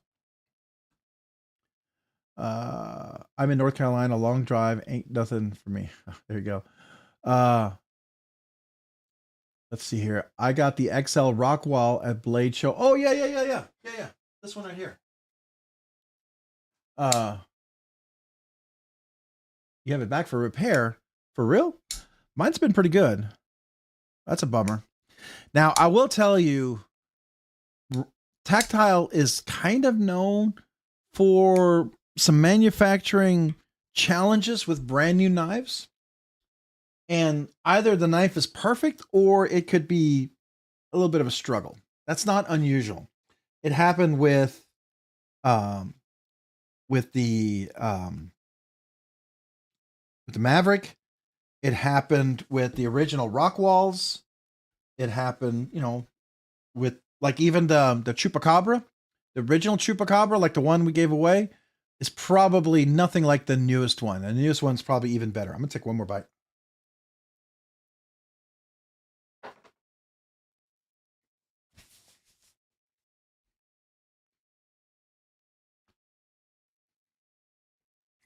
I'm behind. Sorry. Mm-hmm.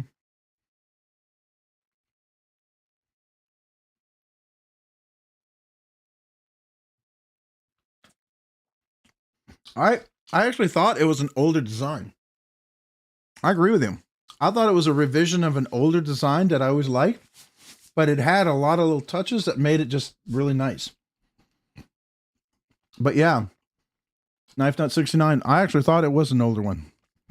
I didn't think it was a new one. I thought this was like an older design, just kind of maybe a larger version or something. I didn't know if it's a new design. I mean, maybe, I don't know. This is the Quiet Carry Shallows. It's a fish and trout knife. So it's a smaller knife. Vanek Super Clean. These scales are incredibly ergonomic. So comfortable, but a great fish and trout knife. And so here's another Quiet Carry. This is the Mark. Definitely more of a buoy. Well, it's a clip point technically. And it's more flat, right? Sever 7, it's more flat. This is what I would expect, right? But this is more of a kind of a, bushwhacking type of knife. And this is more of a fish and trout knife. I like both of these a lot. What's your five to live for knives? Oof. Man, that has changed quite a bit.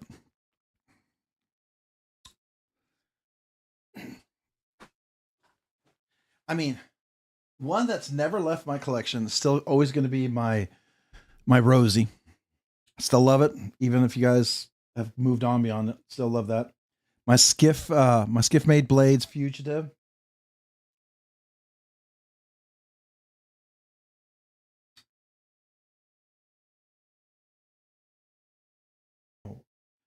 The Machine Wise is really nice. I don't know where I've had the Machine Wise much longer, so it does have a spot. This is still pretty new. I think this one has a spot now. The action on this particular Proteon is even better than the because it's somebody mentioned to me the Warney shape. It has more weight in the way it drops. So I'm sure there's a way to make the other one even better, but I think the shape of the blade is what lends it to feel different, because there's nothing else I can tell you that's different. Everything else is exactly the same, but the dragon scales, when we get to the ultimate thing, the dragon scales is what gets me here. So yeah, I would say that would probably be the top 5. I would say right now. I think that's 5.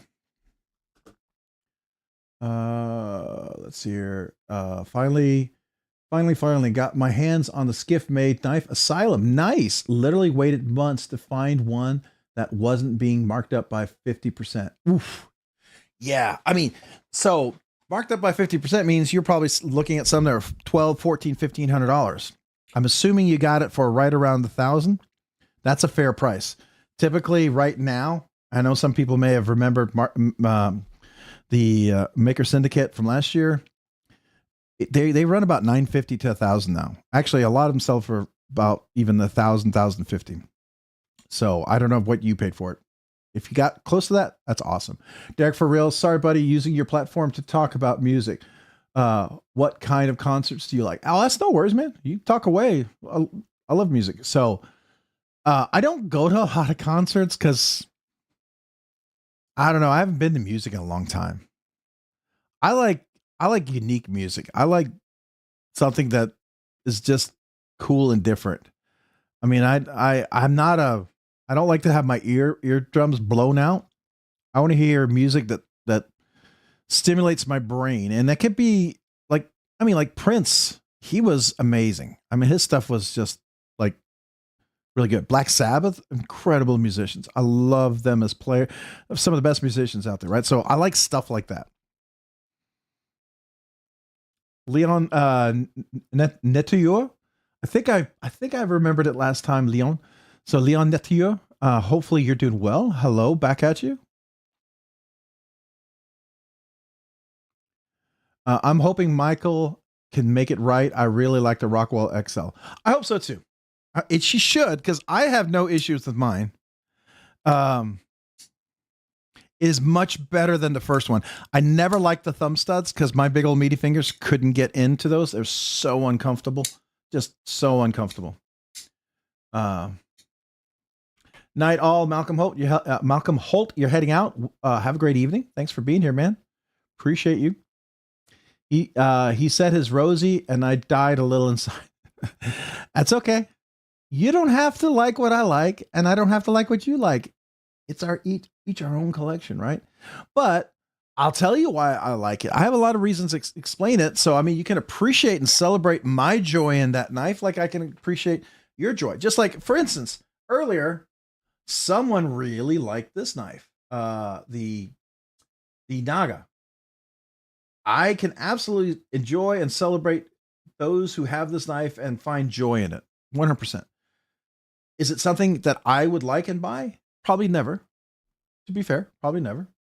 But it doesn't mean I can't enjoy and celebrate a knife like this with you. I mean, I do like the color of the scales. Those are kind of cool. So, that's the joy of knives, right? We like the Blaurock. Ryan, you let me check out the Blaurock, the BRB4. Really cool knife. I get why it's such a big deal. I would probably never buy one, but they have that new BRB5, is it? Or BRB5A or whatever. That one looks kind of cool. And it's like a top frame lock, not a traditional frame lock, but a top frame lock, which is very different. Time for a shower and some food. Catch y'all later. Hey, Knife.69, appreciate you, man. Have a great evening. Enjoy your shower. That protein is so nice. Stone washed is great. Yeah, so it came out to completely dark stone washed as soon as I got it because it was the scales. And then I put my Timascus clip on there. I felt like when I was putting the skiffs in there, a little flitz, and I just rubbed it on the top. And it was just enough to highlight the front of the scales to really accentuate the scales. Oh, you can't see it. I'm sorry. Hold on. I thought you could see this. Like you could really accentuate the scales. You see that? You see the polish? I go on the outside. I didn't get into the details. So it kind of stands out a little bit and it makes the knurling stand out a little bit. And then I just did the outside. I did the top up here too, just to kind of give it a little polish. I was thinking at one point I might just do the back spacer to make it pop. But I think doing that on the scales, I personally like it like that because it really makes it like pop out in the definition with the shadows. I think it just makes it stand out more. You know what I mean? Oh, Billy Strings is pretty cool. He's a pretty amazing guitarist. There's no question. Whether you like his music or not, he is an amazing guitarist. Oh no, I want a Rosie. I missed the auction. Oh, I'm sorry, man. I didn't get Prince before my time. What is the actual heck of Purple Rain outside nuclear fallout? It's a good song. I don't remember. Man, that was so long ago. I actually used it in one of my videos recently, but I don't listen to the whole thing. So I'm not a musically inclined person. I like music. My wife can hear a song one time and then she can remember the words. She could hear it and then she just sing them. I, I, I literally took me 3 years to teach myself Jesus loves me, this I know, the first verse, before I could sing it to my sons without cheating, looking at a notes. And you may think that's ridiculous, but I can memorize physics formulas and I can memorize like countless numbers. But music like that, it was so hard for me for whatever reason. I don't know why. That's why me doing the kazoo is kind of comical because it's really challenging for me. It's the fact that I'm even doing it at all is fun. I mean, you know, if you heard the channel when I first did it and the kazoo, it's much better. I'm not a musician, but it's much better. I want the Custom Knife Factory Evo 3.0. I had the Evo 3.0 in DLC. I sold it. Great knife, way too big. Now, if you like big knives, it's a beautiful one. I'd like to see the 4.0, much smaller. But again, it was a knife. I didn't like the ergos personally. And I've come to the decision that I want the knife to have ergos that I really, really love. And it's all the details of the ergos. So much so that I bought a knife that I've actually redefined some of the ergos, like right here, the Dixon. I didn't like some of the sharp edges, so I got rid of them. I polished this here so it looked like it would pop a little bit. So then I polished the clip to make it stand out, kind of like the rest of it. I actually polished it up where I did a cutaway here for my big old meaty fingers, and I polished the sharp edge here. So there's no sharp edges on there. And this to me made this knife very enjoyable and comfortable for me. So I've done that to knives. I mean, that's a big risk, right? Well, I didn't only do it to that one. I did it to my, here's my R&H Traska 2. I did the same here. I did the cutaway here, access to the lock bar because it wasn't great. And then the flipper right here was really, really slippery. And I put one line of jimping on there. And that one line, if any of you guys at Blade Show handled this knife with that one line of jimping, if any of you guys were here that handle it, it makes a world of difference, doesn't it? I put one line of jimping on my Sonora too. And I was gonna let Martine take a look at it and see what he thinks. Just because just explain to him, because here's the thing. I knew that if they ever did jimping on the flipper, because the early Mojaves didn't have jimping on here, I knew if Machine Wise did their jimping, it would be Machine Wise jimping. And you can look at that. It's absolute Machine Wise perfection on the jimping. And it works. It's exactly what you want it to be. It works. You get the jimping you need. And if they ever did that to the Sonora, I know they wanted to keep it clean, but like a single line of jimping can make the big world difference. So that, I'm just saying, I don't know if I answer. I'm totally squirrel. I'm not even catching up on conversations. I am so like squirrel. You just brought up the sore spot. I wanted that LMAX diagonal that they sold on the weekend. This weekend drop. Oh, wow. Snoop and Rage Against the Machines classic. Yeah. Weird Al. Oh, Weird Al and Weezer Africa collab was perfect. That was cool. For me, the Bible tells me so. Yeah, it was just hard. Oh man, that takes me back. Rob's Nerdy Knives Purple Rain is actually noted as one of the best guitar solos, up with Stairway to Heaven. Oh, I agree. Not me. I think it was Billboard or Rolling Stone magazine.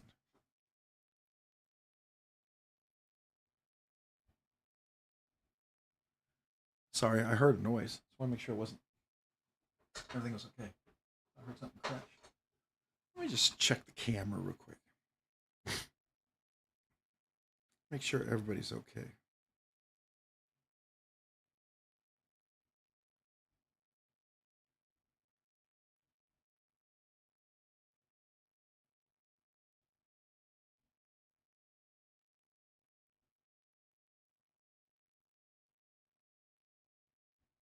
All right. I think we're good. Make sure nobody crashed into one of my kids' cars or something. I play 6-string mandolin and the harmonica. That's cool. Delaney, if you know Delaney, he used to be in a band.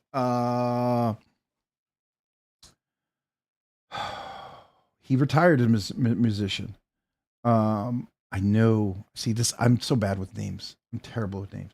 But he is a professional musician. So there's several professional musicians here, which I think is awesome. And the fact that you allow me to play the kazoo and don't dog me more is beyond humbling for me, right? So I'm blown away. Either you look at me as like, oh, good little boy, good try, or something, right? Please stop pummeling me with your skill and ability, lol. You talking about one of the other guys with their music? I have the 4.0 and it's wonderful. I love the Ergo. Yeah, it's a little smaller too, right, Cat Scratch? I get bored. Okay, laughing my butt off. Yes, the good one, Sierra. Finally, I got the tall boy today. I shouldn't have waited so long for a fun knife. It's a great knife. I like the tall boy. I think the tall boy and the mini growler, like I said earlier, it's two of Divo's best knives. I think they're the two best knives. And I like the tall boy because, and it's not a copy, it has the lines, the ergonomics, the shape of the Brown Knives Cortex XL, which I love. And I think the two are just really fantastic. So Rob's Iron Knives, okay, the giveaways are done. It's just the fans here. One question: some of the songs people ask you to do.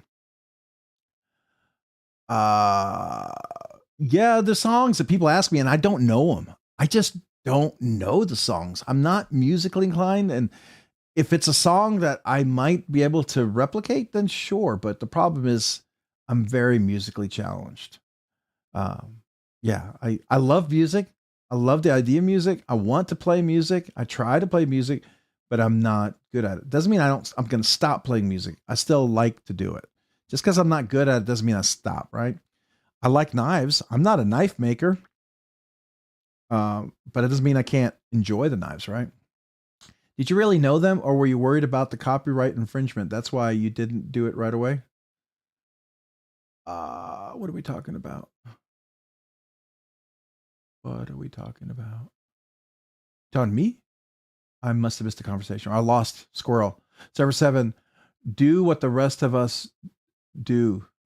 Depression naps. More jimping is better. I do like jimping. I agree. And I shared it with Martin. Like I shared with him the Tasca here and the jimping. He didn't hate it. I think he didn't want it to be like all over the top with the jimping that some people do. They go crazy, right? He wanted it to be something very, very distinct and very unique. And I get that. And I think I have yet to see, I don't know if you've seen it. I've yet to see anybody master the art of a single jimp and place it perfectly.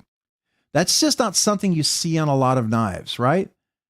I mean, you tell me, maybe you've seen this in a lot of places, but I've yet to handle or see a knife that has a single line of jimping. And if it's placed perfectly, you're all set. You don't need anything else. All you need is that one magic line of jimping. And it's almost invisible, gives you all the aesthetic of non-jimping, but all the traction of full jimping. So anyways, just my 2 cents on there. Robert, I don't know if you agree, but I'm trying to convince people if they think so. I don't know. They may not. They may think I'm a fool. That's okay. So let me give you a kazoo salute because I agree with you. I like jimping. Appreciate you, man. Thank you, Robert, for the super chat. Appreciate that. Server 7, I tried. I have diagnosed insomnia. Yeah, I hear you. What time is it? Oh my gosh, we're 11:15. I said I was going to get off at 10. Laugh at myself for even thinking that. Listen to what he's saying, Server 7. What am I saying? Cicero, you're a monster. What did I talk about? That they created. Nice pickup, grateful. Server 7, Cicero, it's cool. I'm just jelly. Good on you for putting in the work through. You got uploaded the harmonica piece because it sounds dope. Well, very nice. I love the porcupine. I like the porcupine because it's an amazing budget knife and so much jimping. Yeah, the porcupine, that's the Vostine one, right? Is that the Vostine one we're talking about? Let me see. All products. I think it's the Vostine, right? I'm looking.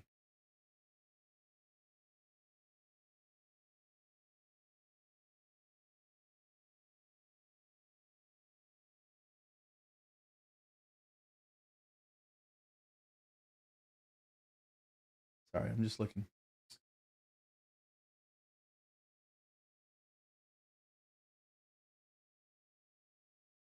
Maybe it's not. Let's see here. I played the hand drums in the jam band in the early 2000s. We played a song where I had a long kazoo solos in it. Oh, that's cool. So like you're a legit kazoo player, not like me, a wannabe. I'm a wannabe. I do it to celebrate people and to say thank you. Even if I can't do it well, I still will do it with all my heart and soul. So, you know, it doesn't mean I can't do it from the heart. The 4.0 is smaller indeed, about the length of a Sonora. Yeah, and that's what I like. I think that's why I would like it. The 3.0 is just so huge. Rob's Learning Knives, I just wanted to say for all the peeps that has not got to meet you in person, you really are the kind of genuine person, 100%, but you definitely are a very intelligent person. Well, I appreciate that, man. Derek, for real. Thank you. I try to be genuine. I try to be who I am here at any other time. That's why I really like Cole, by the way. He's as insanely hyperactive, full of energy as you see him on the live stream in real life. He's not putting on a show. And that's why if you get to meet Cole, you appreciate him more. So yeah, I like that. I like genuine people like that. To me, that's cool. Sub number 13. Oh, that's cool. All right. Yeah. Awesome. Jumping. Oh, wait, Cicero. Wait, hold on. Let me click on that. Am I? No, I'm not. Let me go ahead and sub. I'm sub number 14. How about that? 14 or 15? Yeah. Awesome jibbing. Oh, thank you. Now, Robert, did you see it at Blade Show? Were you one of the people that actually got to handle it? I don't remember. Their site may be down only on Amazon. Okay. 7 Hey brother, get a hold of me, putting in work for next year Blade Show. All right, very cool. No, I totally faked the kazoo solos. No one could tell the difference. There you go. Yeah, love Cole. You guys both have great energy. Yeah, well, he revs it all the way. Now he's up and down. I may be a little more consistent at my speed, while he may be, he shoots the highs and definitely can.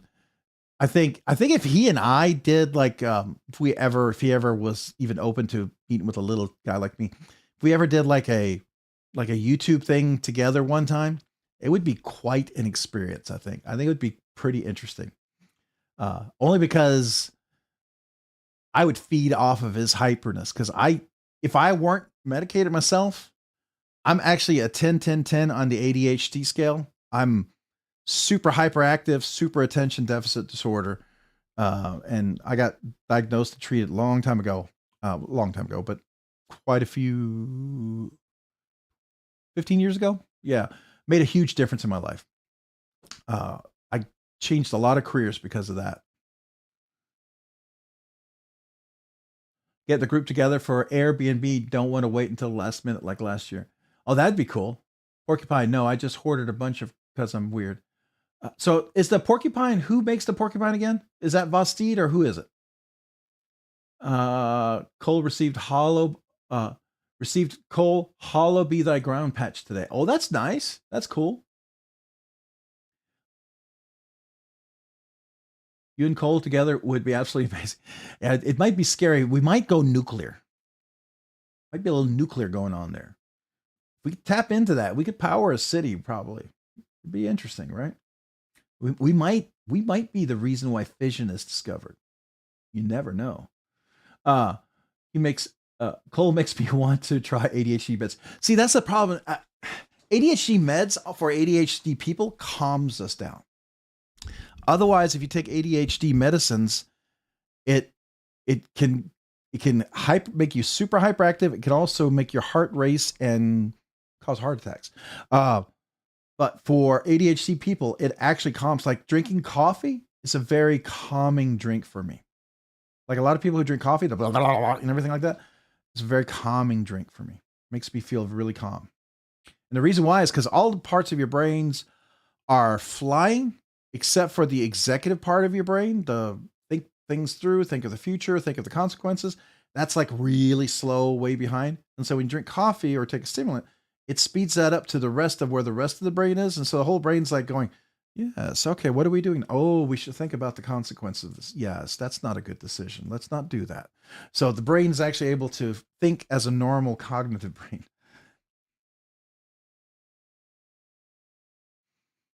Ostede, yeah, okay. I was a Ritalin kid back in the 80s and 90s. Ritalin's one of those drugs I've worked for some, but it didn't always have positive side effects. Some of the HD drugs have gotten so much better. There's Adderall, there's all these other drugs that are out there that you could be prescribed by a doctor. And those are drugs that are much better. And doctors, if they're a good doctor, they're going to go through a treatment regimen to make sure what's the best medication. So that's what people don't understand for people like us. Speeders calms us. Yeah, I mean, that's why before I even knew about this, I drank a lot of coffee. I drank a lot of energy drinks, and all those things calmed me down, allowed my brain to be at peace. Literally, I could go to bed at night drinking like a pot of coffee, and it would calm me down. I'd go to sleep. Otherwise, I'd lay in bed, my brain would be like spinning and spinning and spinning. It's very annoying. Because when you lay down, all of a sudden you think about the 12 things you didn't do, and then 12 dependencies on the 12 dependencies. Now you got 144. And you think about the 12 dependency on the 144, and the math just keeps going and going. I'm going to take one more bite. This is my last bite of my taco, so excuse me 1 second.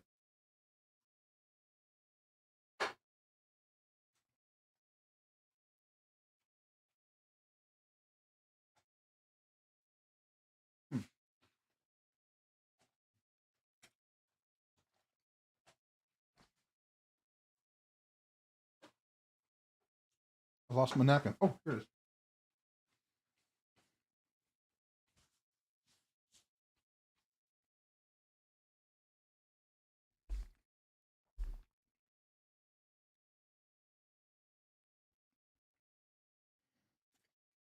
So Robert, one of the things I heard that's really great for anxiety, and my son deals with anxiety, is a couple things. Magnesium.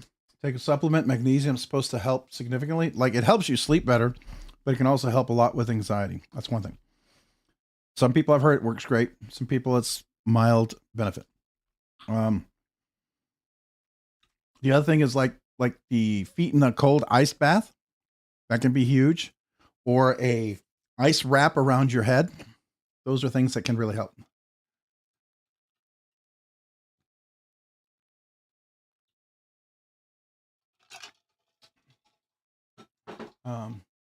Level on up. You heard the man. He's got some videos in the works and coming hopefully soon. If you're not subbed, not sure, please check and subscribe to Cicero. All right, here we go. Better half drinks caffeinated stuff, goes to bed. I could never. Yeah. Definitely. It's weird, right? Yeah, I do vitamins. So one of the things that I've done that's been huge, like anytime I get a cold or if I gotten COVID, my recovery time's like a day or two, is vitamin D, zinc, vitamin K, vitamin C, in the large doses, right? And those have been huge, huge. I haven't had incredible 2 to 3 week long illnesses like I had in the past. I'm not saying, I mean, you can say this now and I can get sick next week. Life is never guaranteed, but overall, I've been better. I've been healthier.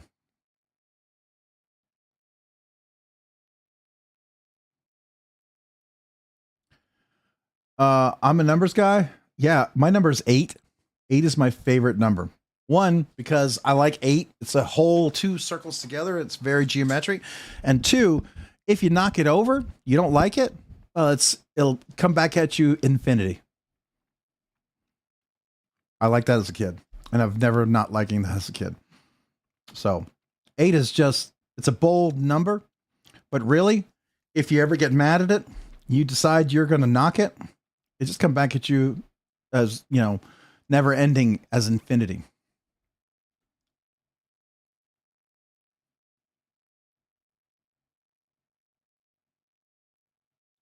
So Sarah, it can be a melatonin inhibitor for some, but for others, right? If there's parts of your brain that doesn't allow you to calm down, there is that benefit. Now, I will tell you, I would never take my ADHD medication after 12 p.m., after noon, because that's the latest I'd ever take it. Got to make sure.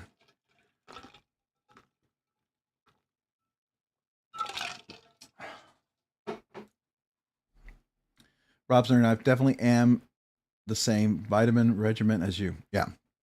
And it's been very helpful. And I've made all my kids and my wife and everybody do it. My biggest regret, we probably can't talk about it here, but was taking a little pokey. Only because I'm pretty sure I had gotten already the vid and was already immune to it. So it was like unnecessary. And I just didn't like the idea of mRNA in my body.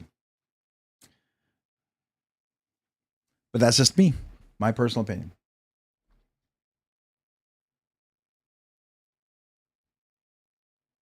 Yeah, and I hear if you take melatonin regularly too much, then your body stops producing melatonin because it's relying on it. So, what's the magical amount?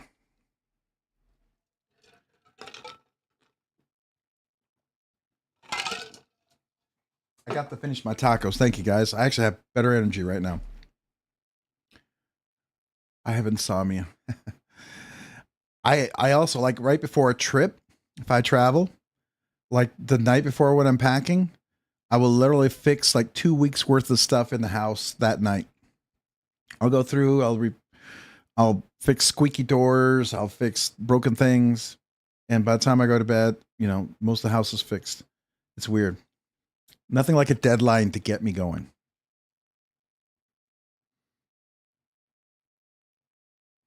That's right. 8 is the infinity symbol standing up.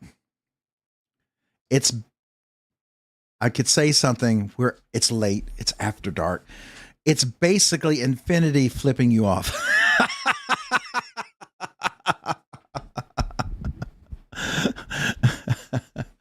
Don't repeat that. I got this weird thing with Leo's. My birthday is 8/18/80. Oh, that's cool.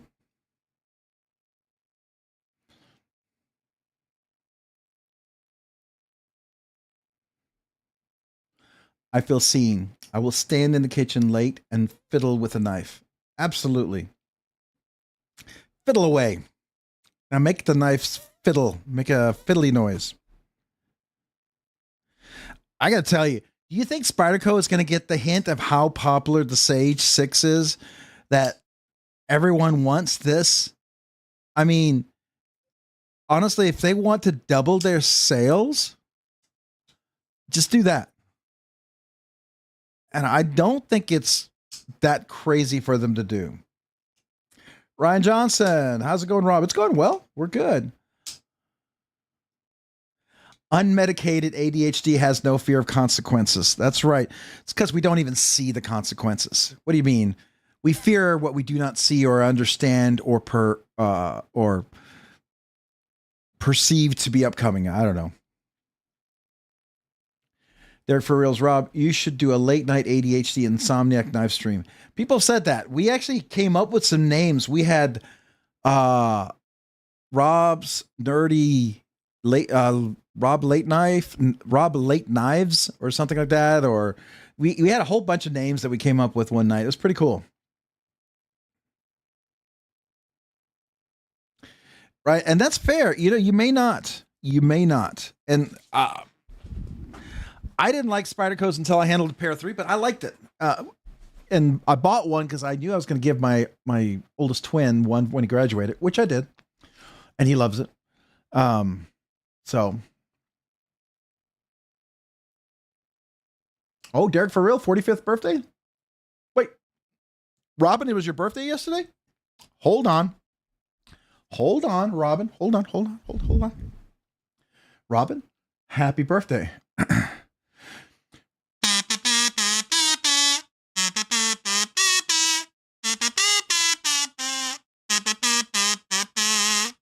So happy birthday to you.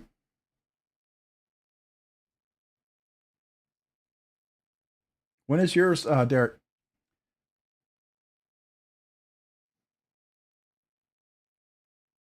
Grateful Dog, have a great evening. Got to get some sleep. I hear you. Yeah, we'll probably wrap it up here in a few minutes here myself. Well, you're welcome. So I do need to know, when is Derek's birthday? Is it closer to this Monday or next Monday?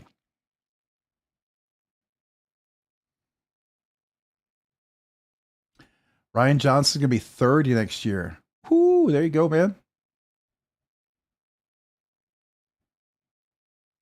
My wife. No, I can't say. I'm not supposed to say that, right? I'm 56. I'll just say that. She's younger than me. I married young.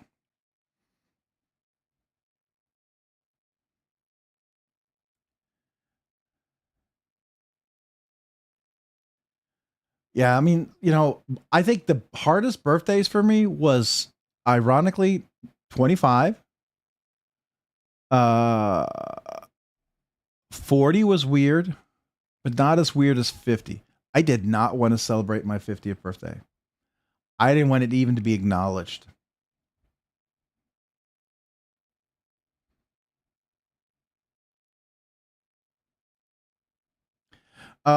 University of Texas, Austin, Hook'em Horns. Yes, I did. It's a big school. It's a huge school.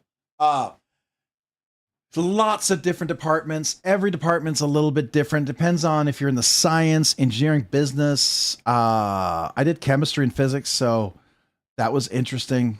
And I did a dual major in Scandinavian studies because English is my second language. I didn't learn it until I was 8.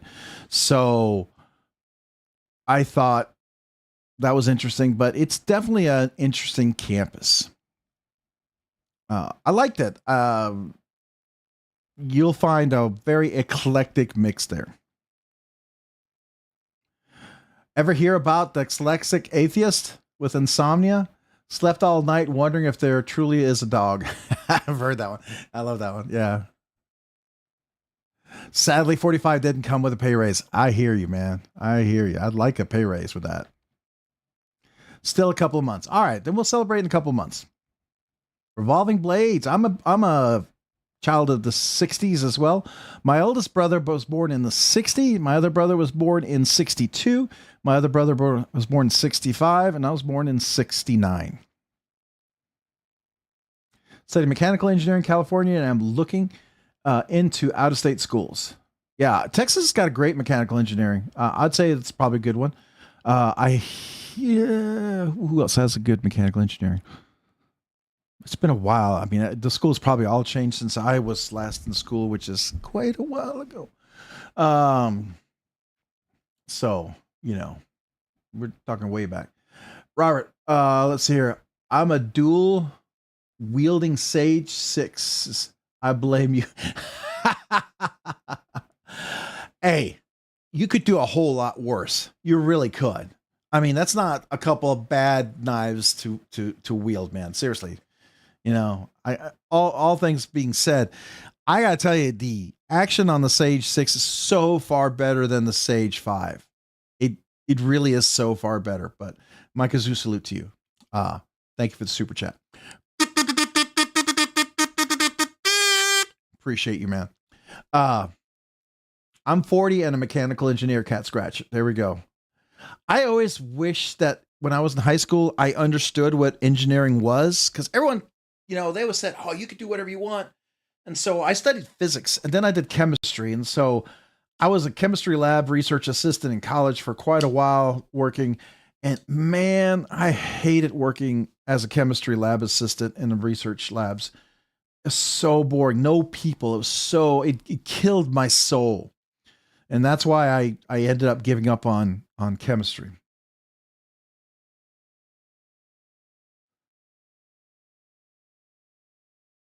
Oh yeah. I got my one of my degrees when I was in 2000, 25 years ago. So I was in my 30s. So yeah, do what you got to do, man. Sometimes some companies, all they want is, I hate to say it, you just have a degree. I know it sounds terrible, but it's like just for some of their qualifications, that's what they require. For better, for worse, it's either that or 20, 25 years experience. So if you got one or the other, that'll work.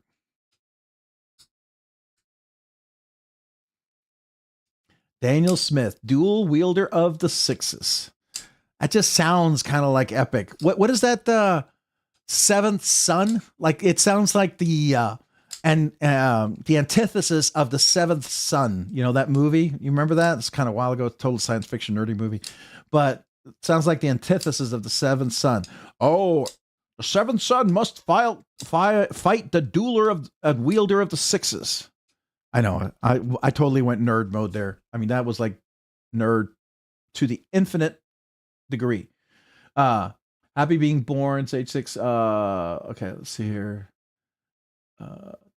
Made by Dick for real, member for 4 months, Nerdy Knives enthusiast. Happy belated birthday to Cicero and Robin Dalem. So happy belated birthday, absolutely. My kazoo salute to Dick for real, but happy birthday to Cicero and Robin Dalem.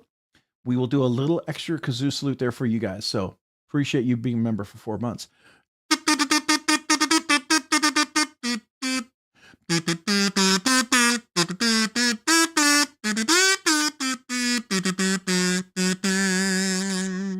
So happy birthday. A little double trouble there. All right. I honestly probably better go to bed later now. What do y'all actually think? It's actually there. Level up 100%. I did a pastry school and an associate's degree and got burnt out of school. Neither was useful to me. Oh, I'm sorry. Love to do pastry. I love pastries, by the way. Iron Maiden, seventh son of a seventh son. There you go. Yeah, that's the song. But there was a movie. It was a total nerd movie. I wonder if that's what the guy got this inspiration for the movie. Probably was. Now you think about it. I'm just sorry. I didn't know it was your birthday on your birthday, Cicero. Yeah, that's a bummer. It feels accurate. Thanks, Rob. No problem. Banger. Rob, you're the best. Oh man, I appreciate that. I try to do a little kazoo salute there. Birthday. I can do that. I know happy birthday. I can do the Danish happy birthday. Let's see here. Let's do the Danish happy. I wonder what that Danish happy birthday kazoo salute would sound like. Let's see. I'll say the words for you after I do it. So,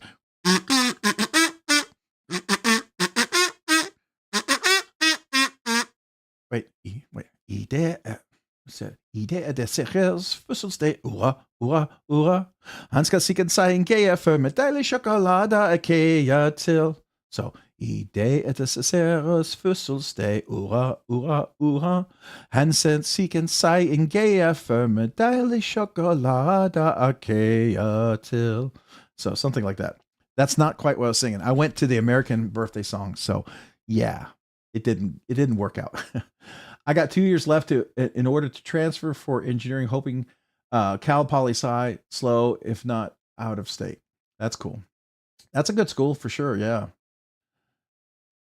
Visit Seattle, Rob. I'll bake you a cake. Oh, well, I appreciate that. Thank you.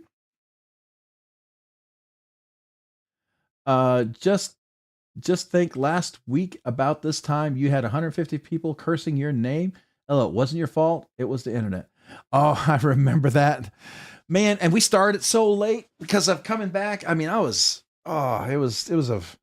didn't think honestly the Monday light was even going to happen last week. I was surprised it did. And I was just surprised it finished and finished well. And then we ended up having like 1,400 people viewed that live stream, which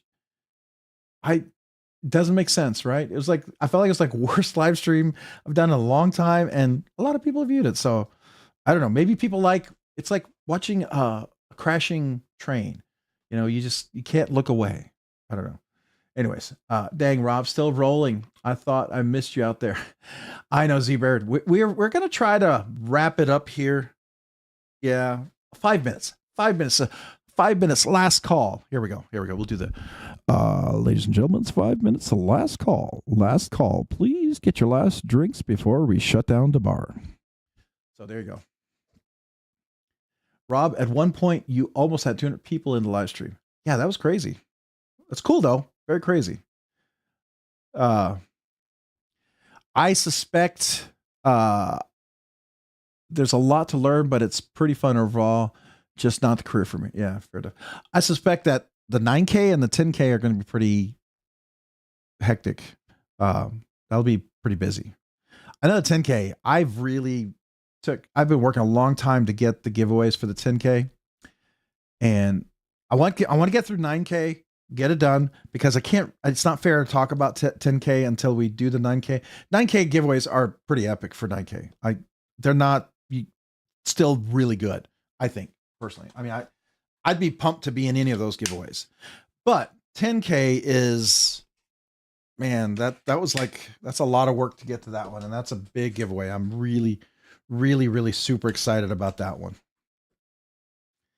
I think it's going to be fun, and people have been so generous toward it, and just wonderful people. So, going to sleep for real at this time. All right, Grateful Dong. You have a great evening. Appreciate you, man. It's been fun. Sometimes the best time of the live stream is after all the burglars are gone. Yeah. Do you like the little link the little note I put in there about the people with multiple accounts? Because it's hard to believe. Probably about a year and a half ago, there was one guy who had 60 accounts, and he was winning, like, on average, probably 30 to 35% of, maybe more, of all the giveaways in all the knife channels. When we all discovered that, I mean, like, everyone banned him. It was sad though, because I mean, there was really, I mean, in his mind, maybe he thought there's no reason not to do it. And I get it. But the whole idea is, it's kind of a bummer.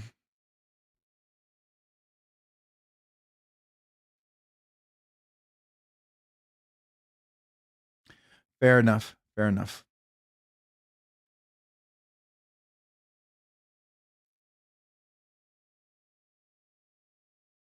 I can't imagine the work it takes to get through thousands of subs. I don't think my body has it in me these days. You talking about submarine sandwiches? Like making like cold cut sandwiches? Are you talking about YouTube? I'm sorry. I'm not honest, because we're talking about pastry and food. So in my mind, I'm thinking food. Maybe I'm like going down a rabbit's hole or rabbit trail or whatever, and not, thank God I'm just a jackass, not a thief. There you go. No, did you ever think when you started that you would be you're talking about 10K giveaway? No, I did not. I was totally blown away when we broke 1,000.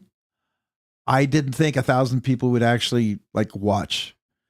And we did 5,000. It was staggering.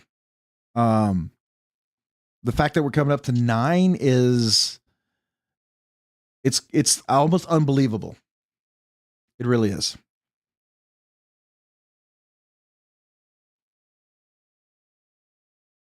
Yeah. So I can't even believe 10,000. Yeah.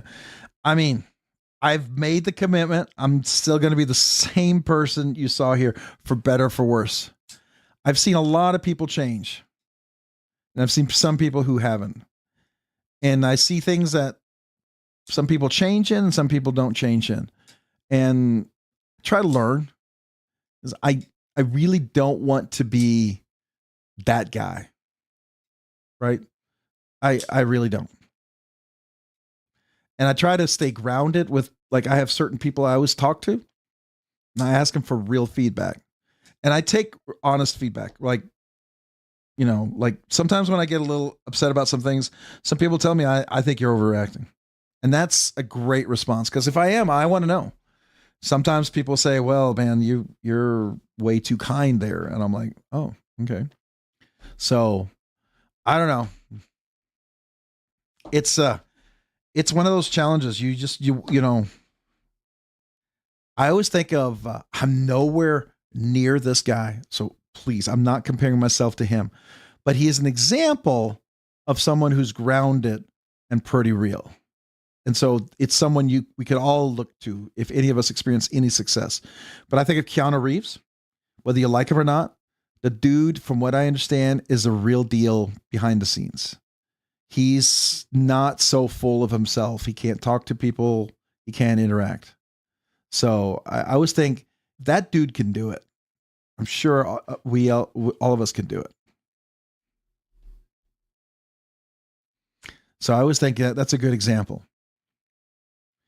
Just don't think yourself more important than you really are, right? I have an opinion. It's my opinion, but you know, I always remember the phrase that this one manager told me: opinions are like buttholes. Everyone's got one, and they all smell. And it's like, yes, that'll humble you. Rob's very nice, brother. I didn't think that you would ever get hung on fame. You really are a great person. I just keep being, you just keep being like Keanu Reeves. You'll be right. Yeah, that dude's, he's got it together, man. He's got it grounded, so that's cool. You seem like a real dude. Well, I try. Yeah, I would stop taking photos and videos. I would not stop taking photos and videos. Yeah, that's I like when he does that. Did you ever see the interview? What I really like, Keanu was being interviewed in Europe for one of his John Wick movies, and this one reporter, she was interviewing, and she mentioned that her husband's absolute favorite actor was Keanu Reeves, and she was talking to him, and Keanu was really digging this woman, talking to her, and he was having a conversation with her, and she mentioned how her husband's just a super fan. And Keanu was like really engaging because he loves this kind of stuff, to see people. Why do you like this stuff? What is it? And they're expressing what they really enjoy and trying to share that. And the guy who's running the whole interview cut her off and said, "All right, we need to talk to somebody else." And Keanu was really engaging with her, and he got annoyed. And he finally shut him down, walked away, went over, spoke to her, ended up talking to her for like 20 minutes, ended up getting her husband to come to the place that they were interviewing so he could take a picture with her husband and talk to him. I thought that was freaking awesome. I mean, I'm not him, but the fact that someone who's at that level can do that means that we, no matter who we are, we all should be able to do that. And it reminds me, like, anytime I ever run into a CEO of a company, the best CEOs I've ever worked with or ever worked in their companies, or I've been a consultant when I did consulting for a while in IT. I would run into consultants who you would talk to them. They would talk to anybody. You'd get on the elevator. They would know every maintenance guy that worked in their facilities. They would know them, and they would call them by name. They'd talk to them and ask how their wives were. Every person was important to that CEO. And when you see that, you knew that he was a leader that people followed, not a leader that pushed people. And it was very evident. I love seeing that kind of stuff. I thought that was cool.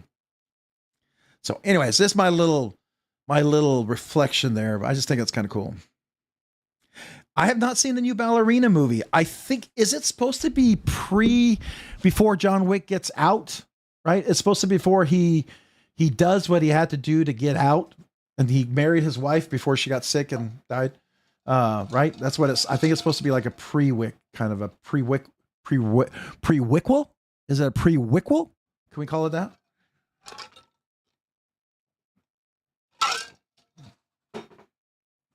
I don't know if that's a real term, but we're gonna go with it, right? Yeah, difference between a boss and leader. I totally agree. If it doesn't matter what level you're at. Good people are good people. It was somebody says he was a good person and got corrupted by something. He never was a good person. Everyone got fooled. Yeah, now I totally agree with that, but good people will also surround themselves with people that keep them grounded. Because you can get in circles. I don't know if you ever saw the HBO movie Entourage. There are people that will surround themselves around really successful people. And I don't want to say leeches, but they're kind of enablers. Like you hear the stories in Hollywood and in acting. Like if someone's really good, next thing you know, like the kid will, someone will say, "Well, I really would like to do this," or "I'm really tired." Well, I can get you something for that tiredness. Like people will just get you what you want, not realizing that they may be opening the door to something they shouldn't, right?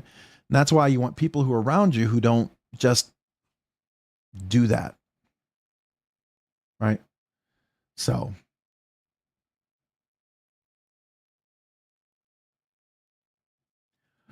Hakishamaya, a literal tall tale from Japan. Oh, that's crazy. Hey man, you reflect that. First time here, super impressed with your calm and how you took time to engage with all of us. We'll definitely be back. Well, man, I appreciate that. Thank you, Rob. Rob, sorry, I'm just used to call myself Rob, but Robert, appreciate that, man. Rob Baptism Austin. Yeah, John, they're pretty violent. If you're not into violent movies, I wouldn't watch them. But if you are, if you like gun shoot 'em up kind of movies, they're fun. What I really appreciate, Ryan, about John Wick, as someone who's a range safety officer at the Pew Pew ranges, and someone who's very tactically minded, he trained legitimately for that movie, and the skills that he acquired would put him in a SWAT, highly intensive combat situation to be very well prepared. So what he does is not, he's probably one of the more real people in that scenario that is legitimately loading, reloading, and using the pew pews correctly as you would expect.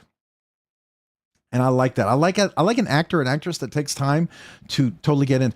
What's her name? She was in John Wick 3. She had the German Shepherds.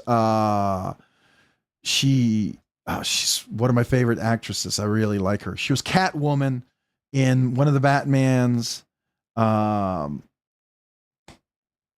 Anyways, she committed 100%. Halle Berry, yes. Halle Berry. She totally committed like Keanu Reeves. And if you look at her stuff, she's really right on. And whether you like it or not, you know, you may not be a fan of his, but the Fresh Prince of Bel-Air, whatever his name is, gosh, my brain is just like right now. Anyways, he's very tactically minded, and I love when people, it's not fake, right? It's also the people that if they were in a set, they would never get a pew pew and point it at a co-actor and maybe even if it was a blank discharge, because they never checked to check the weapon. Will Smith, yeah.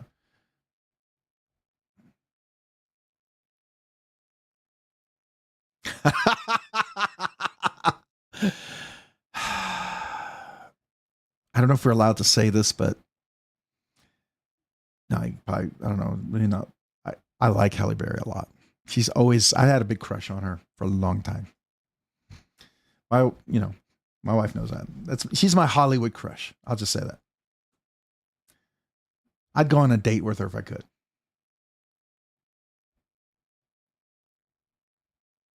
Yeah, and his handling of the pew pews was legit.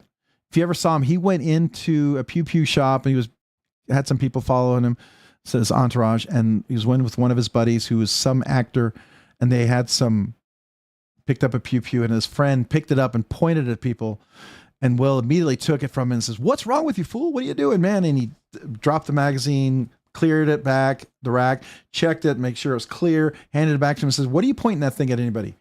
It was kind of cool.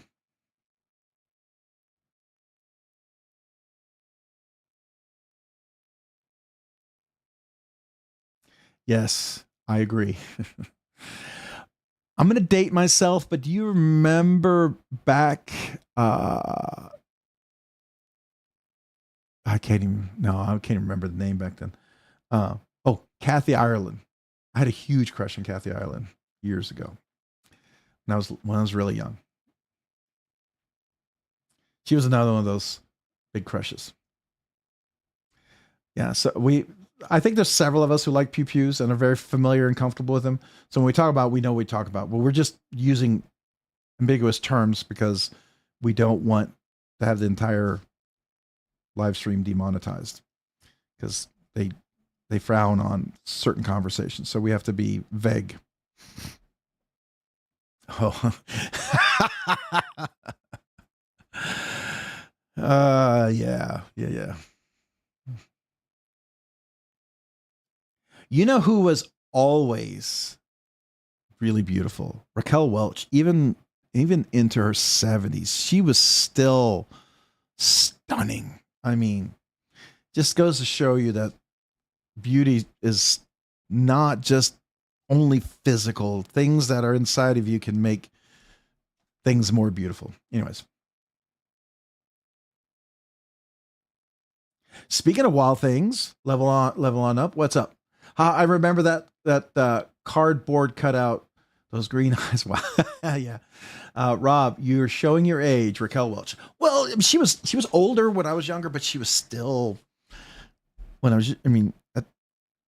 she was almost more beautiful in her 50s and 60s than some ladies were younger. So, and she's one of the few people who had very limited, if no, well, early she had no surgery, but very limited surgeries. Unlike most people in Hollywood, whose eyes are now on the side of their head and their lips are back up here. And they talk like this now, you know.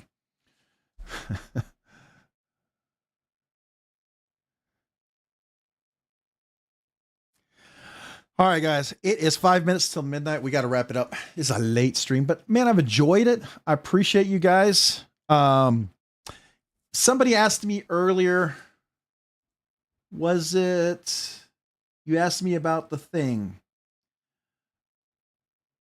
I sold one knife and I'm trying to sell the other one because I'll share with you guys, since you're the late crowd, 25 of us.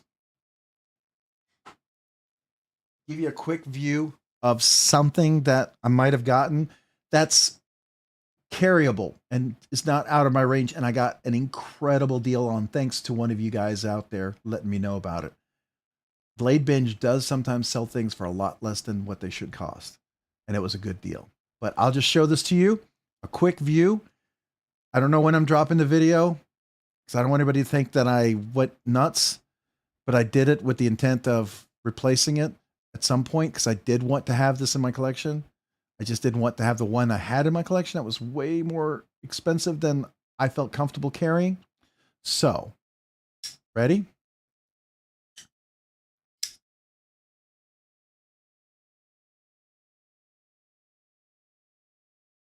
That's purple. So there you go.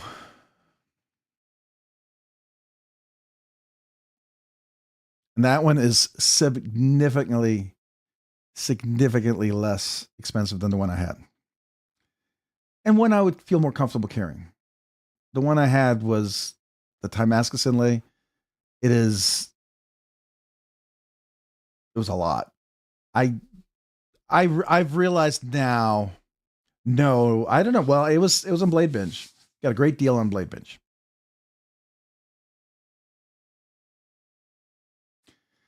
Let's just say the price that it listed at for not like new, but brand new in box was less than than Craig Brown sold for it on his website. It was less, which typically you don't get, especially if they're anodized, especially if they're Damascus or specialty knives. They usually get a 20-30% jump in price. Now I know the market's kind of weird right now, but I think BladeBinge is all about being there at the right time at the right place. Sometimes you find a good deal, sometimes you don't.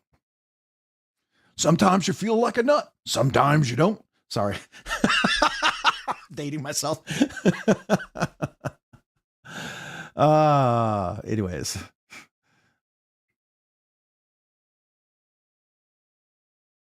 Yeah, it was the marketplace, not the brand new section. Yep, exactly.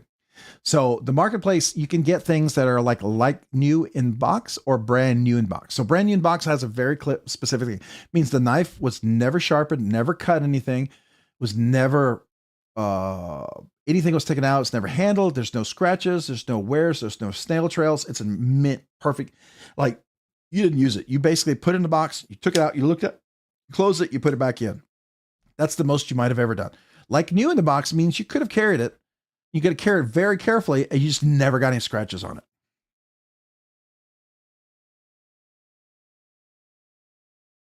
Yes, yes, there are some that happens too. Yep, you're absolutely right. You're absolutely right. Yes.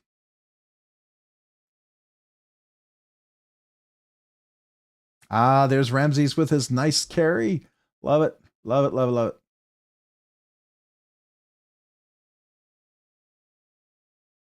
Ah, I do a 365 XL with a 15 stack, and so I'll do that. And then I don't do a red light, red dot on that because it's a. And I have modified the grip to remove the beaver tail for better carry. So that's the one I'll do. The other one I carry is a 320X compact. That one's nice too. But that one's more my house. So it has a light, tactical light, and usually have strategic extra mags around the house. So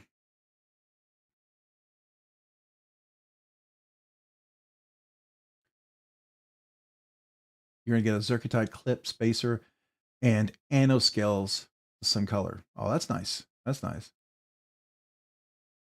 So I mean, so here's the thing. If you know about red dots are fine to use, but you have to train in a immediate reaction system not to wait for the red dot. The reason why red dots are dangerous is because it can slow your response to respond to a danger by a half a second, because people will literally lose a half a second when they look for that red dot.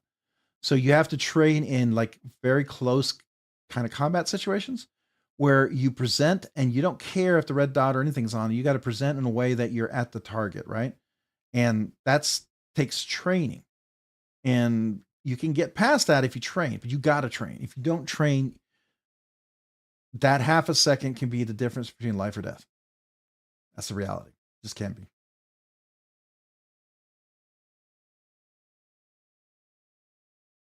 That's right. Even a blind squirrel finds an acorn. And I found a few acorns on BladeBinge just because I came in right as they got listed. So I was very grateful for that. Very, very grateful for that. And the reality is, some of the things that you buy now, if you were willing to hold on to them for a couple of years when the market recovers and everything, you'll probably you'll cover.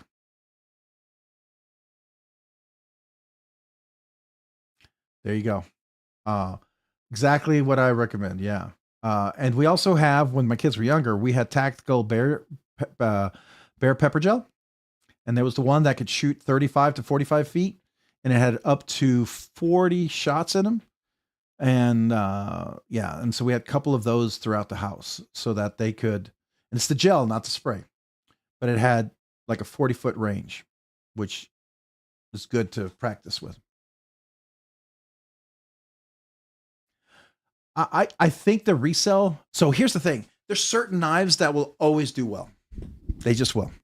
Certain knives will do well. Like Rosie's can go sell, and some will take forever to sell. Some will be lower than price. But things like I don't understand this, but the Silver Surfer smaller Rosie is very sought after for whatever reason, right?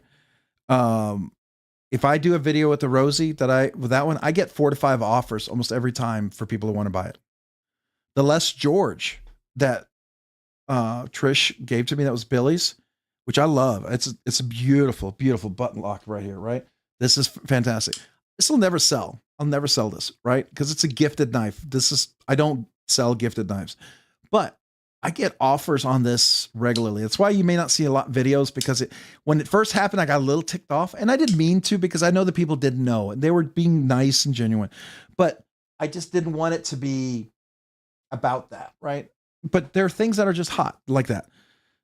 Skiff made blades, pretty much a fugitive or asylums. Those are pretty hot, depending on what they look like. There's some that don't do well, and there's some that do really well.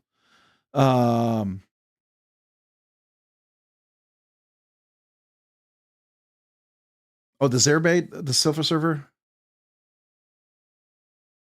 Yeah. So, do I have my Rosie here? Yeah, here it is. So, my wire's catching here. So here's the Silver Surfer, right? The polished. Can you see that? It probably looks better if I do this. So here's the Silver Surfer, right? Polished blade, polished clip, polished backspacer. This one I also put the Skiffs on there, the double D10. It's just ridiculously smooth. And this one's $12,999. So I love this knife. This will never leave my collection. This was probably the first Grail status knife in my collection that really made me appreciate and experience what Grail, that level of knives sets apart from the rest of them. It really defined it for me. So.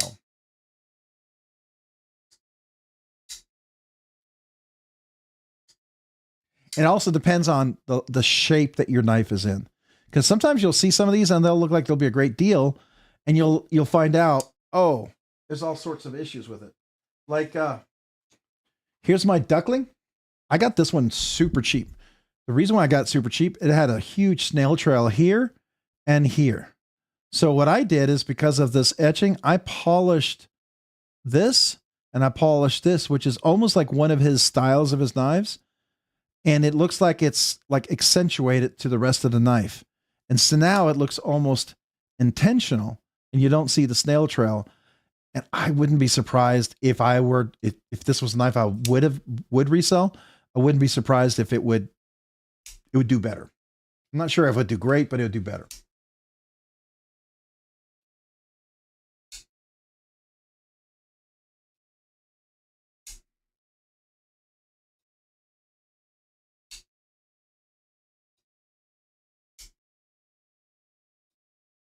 All right. You guys have a great evening. Appreciate you all. Have a great week. We'll try Monday from the car. Hopefully, if it's not terrible weather and the reason why I say it's conditional is because if I don't have signal, I won't be able to do it. But if the weather's terrible, I don't want to freak my son out and I'd probably end up driving, right? So we will try it. I'm going to shoot for Monday between 7 and 10, whether we get to do it for an hour or more. We're going to try. Okay. So if you see me, you see me. If you happen to be around, jump in. If not, no worries. We'll see you in 2 weeks for sure. Been a pleasure. It's been awesome. Probably in 2 weeks, we'll be announcing hopefully something pretty exciting. If things keep going the way they're going, if they don't, it'll maybe a little longer and that's fine. Right. We'll get there when we get there, but you guys have a great week, great evening. It's been a pleasure. Thank you for the super chats. Thank you for the membership milestones. Thank you for the new members. All the 1 year members, make sure you email me, name and address. Tell me you got the 1 year membership. New members, tell me you want the sticker and the card, the note, sorry. And then everybody else, thank you. Have a great week, man. Always appreciate, love y'all, man. Have a great night and peace to everyone.